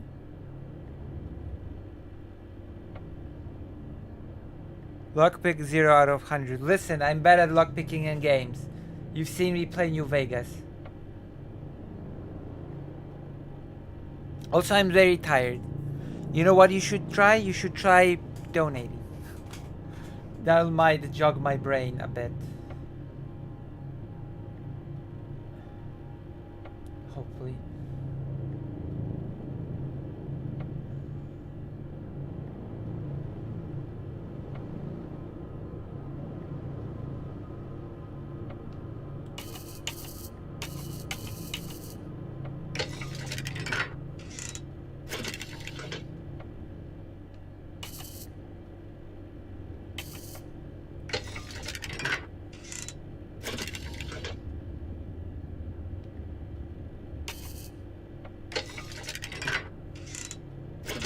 I'm just too stupid for this.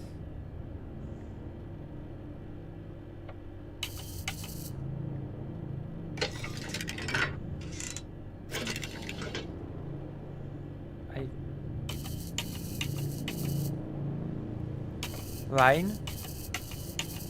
What do you mean?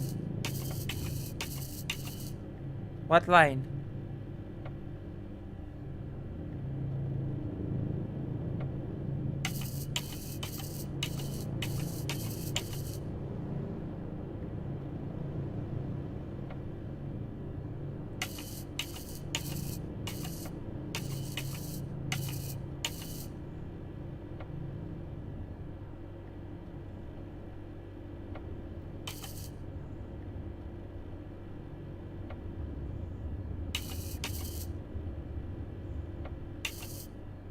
Looks like this should be it. But no, it's not. I'm too silly for this thing. Unless... No! I don't get it. I don't get it.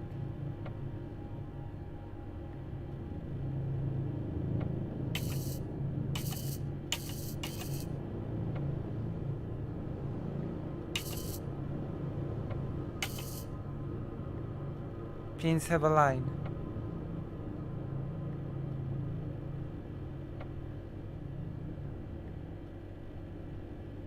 They do, yeah. Where? Here. Yeah?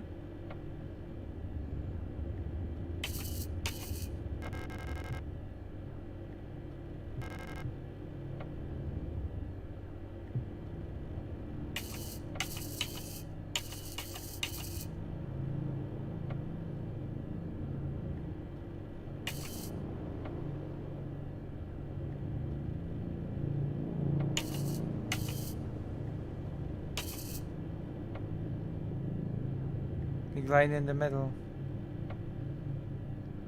You mean this?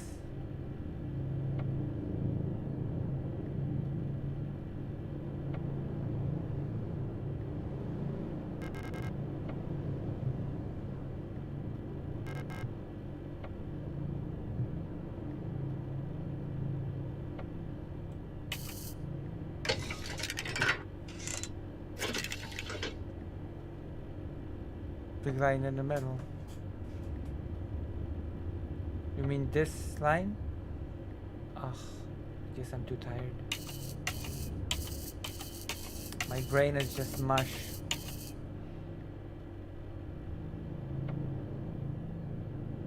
So much for my famed intellect. You mean this? This black thing?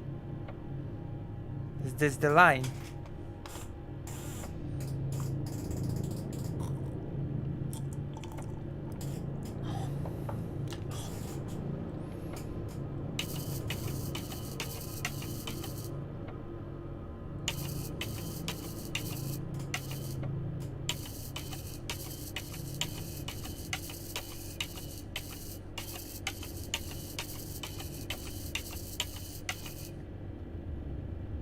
Or do you mean here?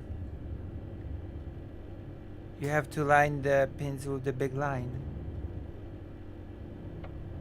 With this one, yeah? I thought so.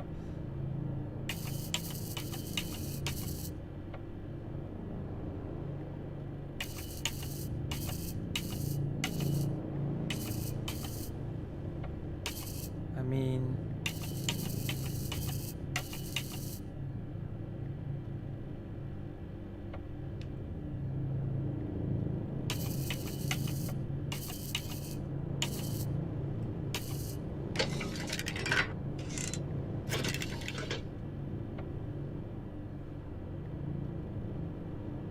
It feels like it should be like this then, no?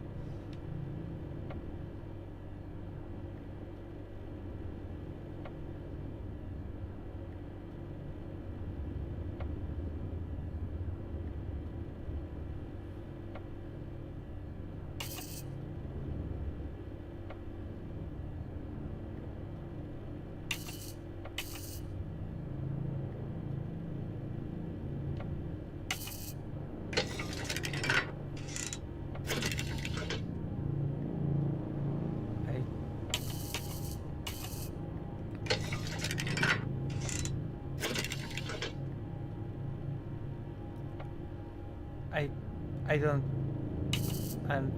bleh.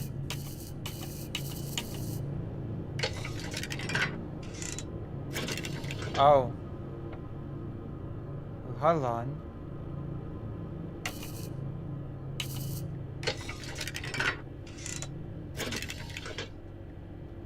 Hold on.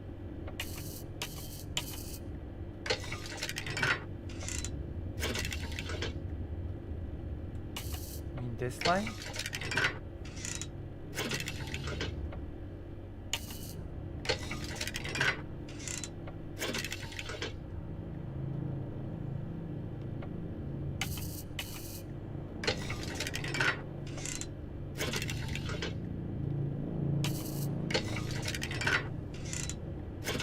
Oh. Do you mean this line? Like this?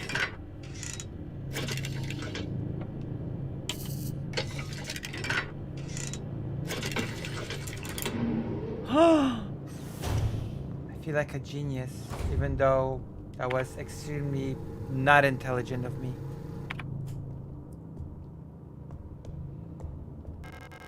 It's locked. East wing key required. Good job. Yes, I deserve a donation, I think. I feel like I deserve money assistance. Oh my god.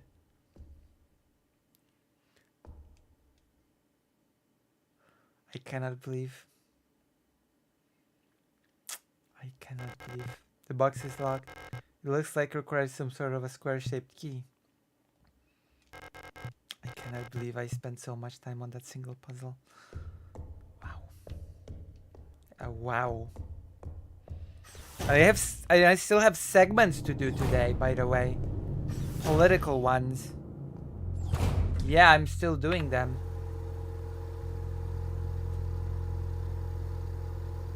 Wait.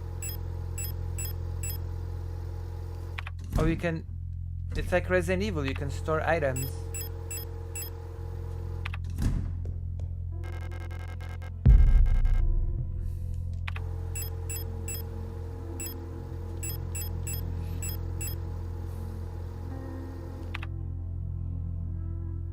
It's not like it's not like it's the first puzzle of the game. I mean, it's not the first. It's like the second puzzle in the game. Or something. It's definitely not the very first puzzle. The very first puzzle was the thing that you had to look at the picture. Let's let Lucy have this. True. And it's not the first puzzle in the game. This is the second.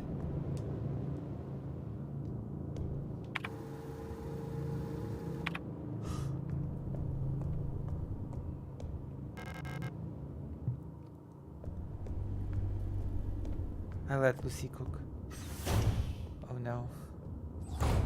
I feel like I'm gonna burn all the food. Memorandum wall safe codes. It has come to my attention that at least one worker might be aware of the code broadcasting frequencies for the protector wall safes. Any workers connected to this leak are to be interrogated until the culprit is found. In restricting all radio privileges for workers until further notice. Adler. I wonder if this will work. 2, 2, 0, 4, 5, 1, 2. Oh. Never mind then. Pick up disposable stun prod? Yes.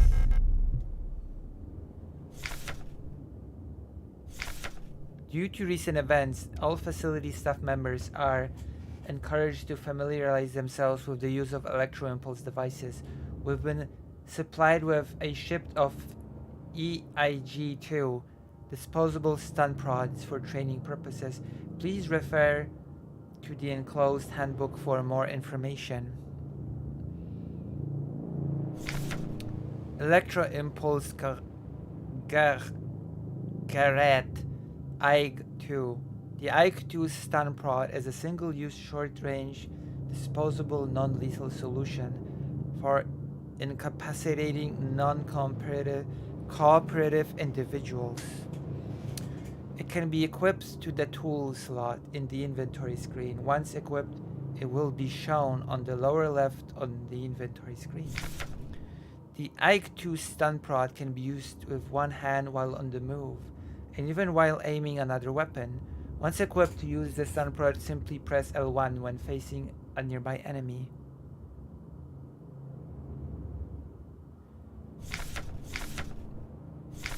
Warning: high voltage electric discharge may arc to individuals close to the target. Use with care. Do not deploy on elderly, pregnant, or individuals with known heart disease unless absolutely necessary. Dispose of stun prod properly after use.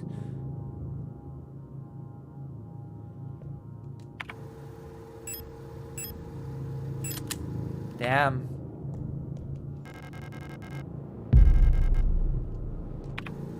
Got so much ammo as well.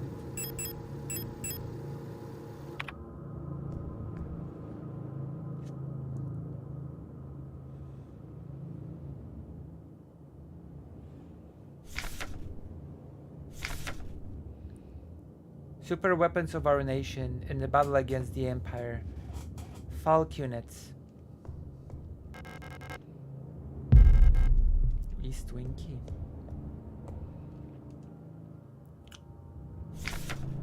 Interrogation report. Subject worker S23A6514 Chen Wilhelm. Offense: contraband found in locker. Result: confession. Punishment: no food for 3 cycles. How long is a cycle? Subject worker S23A3054 Wang Michaela. Illegal use of radio. Confession. ISO 2 cycles, whatever that means. Subject worker S23A49552 Wang Wolfgang. Offense: illegal use of a radio. Result: expired during interrogation. Punishment: none. Subject worker S23A3928, Hua, France. Offense: obscenity to the state. Result: passed out during interrogation. Punishment: double work shift, 2 cycles. No food for 3 days. That would kill a person. Subject worker S23A7331, Huang Emily. Offense: trespassing. Result: expired during interrogation. Punishment: none. Jesus. That's a bit excessive. Or so it feels.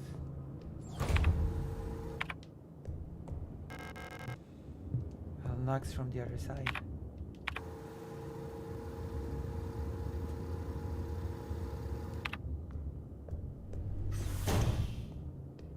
Save it again. Can't you survive a month without any food? I'm not sure. Hello, Greater Rain. Wait. How long have you been here? Hello, Lucy. Hello. Greater Rain, do you feel like donating today?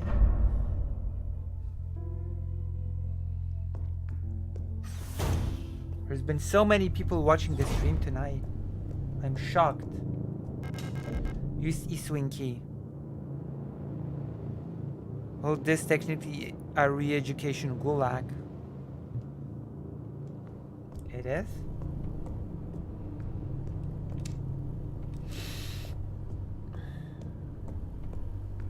I feel like I should stop playing for now and do a segment. Let's see how long we've been playing the game, and then I'll decide if I should do a segment.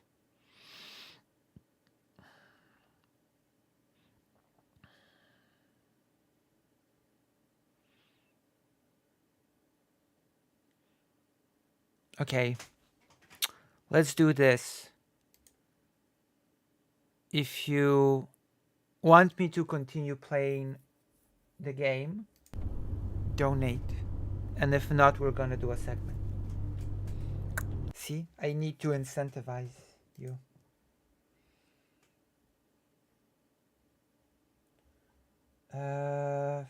Let's see. Let me check something. Because I really want to do at least one segment today, apart from the debate and playing a game. I was also planning to play New Vegas today, but I guess that's not in the cards. I don't think I'm gonna be able to handle that many things.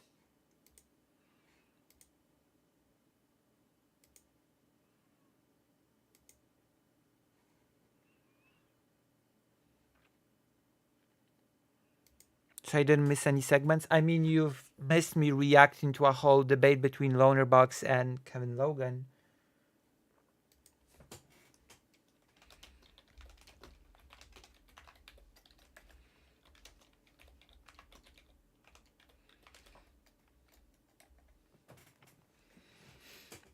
And you've not missed any sort of political segments per se.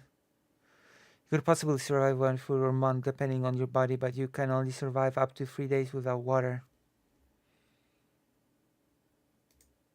I see.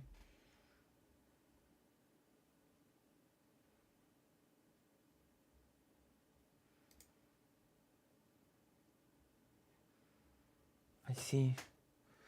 We prefer the term mandatory mental enrichment center. So, vote. Well, vote with your wallets. Do you want me to continue the game, or do you want me to do a segment about Russia having a new way to blackmail Europe?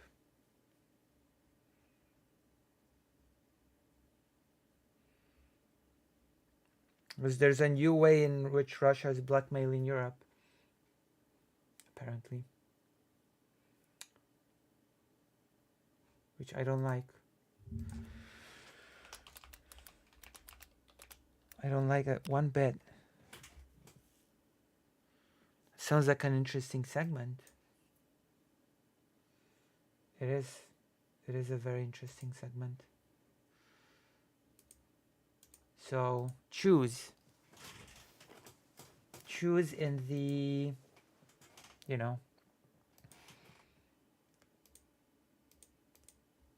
Choose, please.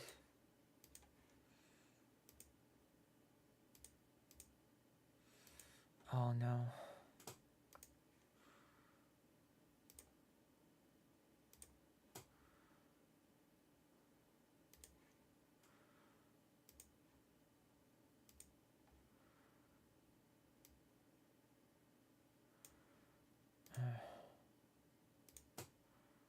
I'm looking at the map.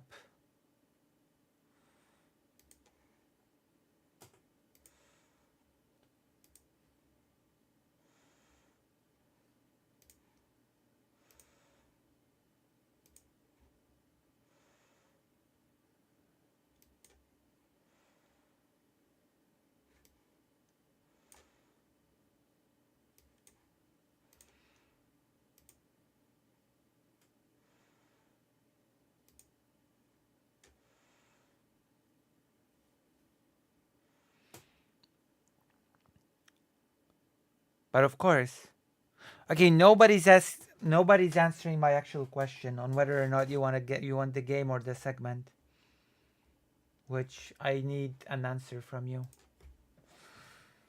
I desperately need an answer from you, okay? Please. Sunie Hubow, Rosjanie atakują. Walki w Donbasie.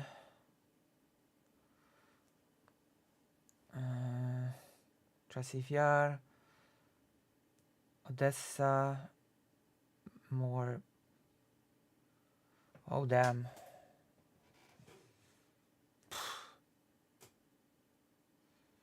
Wow.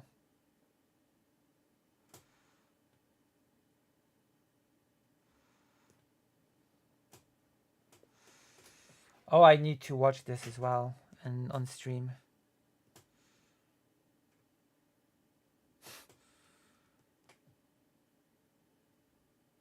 Of course, Trump for the 1 millionth time said that there would be no war in Ukraine if he'd be the president.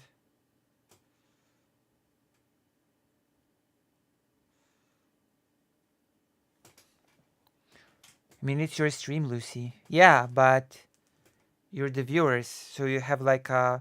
My stream is like a book with a choice. I guess you don't... Oh, okay, fine. You don't want democracy. Fine. I give you a choice and you don't want it. Fine. It's on me for letting you choose what you want. I'm saving the game and I'm doing the segment.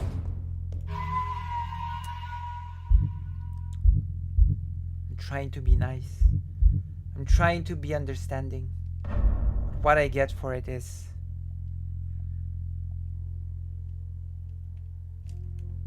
For giving people democracy, I get this. Okay, let's do the segment then. So, as I've got an article here.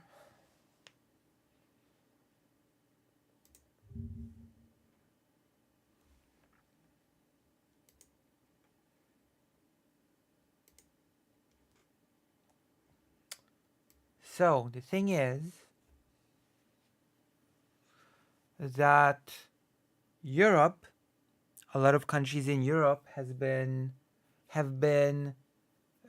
dependent on Russian oil, Russian gas, etc.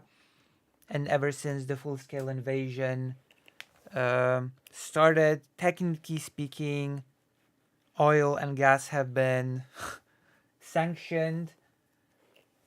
Countries have not been buying oil and gas from Russia anymore, even though some countries are absolutely continuing to buy oil and gas from Russia, but that's neither here nor there. We're not here to talk about this topic today.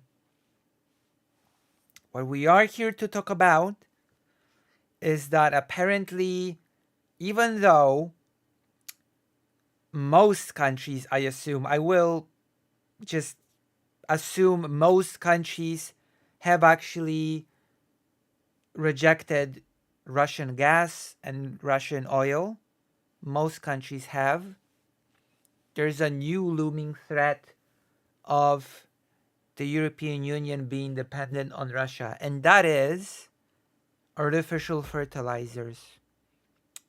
Because as it seems, as much as Russia has been sanctioned all over on many, many products, among those products, food items, agricultural items, as well as fertilizers are not among them, which is a problem because as it seems, Russia is starting to dominate the European market of artificial fertilizers. And fertilizers are a key component of food production. And that means that the European Union is becoming dependent on Russia when it comes to its food production, which you can probably see why that is a problem, right? I'm not sure if I even have to do a whole lengthy explanation why in the situation in which Russia's at war with Ukraine and Europe is supporting Ukraine in that war while being dependent on Russia when it comes to food production can be potentially a huge, huge problem, right? We can all see that, yeah? Also, Greater Rain has donated $5. I haven't done it in a while. You deserve it. Here you go. Thank you so much. Thank you for the $5. Thank you so much. Thank you. That is a great help. There is an amazing help. You have no idea how much help this is. It is huge help. Consider all of the logistics that are happening behind closed doors. Consider all of the important logistics. It is actually amazing help. So, we're going to read an article that is going to sort of specify what I mean. But for now, I think it's suffice it to say that if you're supporting Ukraine against Russia, it is a bit of a mistake to walk into being dependent on Russia for the thing that helps you produce food. That seems like pretty basic. That seems like a pretty basic thing that Europe should not be doing. But yet it is. So there we go. That is the new weird situation that we are finding ourselves in for some reason.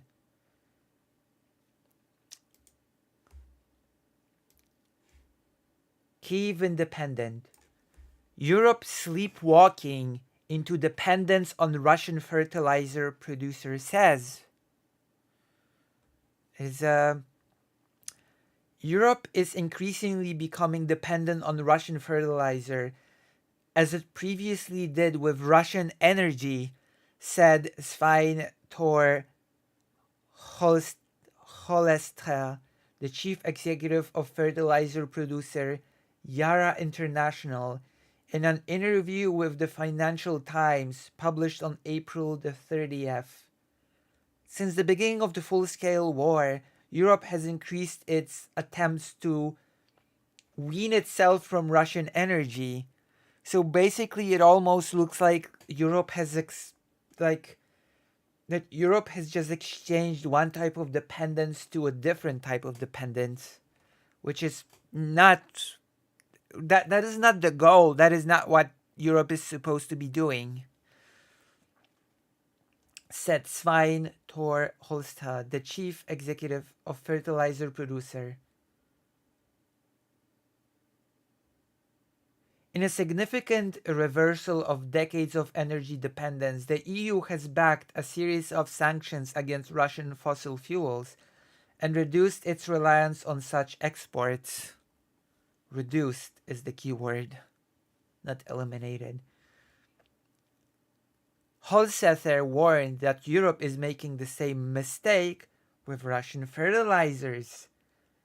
Eurostat, the EU statistics agency, said that the import of Russian urea, a typical fertilizer, had doubled from the previous year up to June 2023. Fertilizer is the new gas, Hollister said.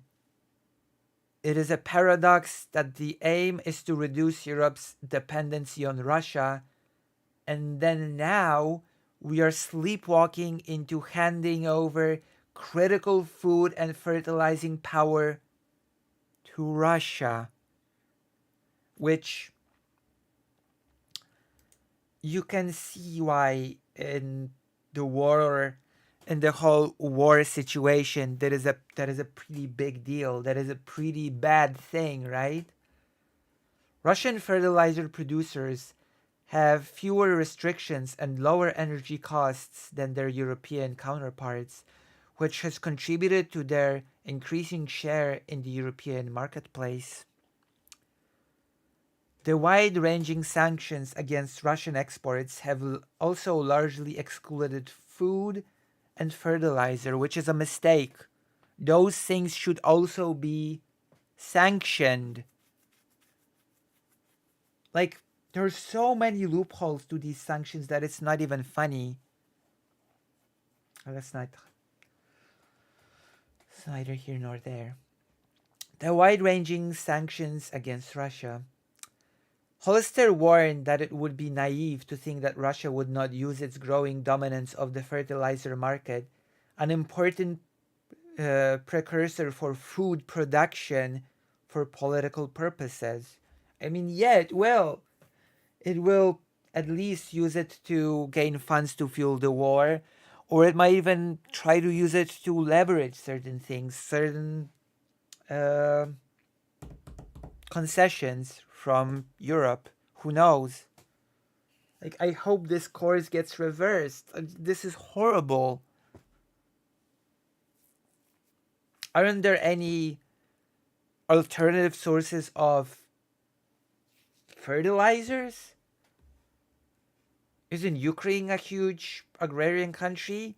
Does Ukraine not produce fertilizer to give to Europe? Shouldn't Ukraine be the main partner when it comes to giving fertilizer to Europe?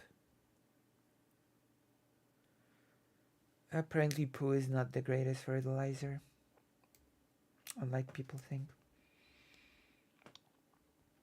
It's just ridiculous. It's just ridiculous, and I think something should be done about it. Like, you cannot just exchange one type of dependence to a different one. It basically does not fix the situation. It gives Russia a leverage, whether you like it or not, Europe. It gives Russia a potential form of leverage against Europe in the war against Ukraine. This sort of dependence, any sort of dependence, gives Russia leverage. This should be widely understood. This should be not only widely understood, but taken extremely seriously. But it seems that it isn't. It just seems like Europe is happy to just, as the article called it, sleepwalk into a situation of dependence, which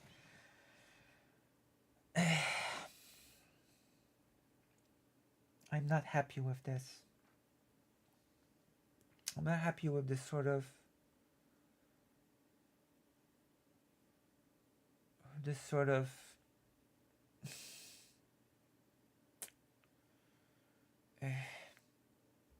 we keep seeing bad news. And this sort of thing does not contribute to me thinking that things are getting better.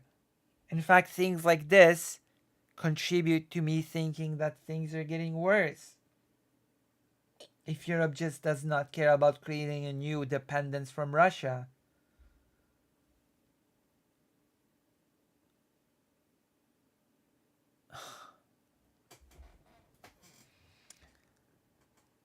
high frost fairs from Florida will single-handedly hold up Europe. I mean, better Florida definitely than Russia. No? Definitely better Florida than Russia. Oh, gosh.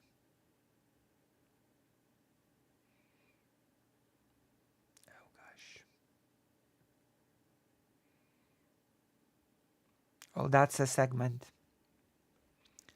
How long have we been streaming? 4 hours, 40 minutes. So I guess for now we're going to go to sleep. I've been streaming for over 4 hours.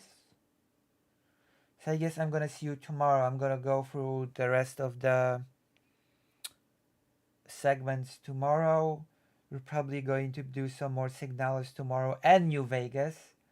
Gosh, maybe I should start the stream earlier tomorrow or something. Even earlier.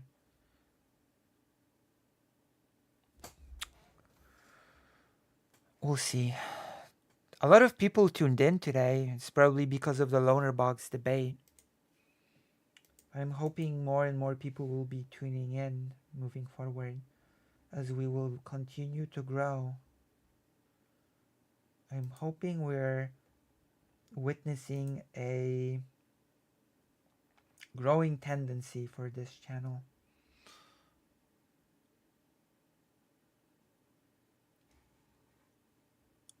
So, good night.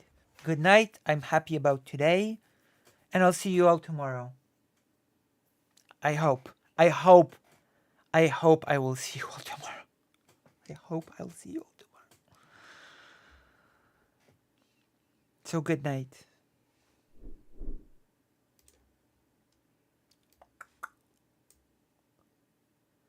I don't know if it's actually night night.